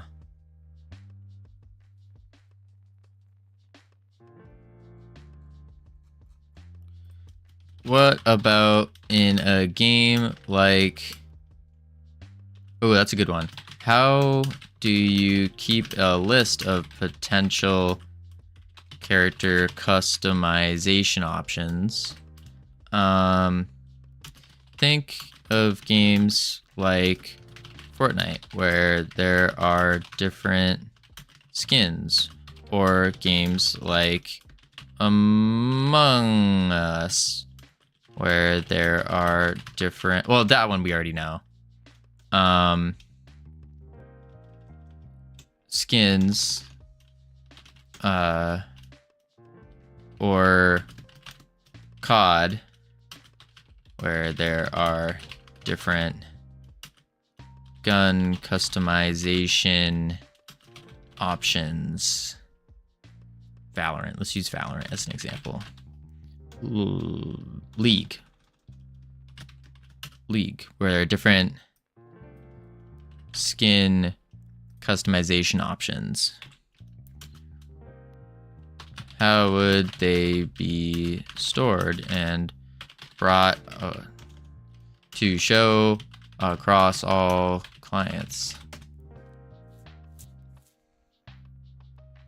Skins like League, consistent across all clients and multiplayer, involves a mix of data management, synchronization strategies, efficient storage. Games like Fortnite, where they have skins, outfits, blah, blah, blah. Predefined, be available options set by the developers and shipped with the game are updated. Centralized, so they have a master list that exists usually on the server or in the game files. So we would need a master list. How you doing, Loki Trickster? Welcome in.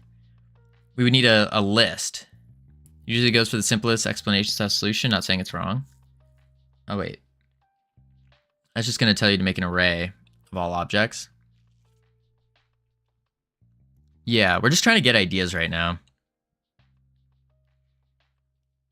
So it's really a master list. And then you have things like an ID and then their names. This could be a JSON file, database table, or just hard-coded array.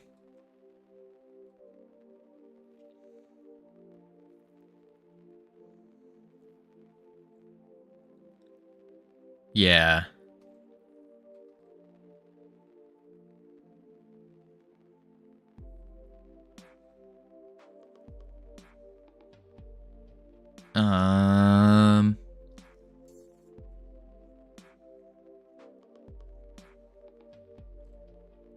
Okay. But it's a resource. Doesn't matter. All boils back down to resources. That's what it seems like. So really what we're going to want is a resource.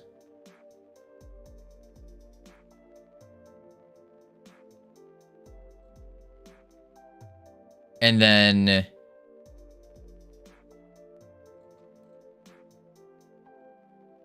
because we want to build this so that it's easier to add things in later on.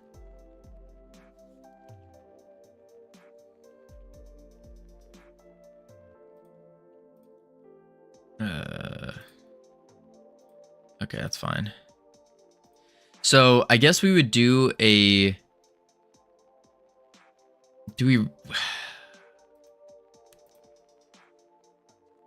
From the sounds of it, it's a characters. Poor Covino. Wait, what's poor? What do you mean, poor Covino? We're kicking butt right now.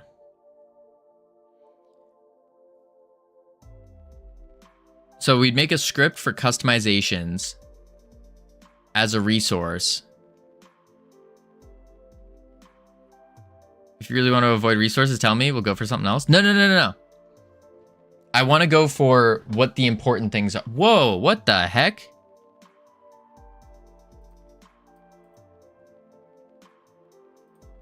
What?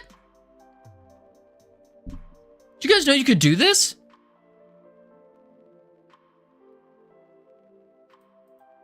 Since when was this a thing? Wait, what? When was this a thing?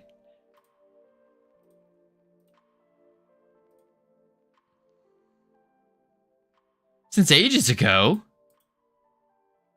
I didn't know that. Huh.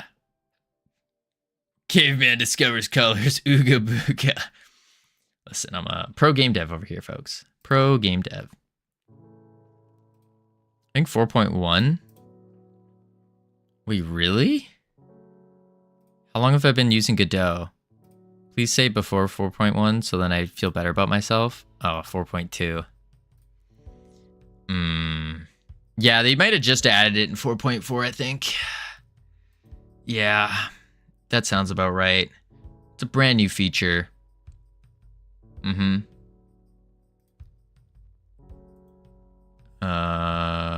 Green. Assets. Assets give off a blue color.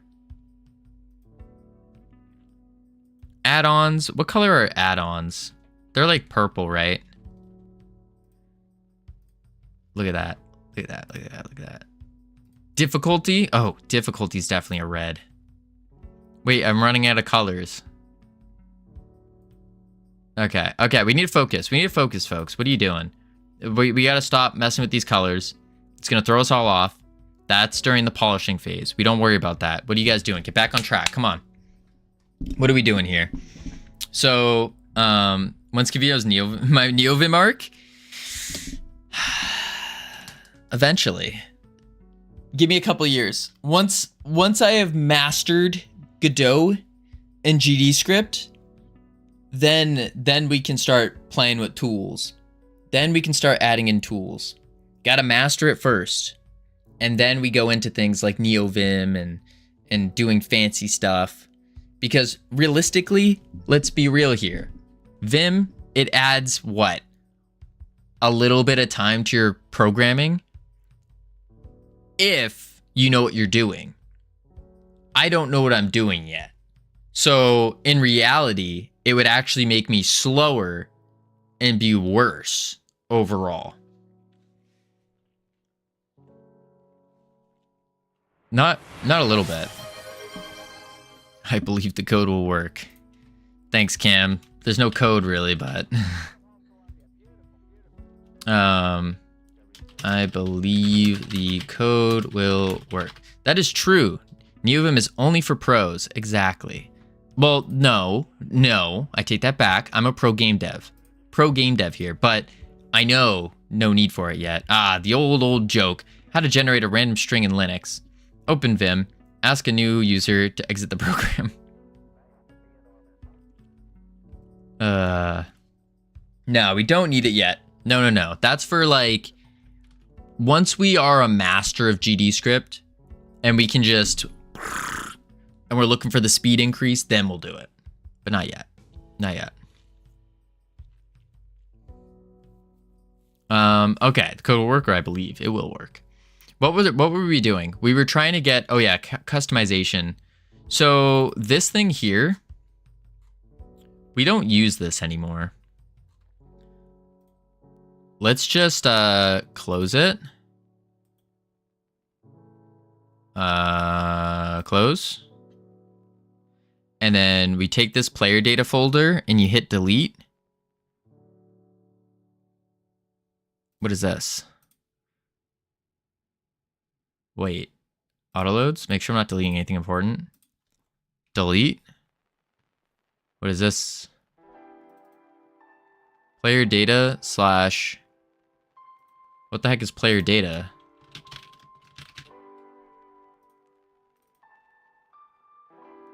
I don't get it. Okay, we go like this, and we go like that.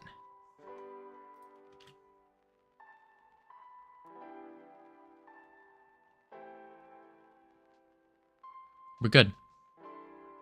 Data manager, we don't use this anymore either.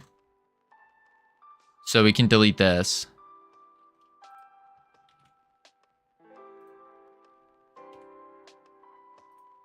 There we go. Why is everyone LOLing? Covino deleting a file, player data, slash player node teen. What does this do? Player data. Wait, what are y'all talking about? Player data slash player node scene. What is player data? It's just the folder, right? Do you store the player's data on every client or just on the server? Every client. Every client. JD does raids. Hello and welcome. How are you doing? What were you working on? For those of you who don't know me, hello, my name's Covino.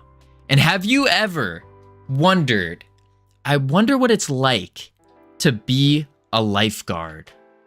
Well, wonder no longer, because we are creating a multiplayer Mario Party-like game revolving around lifeguarding and beach activities. That's right. That's right. JD, what were you working on, by the way? I don't know if you heard that first part. Basically, the idea is, this is our second ever game. We are creating a game studio here called Freedom Forge Studios with the mission of creating inspiring and rewarding games for everyone. Covino's speeches could write code. We'd have 2 games by now. And so, as part of this 20-year journey of creating this game studio, I, Covino, need to learn how to game dev. We started 8 months ago, and coincidentally created, for our first game, the #1 free 3D mobile game of complex mechanics developed in Godot in 2024/2025. Soon available on the Apple App Store and the Google Play Store for the high and extraordinarily high premium price of completely free with 0 ads. That's right, we're losing money on it, 100%. There's no way we can possibly make money from the game. Like, it's not, there's no button, there's nothing. We just lose money on it. So, second ever game, they said, hey, Covino, for the first game, they said, hey, Covino, your first game, don't make a 3D game, don't make a mobile game, don't make complex mechanics. So we did. The second game, they say, hey, Covino, don't make multiplayer. So we made multiplayer. Let's do this real quick so I can show you guys. So we made multiplayer. They said we can't do it. They said we couldn't do it. And we said, yes, we can. Yes, we can. So we're stuck in the multiplayer template for the second week. Indeed. I missed a message here. JD, making a side-scrolling space shooter for potential conference thingy. Ooh, that sounds dope. Super cool. Super cool. You seen the recipe? No. Covino, don't make money then. Nope, I don't. All right, gotta pee. Have a good stream. Appreciate it, JD. Have a great one. Do another one. Oh, in the toilet. Oh. Well, don't drown. Have a good one. Thank you for the raid. And yeah, have a great one. So, what we got to do is for the final product of this game, the final product. Also, where is the wait. I don't know if that went off. There we go. For the final product, what we got to do is to be Steam ready. So that's to release the game on Steam, not release it, sorry. Beta, demo, testing. We want to have 1 game board, because it's a Mario Party-like game, and 5 mini games, what we're calling scenarios. And so we made 1 scenario, and then we realized that took us a week and a half to do. And about half a week it took us purely for the UI and the multiplayer connection to make all that occur. That's 30 weeks in total, about. Because the shippable version of the game, that's the final, game's done, game's on Steam, bada bing, bada boom. That's 15 scenarios, 15 mini games. And so, in our infinite wisdom, we decided, all right, we're gonna make a template. We're gonna make a multiplayer template here. And what this template's gonna do is it's gonna allow us to just focus on adding the meat of the mini games in, and then we have this beautiful template with single player and multiplayer functionality that we can just plug and play. We can immediately join in, start testing things, and no need to worry. No need to worry. So that's what we got going right now. So we got, you can add some names here. Your wisdom is neither infinite nor wisdom. I think you meant my wisdom is neither finite nor stupid.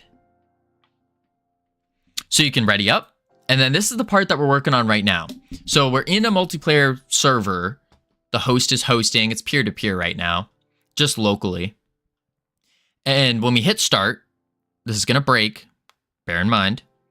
We hit start, brings us to the next little scene. Boom. And so this is where the mini game would go. But first, what we're doing is we want to assign those character models that we had. We want to assign them into our slots, have our names here, boom, boom, and do it across both. Like that. That's the first part. Second part is obviously time. This needs to tick down, and we need to have an overall game time that counts down. That's it. And then our template's basically done. And it only took us, or it's only going to take us about 2 weeks in total to save 15 weeks. That's a pretty good ROI. Pretty good return right there, if you ask me. Pretty good. So that's what we're doing. What we were talking about before everyone came in is creating some way to customize your character and where to store all that. Copy and paste the project. 30 weeks saved. Something like that, metrics. Something like that. But we need a way to save the game, or not save the game, holy moly. A way to get the characters or get their customizations and their models.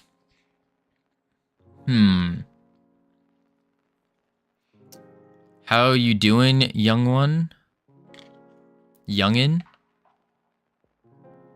What? I had 3. Read what I wrote again. Read it out loud. Wait, you had 3? 3 coffees today? Huh? Oh, where are you from? European? Ha, ha. Ha. Guarantee you Savage could pronounce that. I pronounced it. Didn't I translate that properly? I thought I did. Anywho. Models. Not correctly.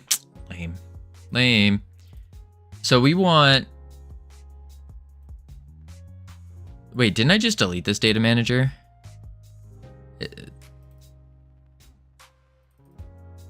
Oh, we're in it. What the heck are you? You are garbage. That's what you are. And know where garbage belongs? That's right. In the trash. Get out of here. Okay. So where are we going to store the models? Do we want to we want to store them as a resource, right? So we can make a new folder, call it customizations. Bada bing, bada boom. And then create new script, and we'll call it you sound like my therapist. Wait, where do you belong, in the trash? No, don't say that. Base. No, not base. I'm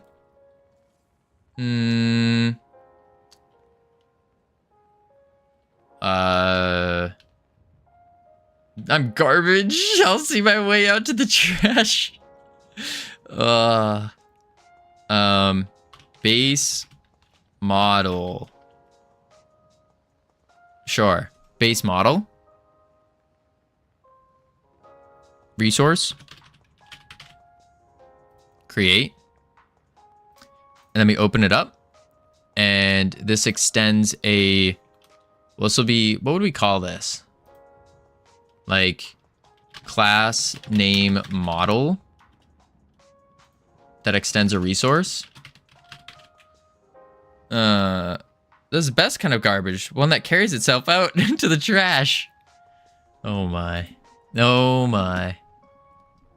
Let's see. Class name model extends resource. Yeah. And then we want a export var path. Some people put their projects in home user projects. I just save the headache and store them in trash. Ugh. Path. Well, actually... No, so we don't want to save them as a pack scene because then you can't transfer them over to through multiplayer. So instead we have to save them as a string. Yeah. Yeah. This is how it's done. We're also going to want the ID. Export var ID as a string. Model ID perchance. Oh yeah, no, I got you. I got you. Then you can keep it pack scene. That's a good point. That's a good point. What do we call it? Model scene. I'm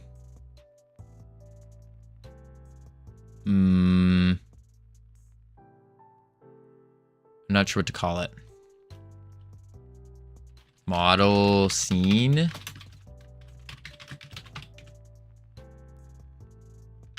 Sure. So now we have an ID, a model scene, and then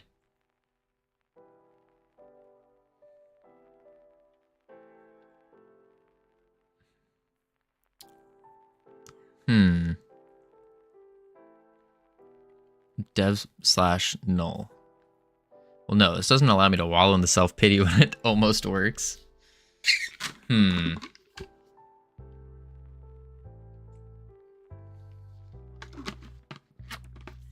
Okay.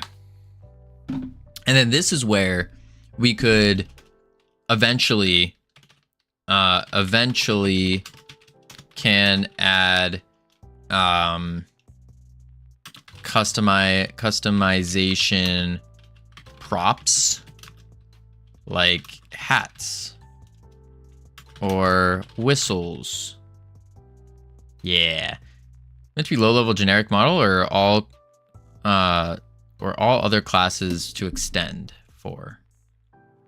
This is meant to be everyone can reach out to these resources and see what's up. I think. Eventually can has cheeseburger. That's true too. What up, Langos? How you doing? Welcome in. Yeah, it's just a list of available models. Wait.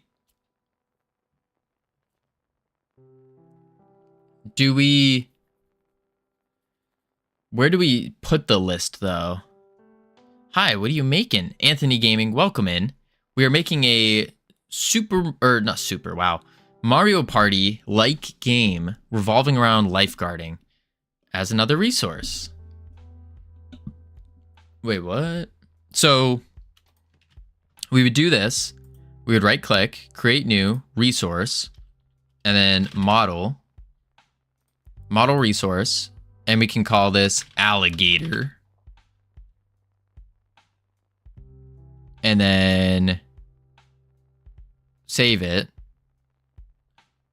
And then quick load. Alligator.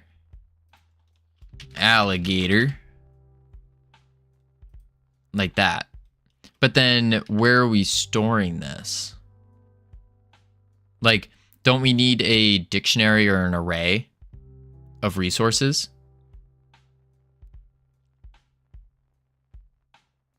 In another resource?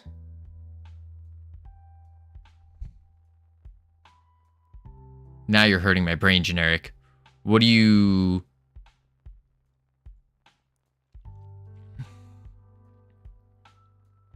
What do you mean? Another resource?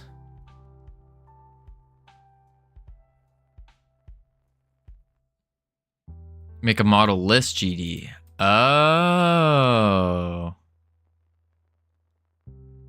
Script. Model list. Create. And then this would be class name model list extends resource, and then at export var, and then we do model, or actually list as an array of models, like so.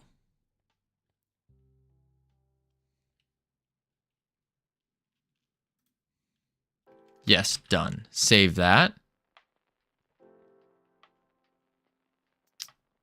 And then we have to create an instance of it by right-clicking, create new resource, model list, create, and then call this what? Models, or character models.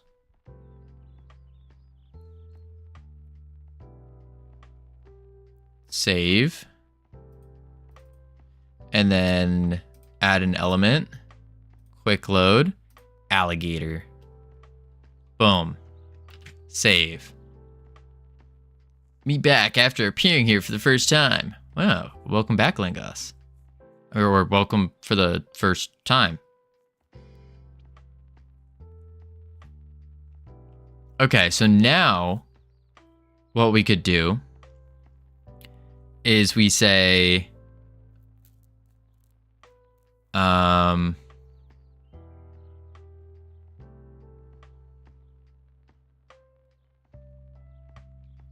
term model is kind of a standard naming convention.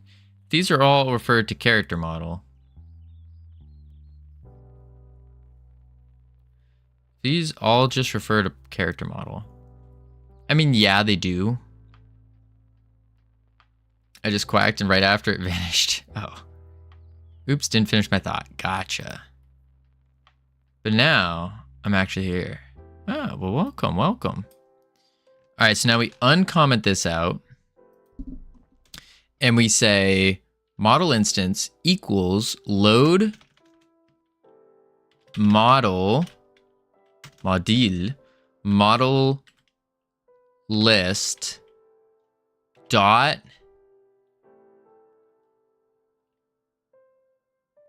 or model list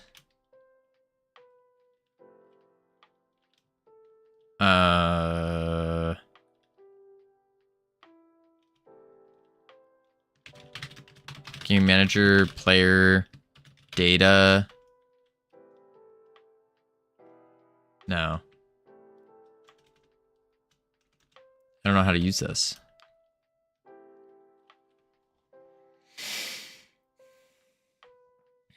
Meant would probably update character model, if that. Oh, I see what you're saying. Probably. We can come back to that. You add a variable and load the resource.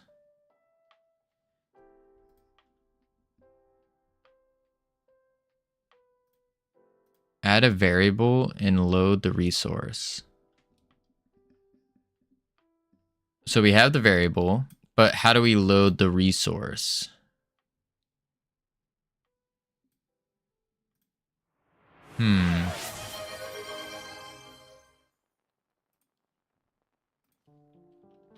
I'm glad you believe, Cam.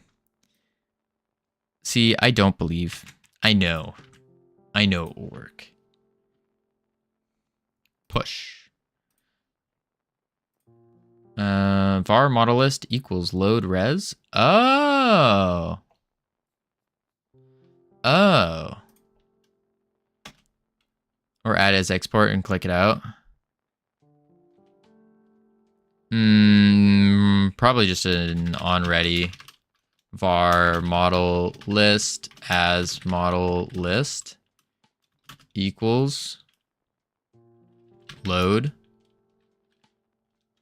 And then res, res, colon, / customizations model list. You can drag the file in the code editor. I'm aware.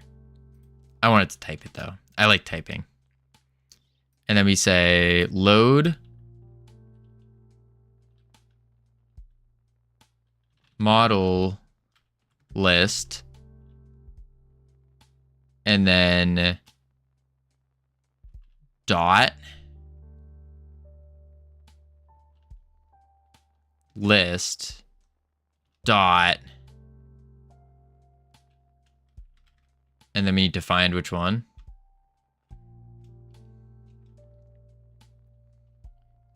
Function the resource to make it easier. I think that's a good idea. I like that. In the this one. Get model by name. Func get model by name. And this will output a string. And we need an input model name. And then for models in list.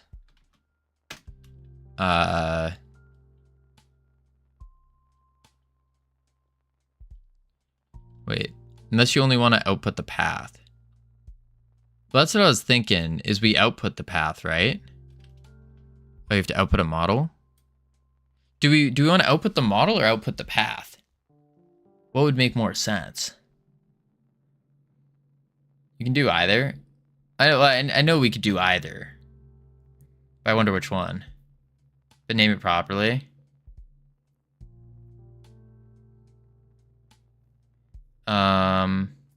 Okay. We have ads coming up, and then we'll figure it out after the ads. So we'll chuck on the words, heading to level 7. Level 7. Feeling like we're in heaven. And then when we come back, we will figure it out. We'll figure it out. Yeah. Until then, though, I'll be right back real quick. And then when I return, we'll kick butt, take names, all that stuff. Boop.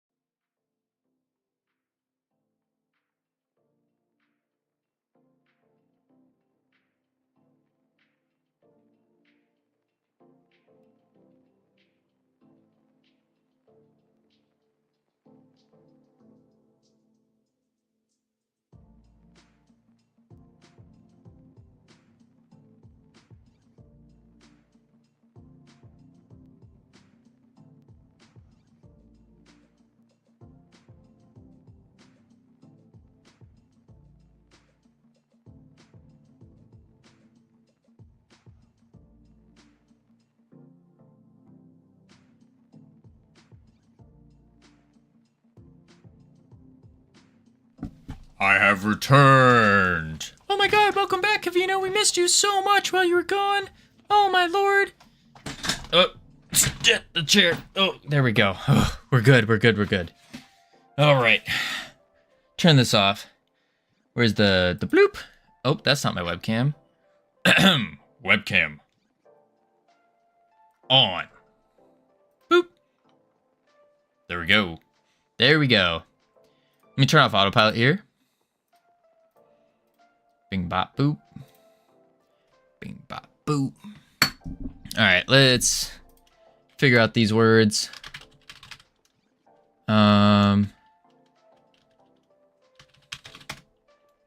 Ooh, flight did not work. Fling. Oh, lightning. Hit it with the light then. Hit it with the... Wait for it. Wait for it. Wait for the lock. The... Any moment. Any moment. Come on. Ting. There we go. And then the... Oh, I got the next one. Wait for it. Wait for the lock. And...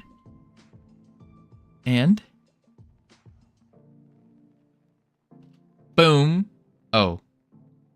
Wait, high didn't work. H-I-G... Oh, there's only one H. That's awkward.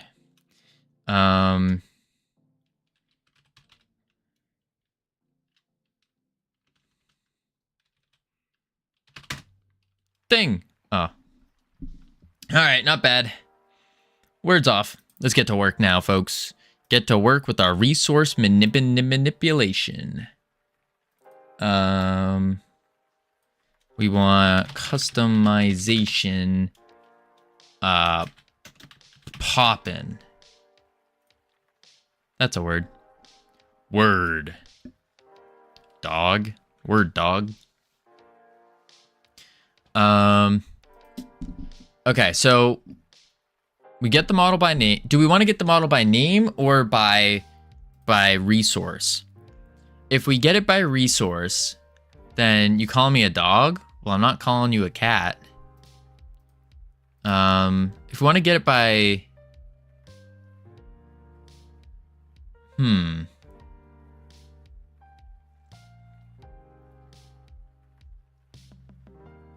Name or resource?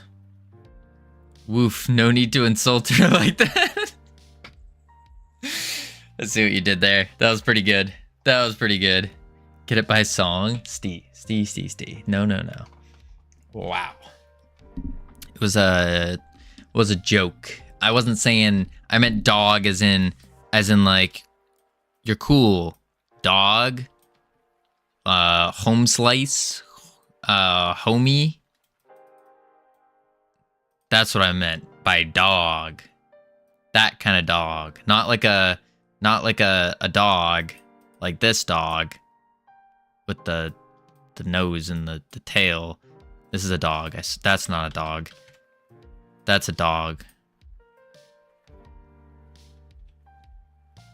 Wow. Bullying your own mods now? I'm not bullying. I said dog as in that's a pig.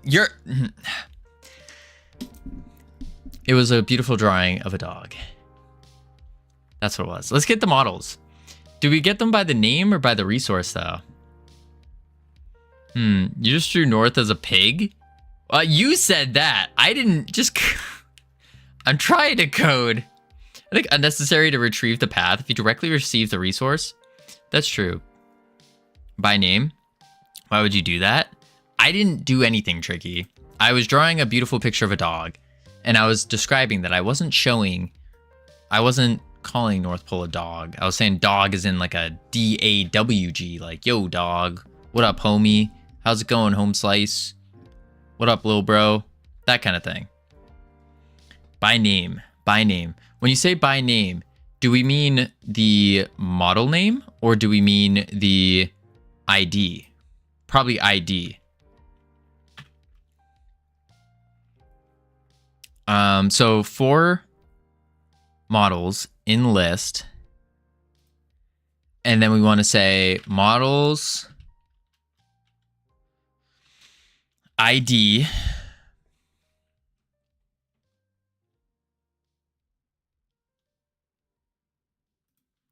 or actually, wait, why are we getting this as an argument if we don't know? Wait, every resource is storing a path. So if you need that later, you can get the path from the resource. That makes a lot of sense. Covino. Ha ha ha. Just Covino. I just read that. Y'all are funny. Funny bunch. Get model by name with the model name. So for models. Oh, okay. And then we can say if, ooh, tabs and spaces. If model ID is equal to model name, then we return models. Let's do it singular because it's not plural.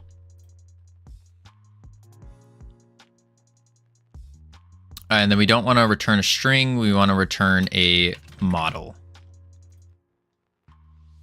And then return.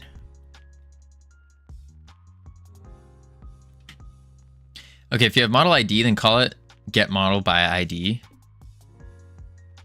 Well, the ID is the name, isn't it?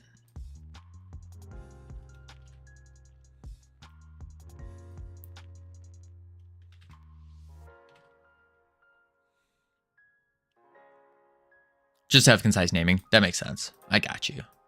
Okay, so now we have a function that returns a model. Dope. And then now what we need to do is we need to do this is in the array. So go to the empty body and we can say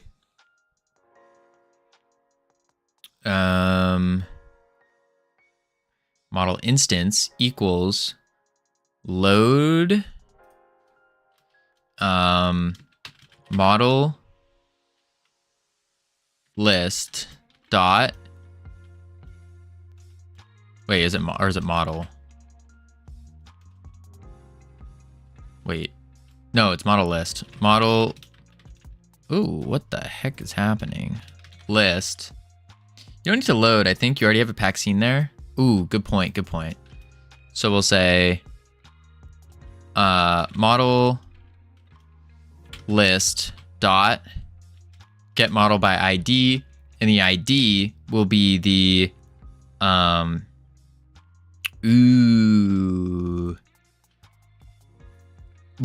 what we should do then is we should tell each body which player they are when we load them in. So we could have another variable. We can have a variable for player ID. Oh, wait, no, we're adding in the dictionary. What am I saying here? Yo, what the heck? By ID, data. Well, we don't have the PID, though. I guess we would give it the data, the PID dictionary. So then we could just do data model ID. And then as a string. Boom. And then dot instantiate.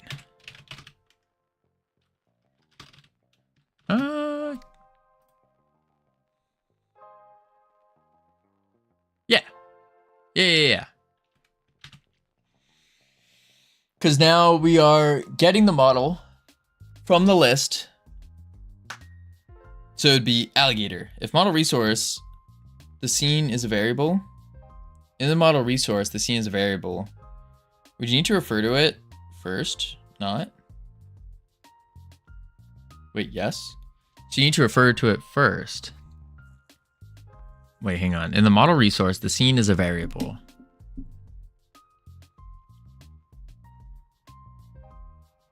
In in the model resource. So we have a model list of models, and it's a variable. It's an ID as a string. Oh, we need to refer to model scene. This just gets the model, and then we want to say, so it gets the model. So model instance, and then we need to say, another var model or selected model equals model instance, and then we do the I think I called it model as a model scene dot instantiate. There we go. There we go. And then we add child of the selected model. And then this one here, selected model. Boom. You're instantiating the model resource, not the pack scene. This is a resource, not a dictionary. Wait. What? Do we not want to treat? I thought I was cooking there. Model instance dot model scene. Oh, don't treat it as a dictionary like that. Dot model scene dot instantiate. Isn't that the same thing though with the resource? Like if you do, you can do the brackets to go inside of it. No, that's only for dictionaries. Only for dictionaries. Because resource is a class. Okay. Okay. I think I'm picking up what you're putting down. Dope. So now that we have all this, and we're synchronizing the labels, that's cool. We're adding to the rig. Yup. So we go back to the base scenario. You do node position. Oh, good point. Good point. The Brave 1387. Thank you for the follow. Welcome to the team. You now have access to the beautiful, the immaculate team emotes that you can use to welcome people to the team. Or you could just flex on people and be like, hey, I'm part of the Freedom Forge Studios team. Let's see here. We want to do a function. Unless you're coding in JS, then do whatever you want. I have not used JS, and I don't plan on using JavaScript. I don't plan on it. The only two languages that interest me are C++ and Python. Those would be the only two.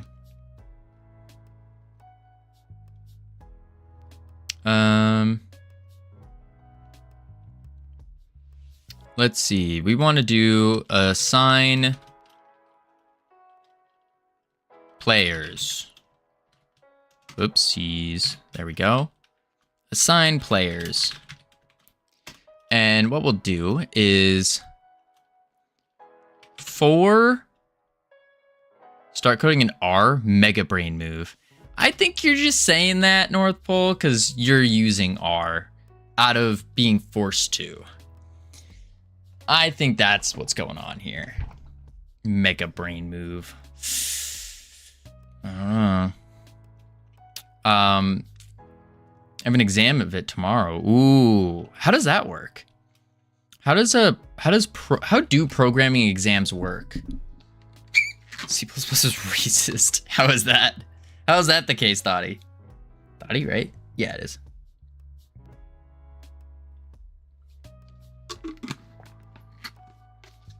I remember in university, whenever we had a programming exam, it would be with pencil and paper. They banned pens because this is about the time when that pen came out that could code for you, and like it would like you could scan what you're doing, and they would like pop up with a little prompt. Because C++ has too many race conditions. That's funny. Coding exams look like this. Ask ChatGPT. Never. ChatGPT is not good at coding. Nope. No. Grok, on the other hand. Grok's pretty good. I don't know. We get some questions about statistics, and we have to solve them in R. Our syntax is kind of weird, though.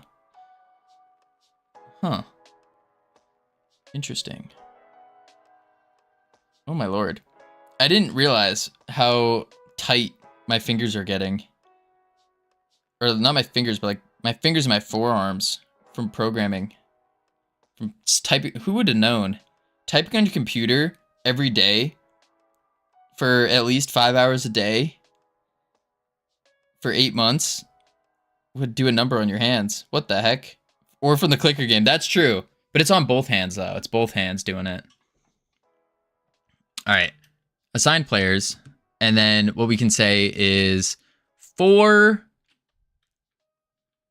PID in multiplayer manager dot player data, we can say wait, I don't want two for loops inside of each other.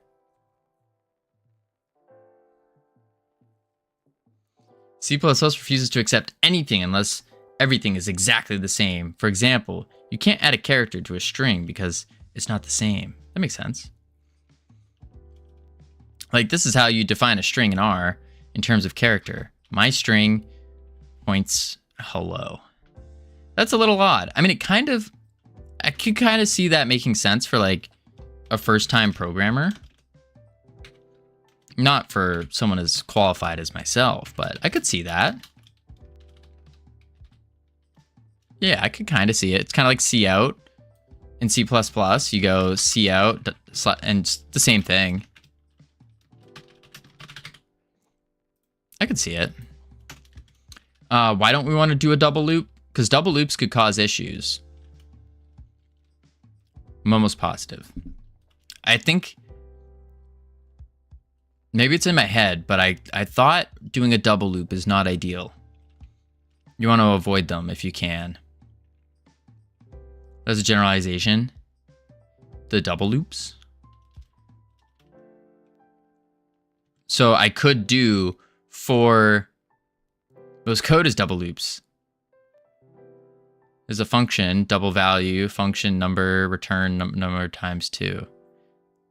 Oh, I don't like that, North Pole. I don't like that. No. So I guess we would have to go, wait, let's do this. Let me go export var spawn points as a node.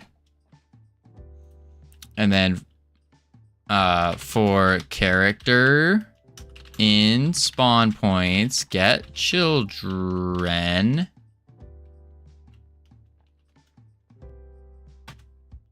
Yes, here we don't do a double loop because we don't need it.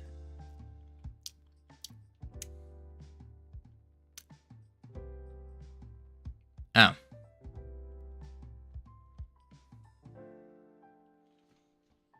So then if we're not doing the double loop, what am I? Let's see. Didn't know what you wanted to do. Not a mind reader yet. Basically, what I want to do is go through the spawn points here and then assign each one the add player, like call add player on them with the PIDs. I know now. Yeah. I'm mostly just explaining it out loud. So if that's not the case, what do we want to do? We want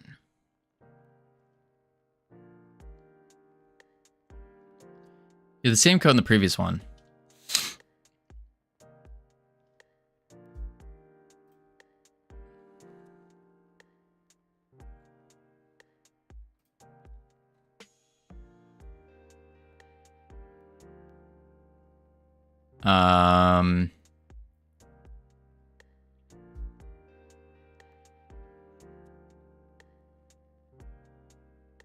No.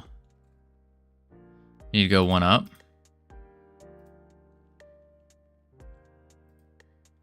Spawn points.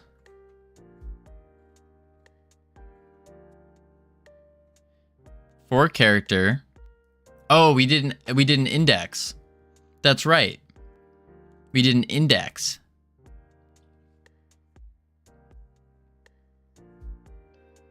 Okay, we could do an index.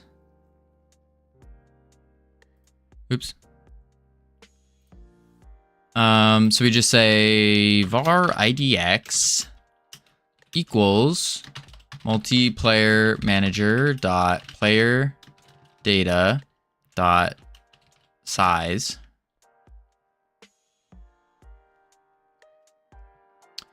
-1 because it starts at 0. Oh, I got a lot of question marks on that. That's not the play. That's not the play? That's a lot of question marks. For... Oh, okay. We could add up. We could add up IDX 0 and then start going up.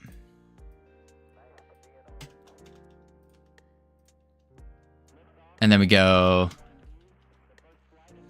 it's weird because in itself, it's kind of Pythonic, yet the use of the curly brackets near the if-elses and functions resembles C.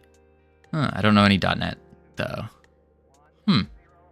That just sounds weird. So we go character. Ooh, that's not how you spell character. Character dot add. It's not called add player. Add player.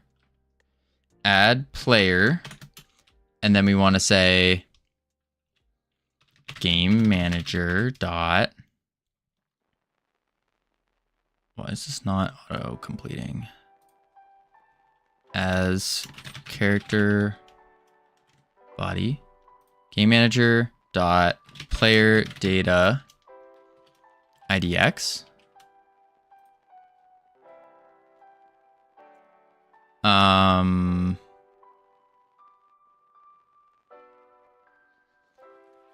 Yeah, that should give us the dictionary. Oh, it's not game. Holy crap. Multiplayer. And then we say IDX plus equals 1. But we need to say... We need to stop. We don't really need it, but... Yeah, because I'll just stop.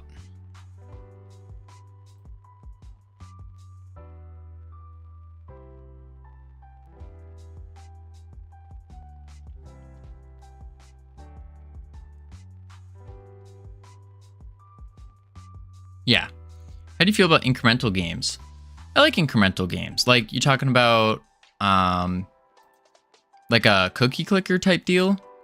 Where you're, like, getting bigger and bigger? Or are you talking about, like, a snake? Yeah. I think they're pretty cool. I like them. I think they are... I tend to, like, get into them really deeply for about 2 weeks or so, and then I'll like go really crazy, and then maybe I'll check in over the course of another 2 weeks, depending on how it is. Like Cookie Clicker, I went really hard on it, really hard.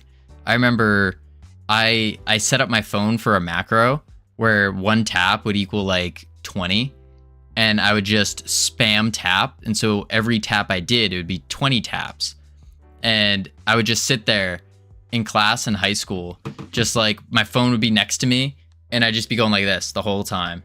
My fingers got really fast and strong from it. But that's what I would do, just like that.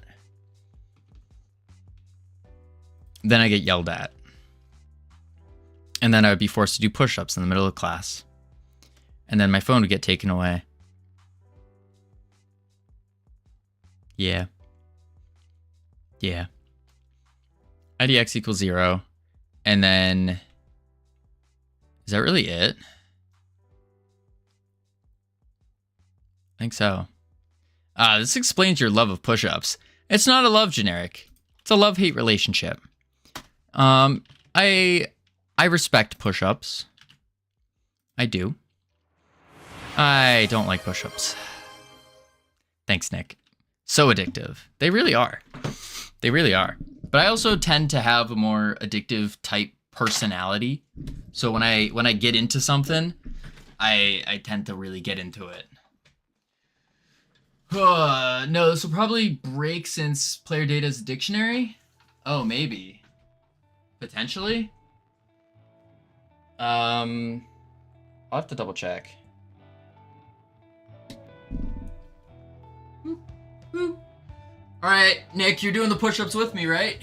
Oh, ow. That was painful. Woo-hoo. Ugh. 1, 2, 3, 4, 5, 6, 7, 8, 9, 10, 11, 12, 13, 14, 15. Oh, sure. I hope so, Nick. Hope so. Gotta work on those pec muscles. Everyone else, you're also joining in the push-ups, right? Whew. Oh, I just realized my YouTube is on top chat this whole time. So I don't know if anyone in YouTube spoke. Oh, where am I? Where am I? This message. No push-ups? I cannot. Why can't you? I did so many push-ups. Trust me. The squats I can. You can do a push-up, North Pole. Even if it's like a push-up on your knees. You could do that. I have noodle arms. It's mostly about the chest. Mostly about the chest. And quite a bit of tricep, though. But if you can't do a push-up, you can always do them on your knees. Do like a knee push-up. Or do like an inclined. So like you do it against your chair. We rudely call those girl push-ups. Generic. I was dodging the term. But yes. Yeah. Oh geez, lucky me. I am a girl. Perfect. Perfect.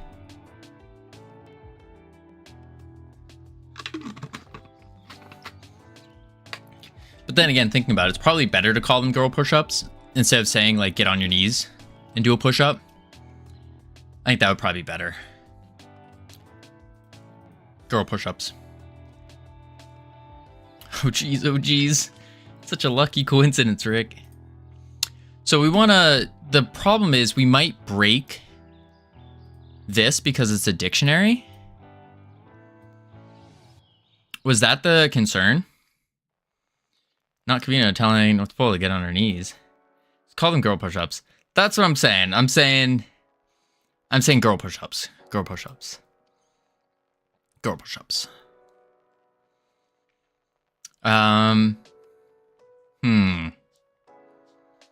Beginner push-ups.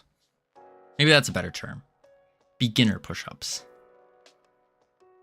Okay, so the problem is we might run into a problem here when we're incrementing the player data.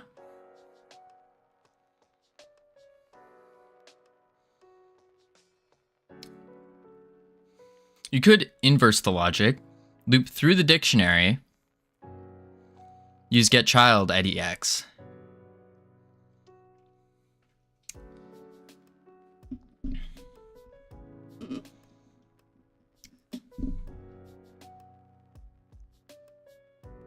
That might be better. Yeah. So we would say instead, we'll do for PID as an int.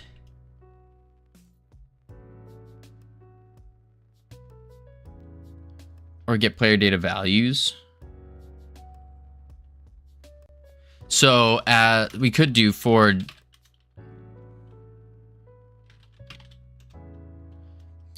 dictionary in multiplayer manager dot player data dot values. I'm not saying anything. It's for the best.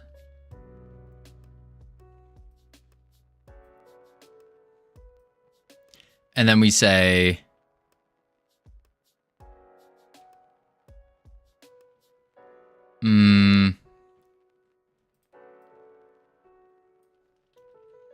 spawn points dot get child idx dot add player dictionary, like that.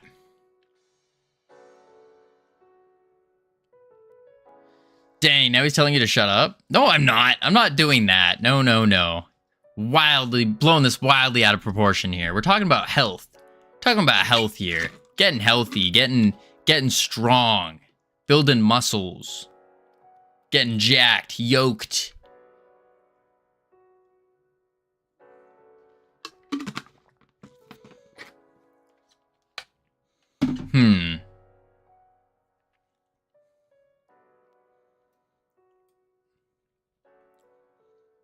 Would this work?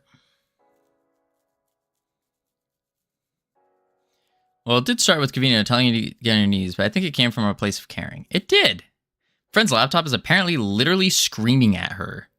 Oh no. That's not good at all. How is that happening? And why is she not watching twitch.tv/justcovino for the most exclusive and premier game dev experience?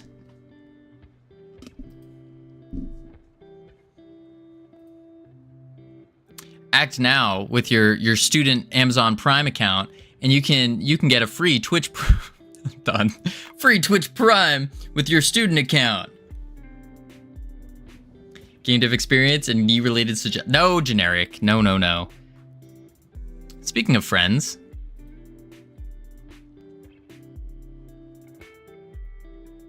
what happened to Temptic? Temptic just doesn't come around anymore.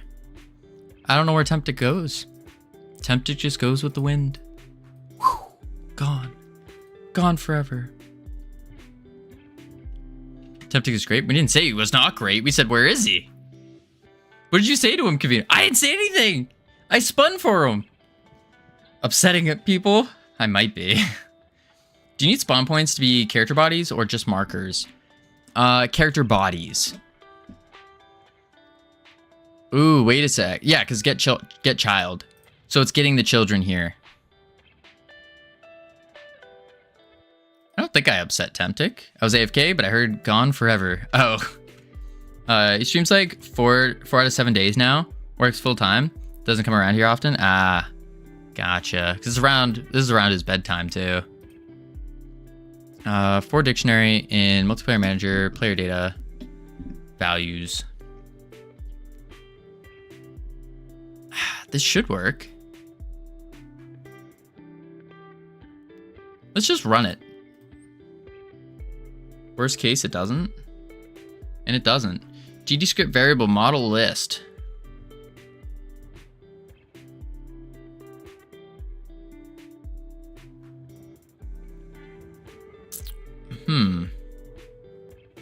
Trying to assign value of GDScript on variable of type model list. Doing it live. He's playing another project besides his simulation ground control game. Oh, nice. Not GD. Oh, whoops. This needs to be the, what is it? Model. It only allows .gd. Character models. That's what it is. Character models. Character models. Play. In most cases, I start from the server to create a character body. Then they are created for everyone. I can immediately assign who, where, which multiplayer authority.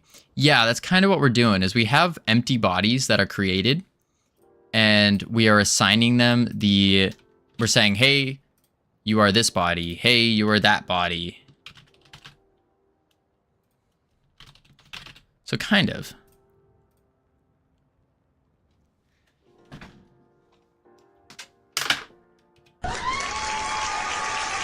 We did it.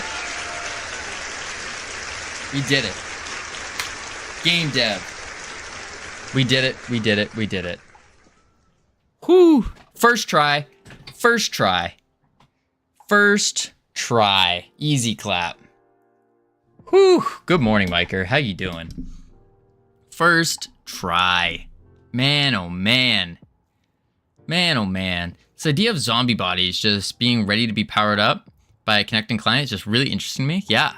Super cool. Okay. Next up. Let's get the timers. Get the timers going. Right here. On ready, we start it. Pre-game countdown. It's okay, so it's predetermined how many characters there are. Well, currently, yeah. So the idea is based on how many clients you have. And then we're going to fill in the rest with bots. So you can only have a maximum current status. You can only have a maximum of 4 players in total. But I think the more I'm going into this, I think our goal is going to be 8 characters. Is to have a total of 8 characters available. Just put the fries in the bag. Ooh, I could go for some fries, Cam. I really could. That sounds good. Some, a burger and fries. Ooh. I haven't had a burger and fries in a long time. No, Covino, you need to be healthy. What's more healthy than a burger and fries? Did I tell you I'm at the beach this week? Yes. Yes, yes. Getting that suntan going.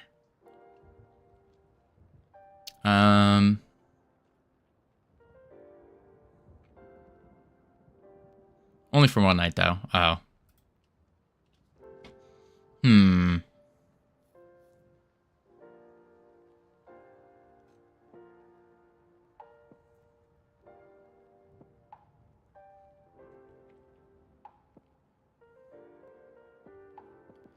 And then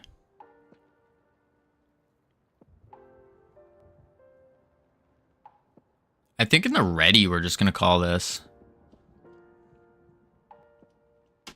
Spent a lot of time yesterday trying to get the car going. Getting the car going.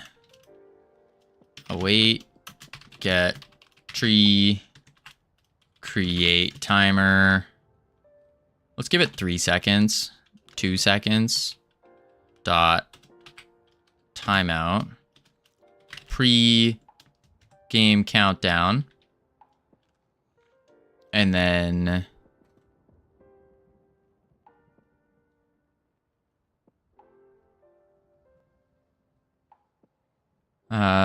set up an F1 car in Godot.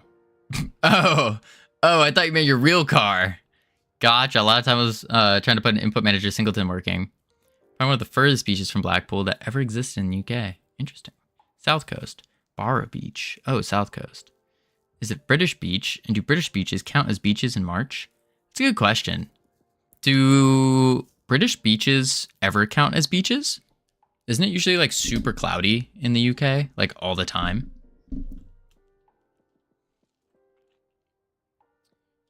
Yes to both. Start game timer. Not all the time. Sounds like some copium.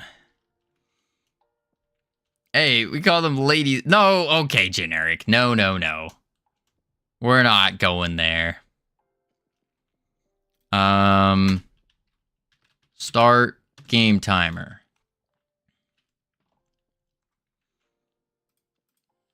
And then game length in seconds, we'll say 60.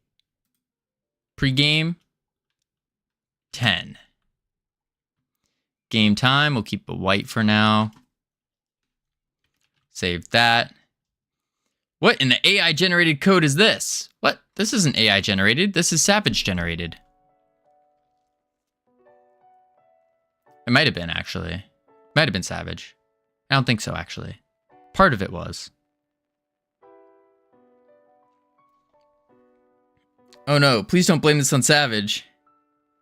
Then this is generic. Why is there an IDX? Why is there an IDX? I might have forgot to mess something.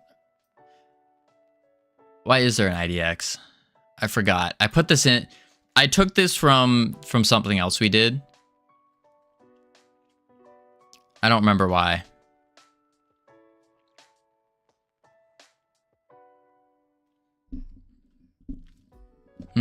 This is your wild imagination doing some await stuff. Was it? Was it?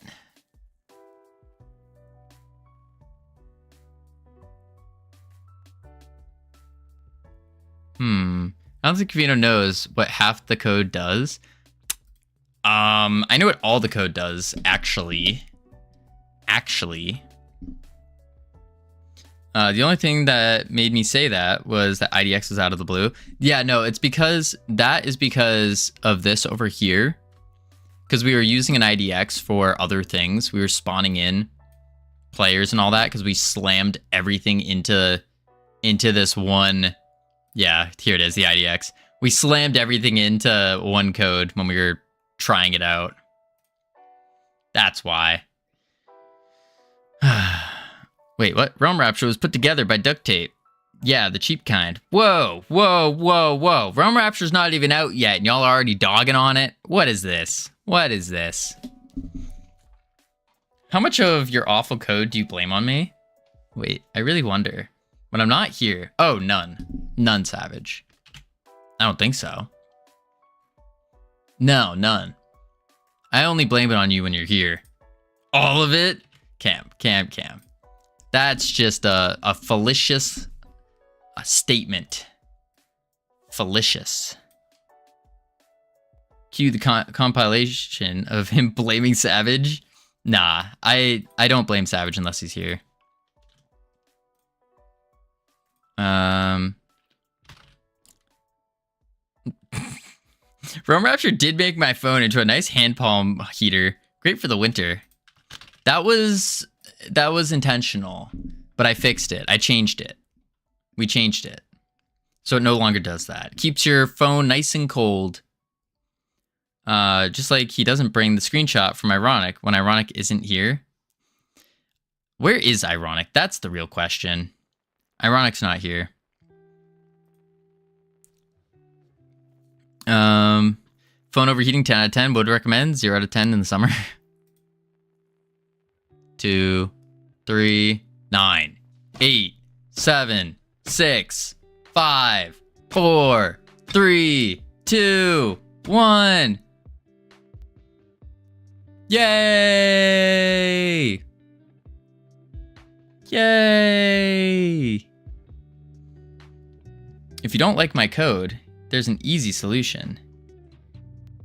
Well, I never said I didn't like your code. Ironic occasionally comes in, makes half the models for the game, and then evaporates into thin air. Yep. And then I DM Ironic, and I'm like, hey. And he goes, ignores me completely. Boom, gone.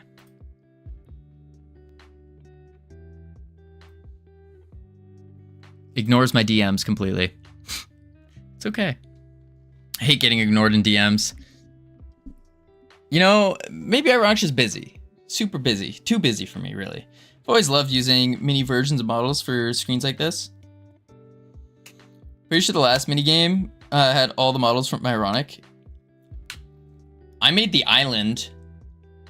The semi-sphere. Okay, it's stuck at 1. Dope. All right, let's close this out. And then... Ooh.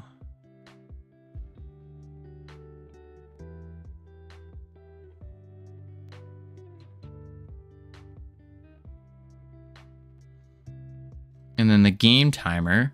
Ah, we have an emit here. Interesting. Game time over.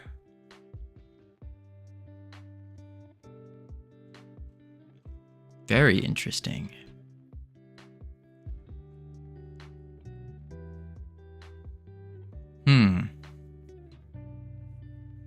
Just the island. Yes, it was just the island. And then I took a water shader. I manipulated that a bit, a whole bunch. Okay, so now what we need to do is we need the... Ooh. Ooh. We want the end screen to go. Water shaders. Pog. No, you're wrong anyway? Wait, what? How do we get the end game now? Ironic didn't make the little pill thing that the crocs squash. That's true. I made the dummies and I made the water, the water spout coming out of their mouth. I did that. The thing that looks like every model Covino has ever made. I'll have you know, the fairy model for Realm Rapture has been touted as one of the better models, really. So don't try to argue.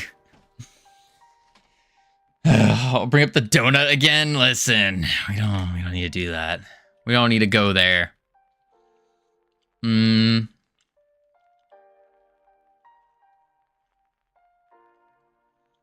All right, we need the end game now. So the problem is the end game is here. End screen. And we need placements. We have the models managed. And I think end screen actually should go inside the scenario itself, right? Because that's what that's really what we're gonna see. Does that make sense? Put the end screen in the scenarios themselves? I think so.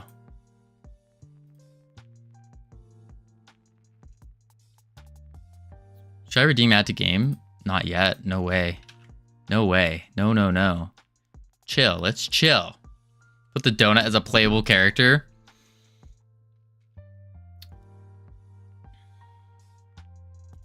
That wouldn't make sense. It wouldn't make sense. We want it to stay on, we want to stay on theme of the game. And for right now, it's lifeguards. Big red error, playable. Oh no, this is something else. But the threat of it is now there. That's true. That's true.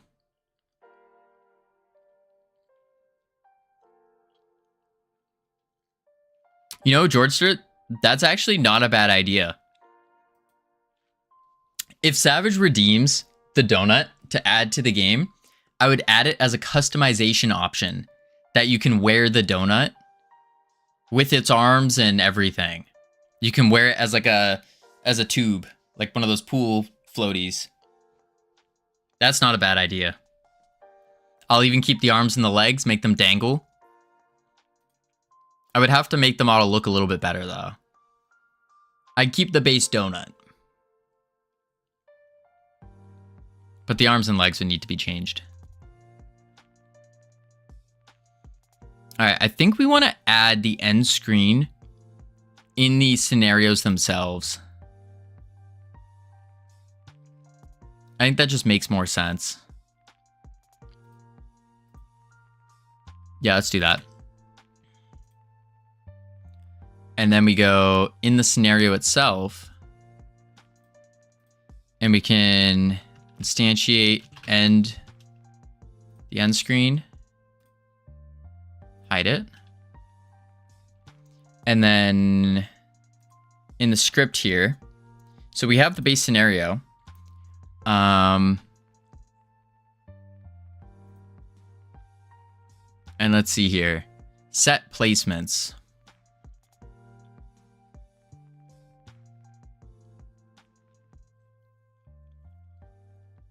How do we do this? We want to set the placements.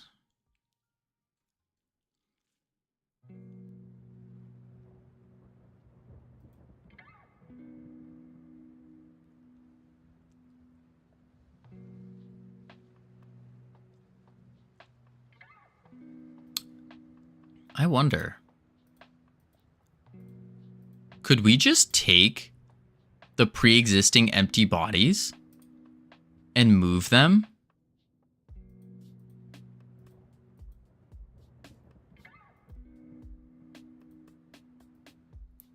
Would that be better? Back to the code for a sec. Oh, this is a mess. This is a mess. We're not worried about this yet. Because I deleted I deleted the models that was up here. Because we have a new way of doing models now. But what I'm thinking, actually, is for the end screen. So, in the base scenario, since we have the end screen different now, we have it in the scenario itself. That gives us access to these bodies that has the player data on it. Who made you write that if statement like that? Oh, this? This is just me quickly adding in a little animation. That's it. I just did something really quick. Really quick. Quick and dirty.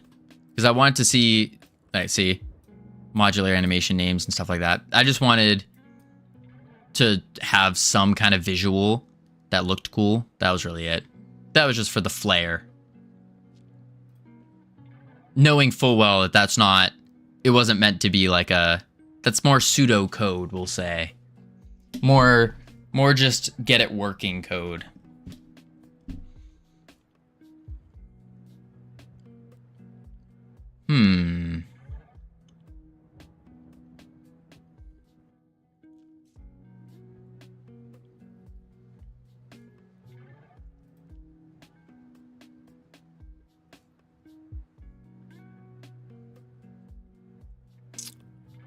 That was 80% of some of the biggest products are. Get it working code? That's gross. And I know it is, and the reason I know it is because there are these, I was doing research on vibe coding, and these vibe coders are making bank on the crappiest code there is. And that brings up a really interesting point. Does clean code really matter to a certain extent? Hit pause on whatever you're listening to and hit play on your next adventure. Stay 2 nights and get a $50 best. And I think that's interesting. Life's a trip. Because we know the value of clean code. Visit bestwestern.com for We know the value that you can use it to, it's better for debugging, adding things, subtracting things and all that. To get something working, no. To get something maintainable, yes. Yeah. I replaced my if statement that had 7 and conditions with 7 nested if statements for readability. Oh my lord.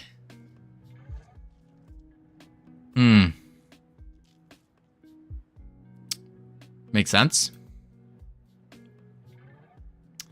Let's see here.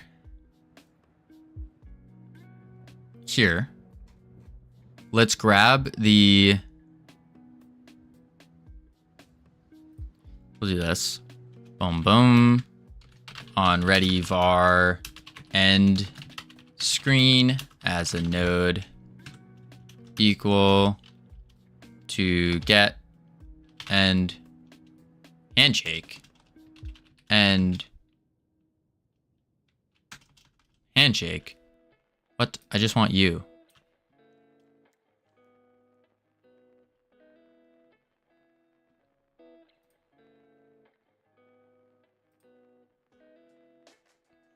Oh, I see why. Because you're a separate scene. So instead, let's do this. Let's be smart. And we will do game time over. And we can say in the base scenario, on ready, we will say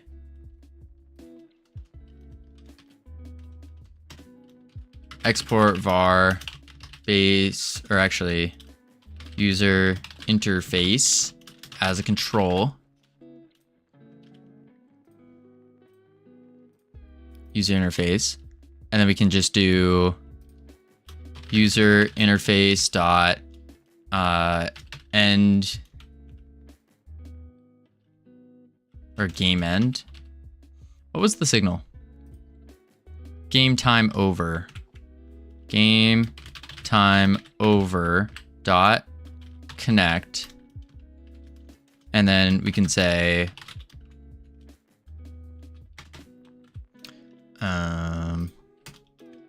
export var end screen 3D.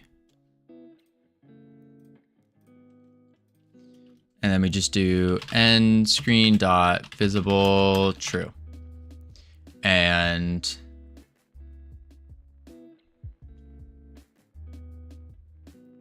but we'd have to still move things around. Yeah. Wrong redeem. Oh well.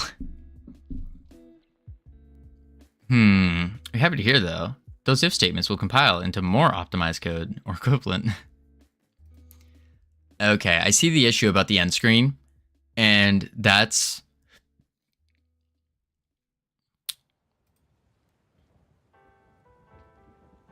well,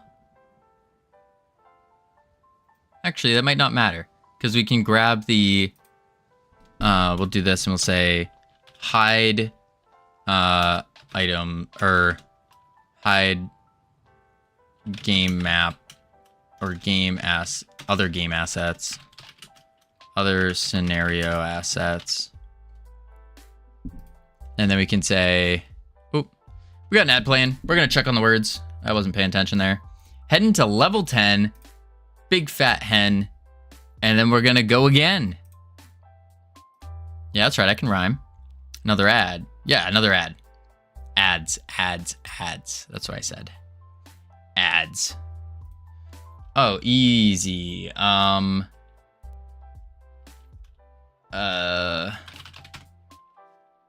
me again how you lost that rap battle. Savage. I've been practicing so much in the shower. Like, I've grown too powerful. I think I could win. I think so.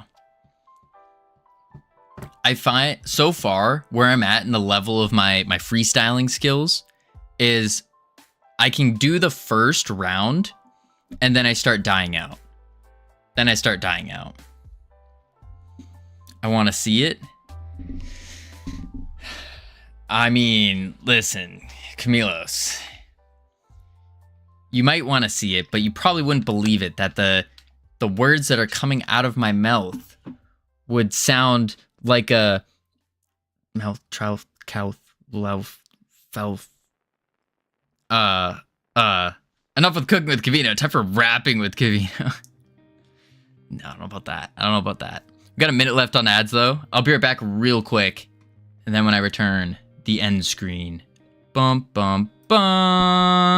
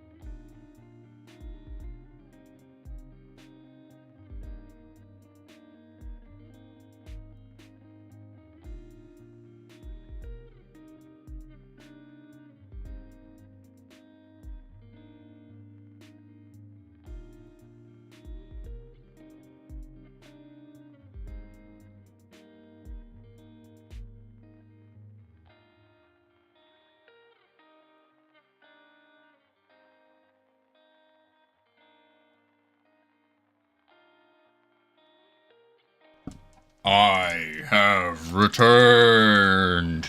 Well, welcome back, Covino. We missed you so much. It's all good. We're here.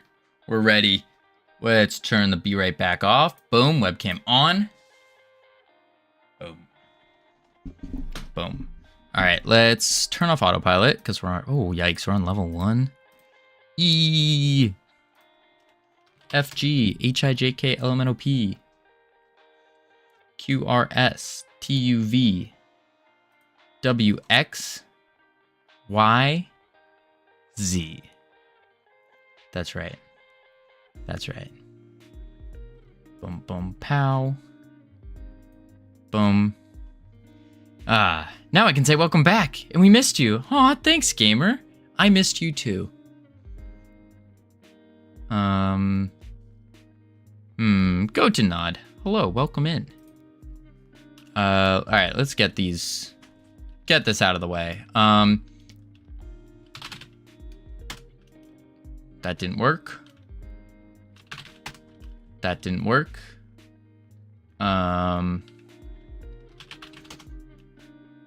That didn't work. Oh, took my torn.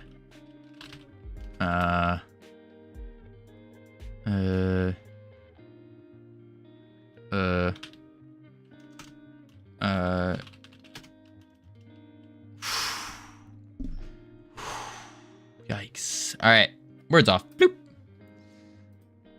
Let's see here. So this is where we will hide these scenario assets as well.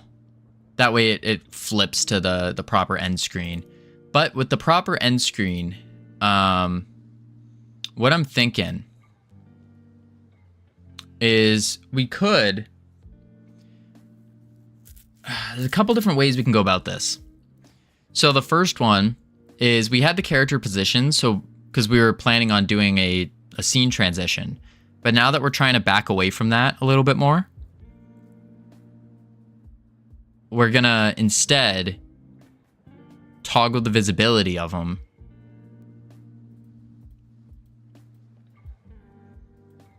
But what we could do is, because the end screen is now within the same tree as the base scenario, we already have these empty bodies, right? Cam, why would you do that?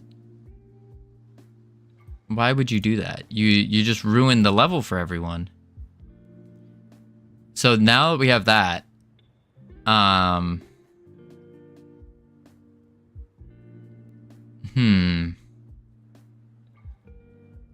plead the fifth. Show me the letters, I'll save it.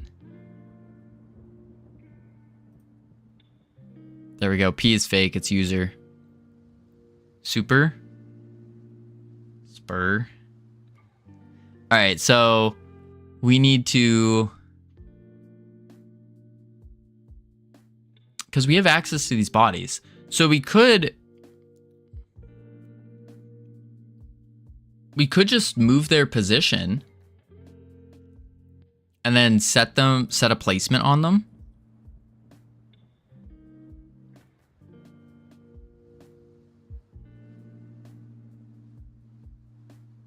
Maybe. What would be the better route, though?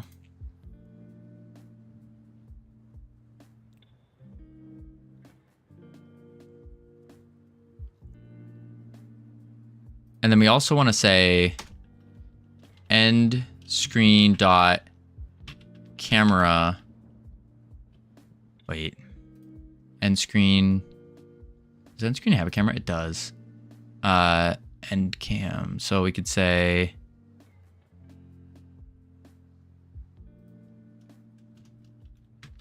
export var end cam camera 3D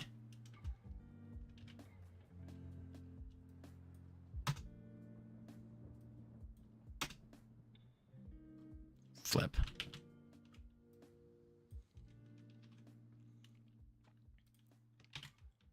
Boom.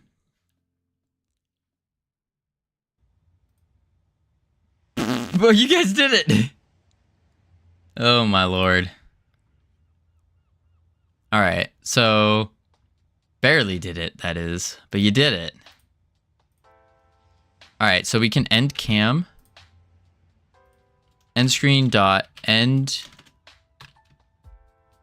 cam equals, oh, end cam dot current equals true.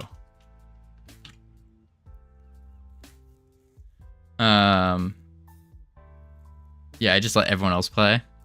That's fair. All right. Now, how would we want to manage this end screen, though? The chase is on. The chase is on. What are you talking about?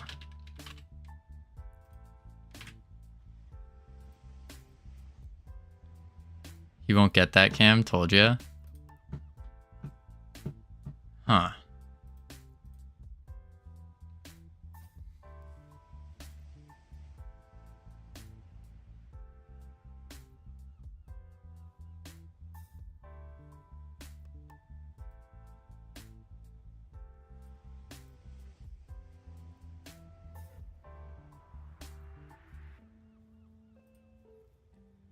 $2013. They have it in Australia. Pretty sure had in the US. They don't have Bratters. I don't know what you're talking about. Don't know what you're talking about. Let's see. So for the end screen, what makes more sense? Do we just move these bodies that are in the spawn points? Like move their position? Or do we want to instead get rid of them and move them? Liam, play edit. Hello. How are you? Welcome in. First time chat. Good to have you. If you change the camera, I think don't use this current.true. Wait, what? What do you mean if you change the camera, don't use this? We need to change the camera.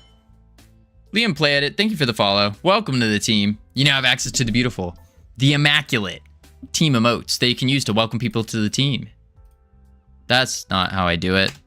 I really need to set a macro for this. I was literally about to make that joke. Oh, ha ha ha. Let's see. And then multiplayer host. Join. And we can do blah, blah, blah, blah, blah, blah. Ready, start. Boom. 10, 9. Oh, it's showing the return to menu. That's not good. Need to get rid of that. 4, 3, 2, 1. Boom. Timer. And it goes for a minute, but we don't care about that right now. I need to switch this to 30 seconds. When you switch end screen, cam, or are you switched in this case? You know, this guy, when you give him a minute. Gotcha. Wait, when you switch to end screen cam, or aren't you switched in this case? Whoa, an ad. Whoa, another ad. Wow. I'll just keep that saved. Sorry, my English isn't the best. No sweat. So what's happening is... Wait, I need to go into here real quick and hide the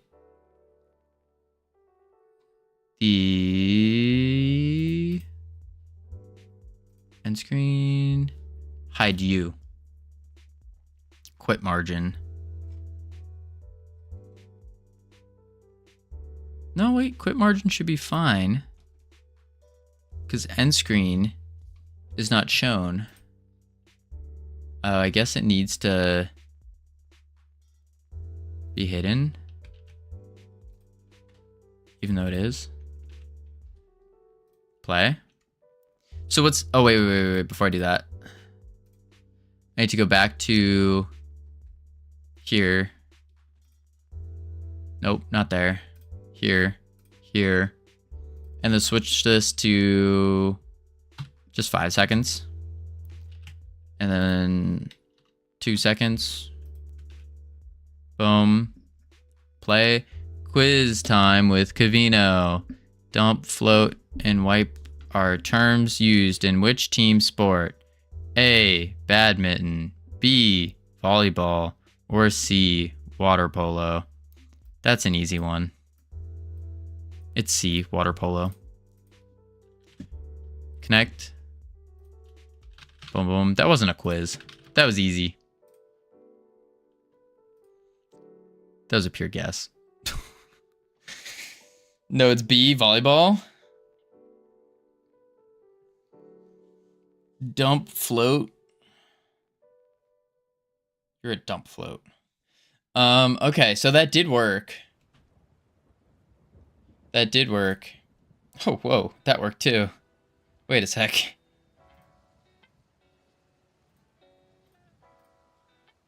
Ah, that doesn't work though.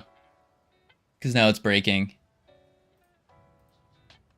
Because I wiped something.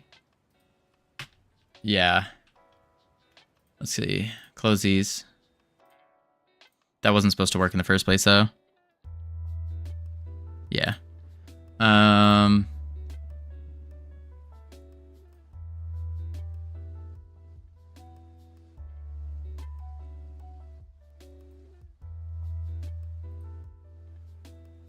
Quit margin, return to menu. Ah, that's why. We don't want to change scene to file anymore.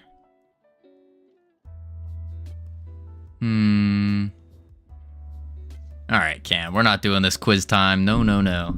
No, no, no. I like the idea, but I don't like the questions. But it's also a cherry tree. No, wait, it's a willow. It is a willow. Weeping willow. I'm using my points on this. Use cam.makeCurrent instead of current equals true. But because in this case, you have more than one current camera, and that's a little random. Oh. So what is that? Is that like an actual built-in function?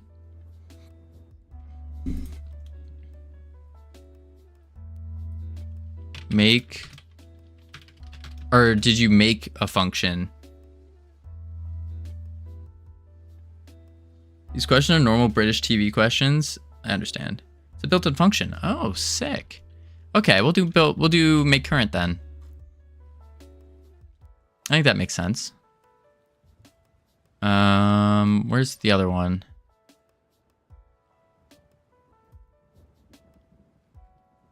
And then is it in the lobby? Forgot where the other one is. Base scenario. Ah. Make current. Oh, sick. Okay. So we now have that. In the end screen, what we want to happen is basically, I wonder if we could move the characters around.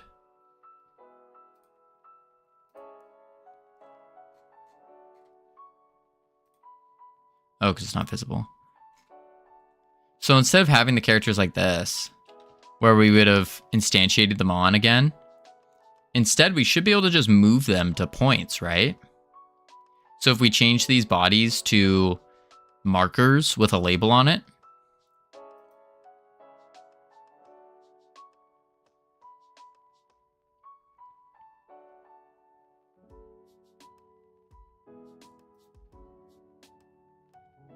yeah, because it's just the empty body. So we should be able to just do a marker with a label on it, and then we move the characters in their proper places. But first, we need a placements. So how do we get the players to know their placements?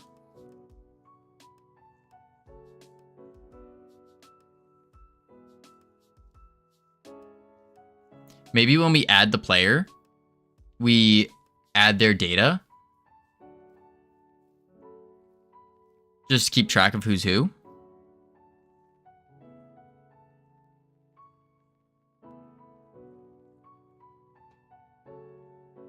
So they each have their... Well, now it'd be better to get their PID though. Oh, so we could do a variable then for their ID. So we say var multiplayer ID as an int. And we could say in the add player, we'll just grab their data and say data, or actually, multiplayer ID equals data multiplayer ID. Boom. Now we have them as IDs.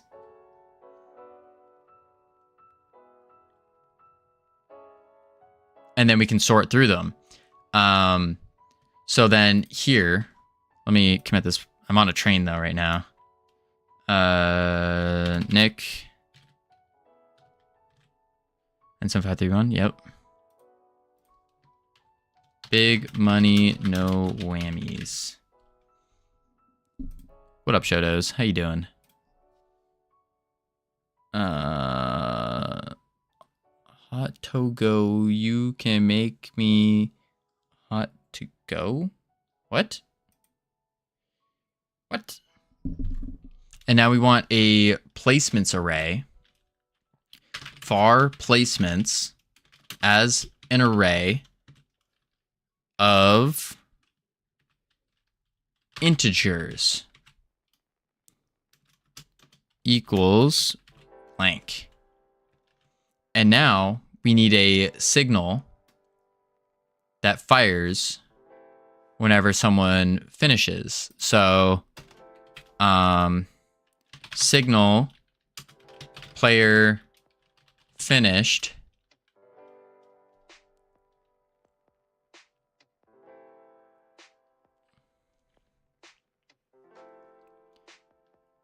We can't really make this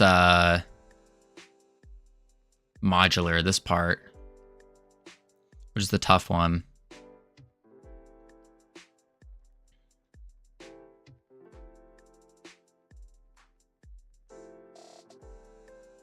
Unless we say... No, wait, that might be fine. No, that won't work.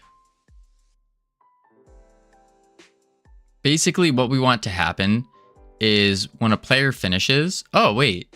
When a player finishes, we shove it on their body here. Signal player finished. And then this needs to emit when or scenario win condition complete. And then we go how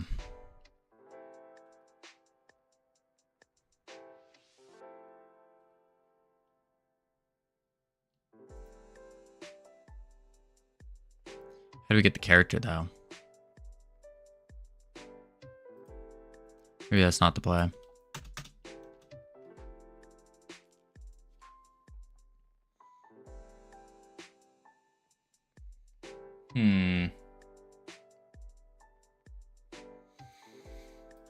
And calls the PID.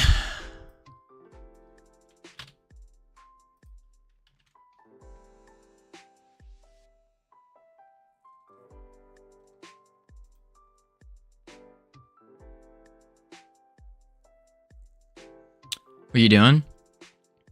I am figuring out a placements. So I'm thinking we just gave all of the empty bodies a PID, so that way we can organize them. And what I want to do is have them emit a signal whenever they complete their task for the minigame. So that's like their win condition. And then depending on, like, as they are emitting their signals, they get added in the placements one by one. And then once we have the placements array filled and the game's over, then the end screen will come by, check those placements, and assign each player to their respective spots. That's kind of the idea. And then we would change these character bodies into markers. And so then we can move the position of the empty bodies. Instead of having to make new bodies, we can just use the ones that are here and change their position. Yikes.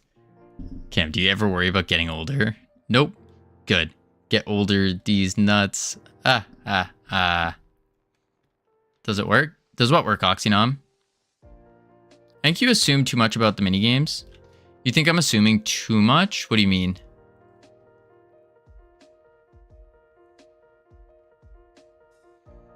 Because we want all the mini games to have an end screen and like a little placements. That's not like that's a guarantee.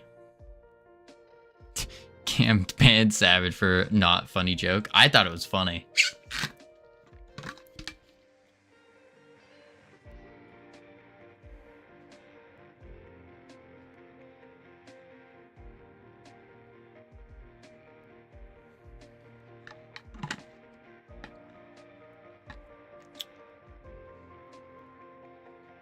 The win conditions won't always be known before time runs out. Right. What do you think, Covino? The thing that you've been doing for the past week? Oh, Oxynom. No. No. Yeah, that's true. The player won't always know. So we'll just leave a placements array in here. No signal, but we do want to keep that PID. That's important. Do you have Guinness in the States? Yeah, of course. Of course. What tone mappers people use with Godot? None in particular. We just used our own, like, we just finagled. That's it. We just kind of messed with it. It was in, I don't even remember where it is. Yeah, we're just messing around with things.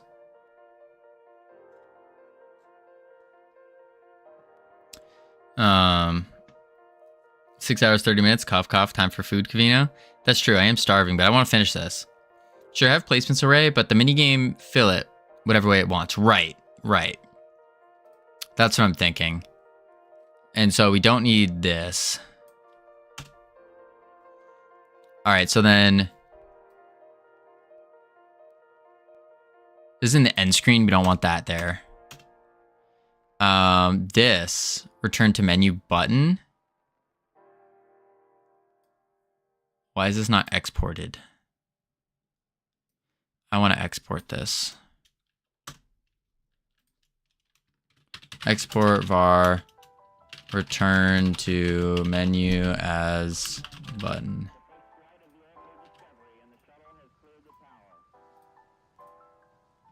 And then we want the return not to actually do anything.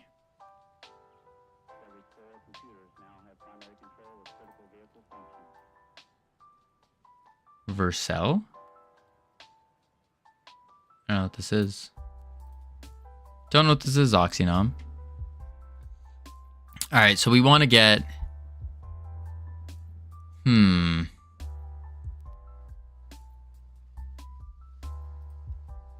Yeah, I think we want to do these guys as... 3-2. Oxy, what is the link? You gotta explain it a little bit. You have to request access. It's a useless link. For my Twitch extension. Oh, you're making a Twitch extension? That's cool. What's it do? Go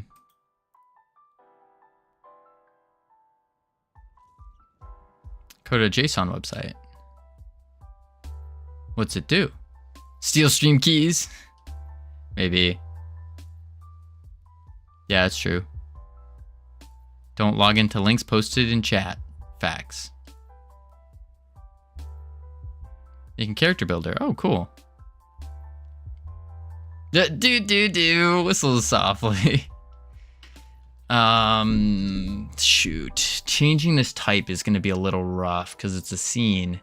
So you can't just change type. We'd have to delete it.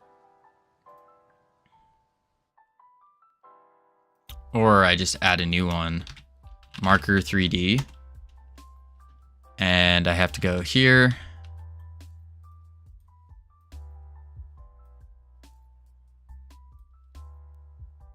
Boom.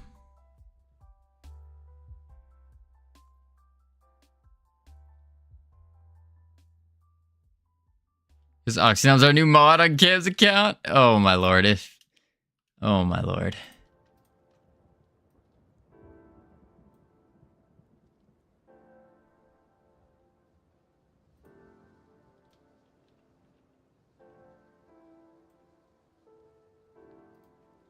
Delete. First place.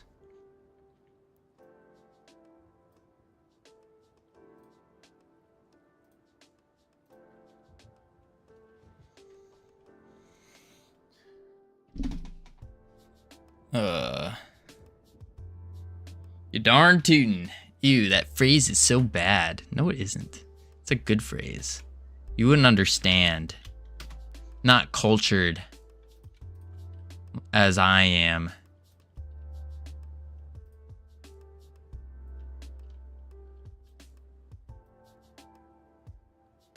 Oh, messed that one up.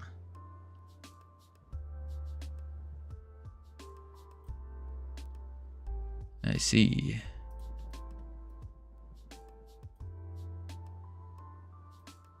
Zoop. Oops. Zoop. Zoop. Doop. Wait, why don't I just be smart about this? Transform.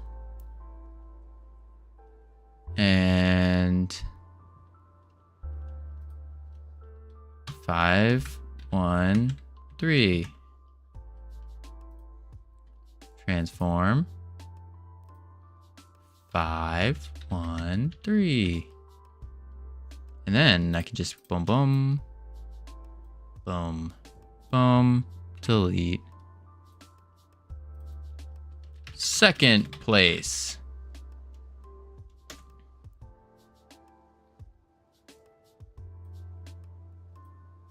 All right. Transform. -6, 1, 4. -6, 1, 4.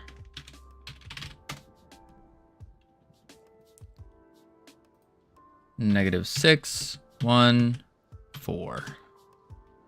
Let me grab these guys. I'm seeing so many chats that I'm missing because I'm focused. I'm locked in right now. Locked in.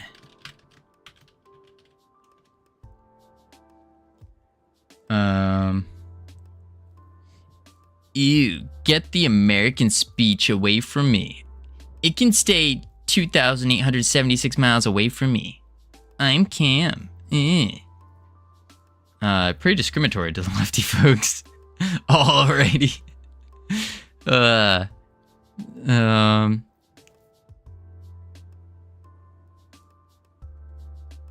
word sinister literally comes from Latin for left. Left-handed people are called sinister before it became synonymous with evil. Ah. Interesting. I don't sound like that. You sure? You know, because we do sound different than how we perceive ourselves to sound. You never know. Covino, I can help you earn $1. $1? That's more than I make in an hour. Please tell me. Say this in your normal accent.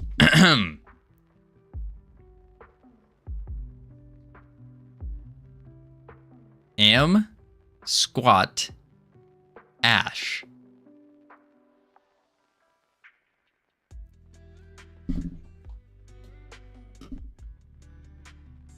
How did that earn me $1? He failed. Say it faster so you don't sound like a... Am squat ash. I watched you for 41 hours in February alone. Let's go, Max. That's awesome. Boom, boom. -3. It was really interesting seeing everybody's Twitch recaps. I thought it was really cool. -368. -368. -368. I thought it was really interesting. Boom. Delete. 4th place. There we go. Save. So now we just changed out all the bodies to markers. Don't pause between words. Say it fluently. I know what you're trying to make me say. I don't want to say it though. I don't want to be Scottish. Ugh. I watched you for 672 hours in February. Wait, really? Wait, what?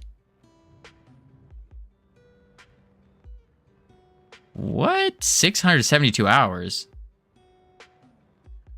Did I stream for 672 hours in February? There's no way. No, that's not possible. That's just straight up not a realistic. Oh, my calculator app's not opening. Okay, I guess we're not calculating it.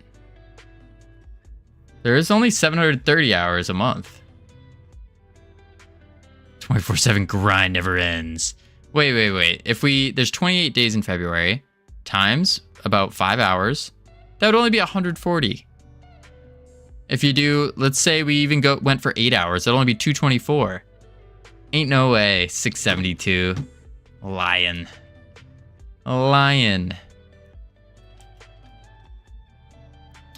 Okay. Yup. If you say Space Ghettos in an American accent, it sounds like you're saying Spice Girls in a Scottish accent. Oh my. It's weird, but it works. Who said I was watching you on stream? Oh. Gotcha. Interesting. I'm picking up what you're putting down. I see.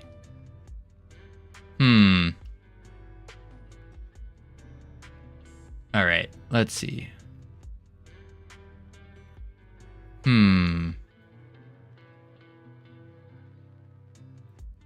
Okay.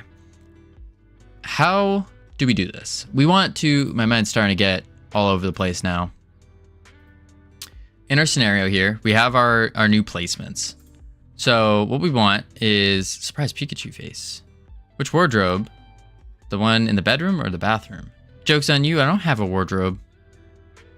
I have boxes and bags. Don't worry, I haven't fell out the tree yet. Joke's on you, there's no tree by my windows. If I even have windows.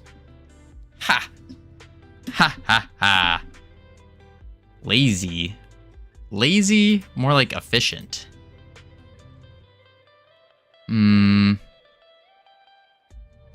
Wait, which house am I at then? Covino's in the closet? Actually, no, Savage, you're in the closet. Everyone on stream is here in the closet. I'm sitting outside the closet. All of you are technically in the closet. But is it called a closet if you remove the door? Or is it just part of the room? That's the philosophical question of the day, folks. Is it a closet if you remove the door? I don't think so. I think it's just part of the room now. Covino, say what? What? End. End screen. End. Light bulb. Okay. Let's now transfer swap the scene over. Did you say wet or what? What? Like, what? What? What did you say? Karaoke. Interesting idea. Let me think about it. No. All right, how do we do this?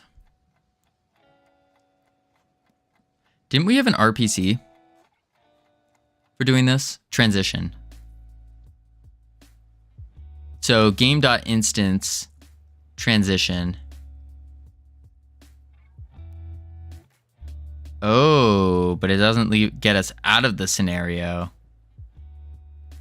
Ooh.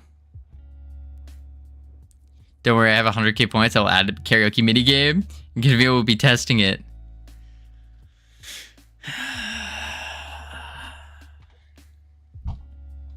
Hey, Covino, can I borrow your social security number, please? No. But thank you for saying please.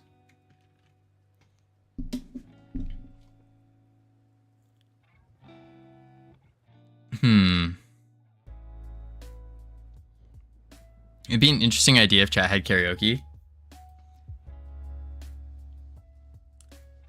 What do you mean by that? 876753009. I see what you did there.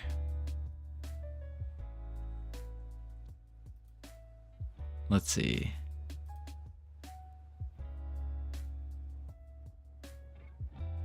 Choose random. They will sing in the chat. Yes, you all are welcome to sing your hearts out. Loud and proud about it. Just start belting out the chords. Git commit. Step 1. We need you to talk. What? I am talking. Am I not? Hello? Hello? Where is my GitHub? The hub. Cams Dono. Boom. Boom. All right. Read it again. Step 1. You say we need to talk. Oh. Step 1. You say we need to talk. Something. Okay. We need to get this going more, but unfortunately,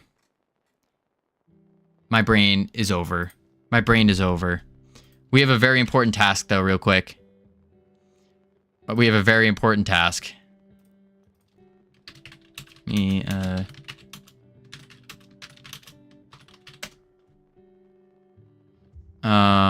No. A funnier one.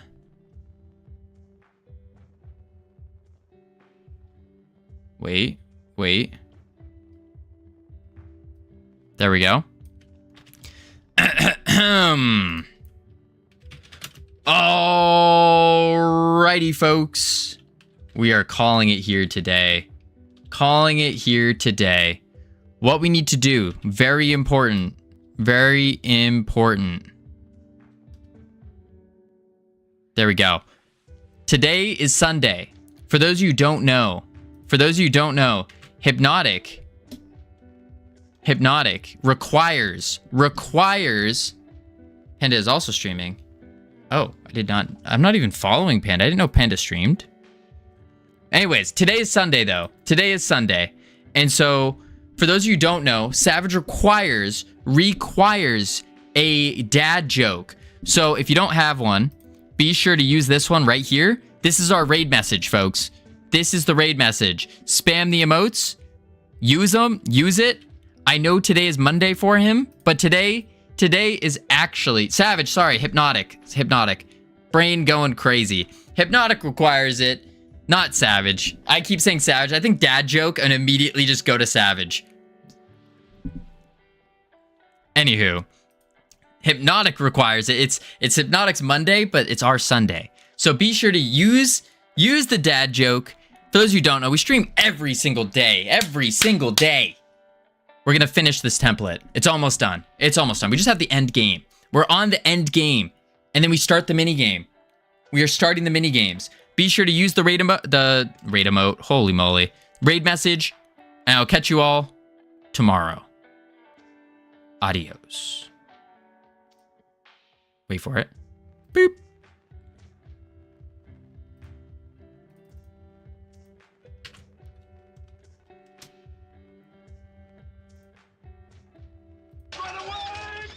Bye, YouTube. G'day, Covino.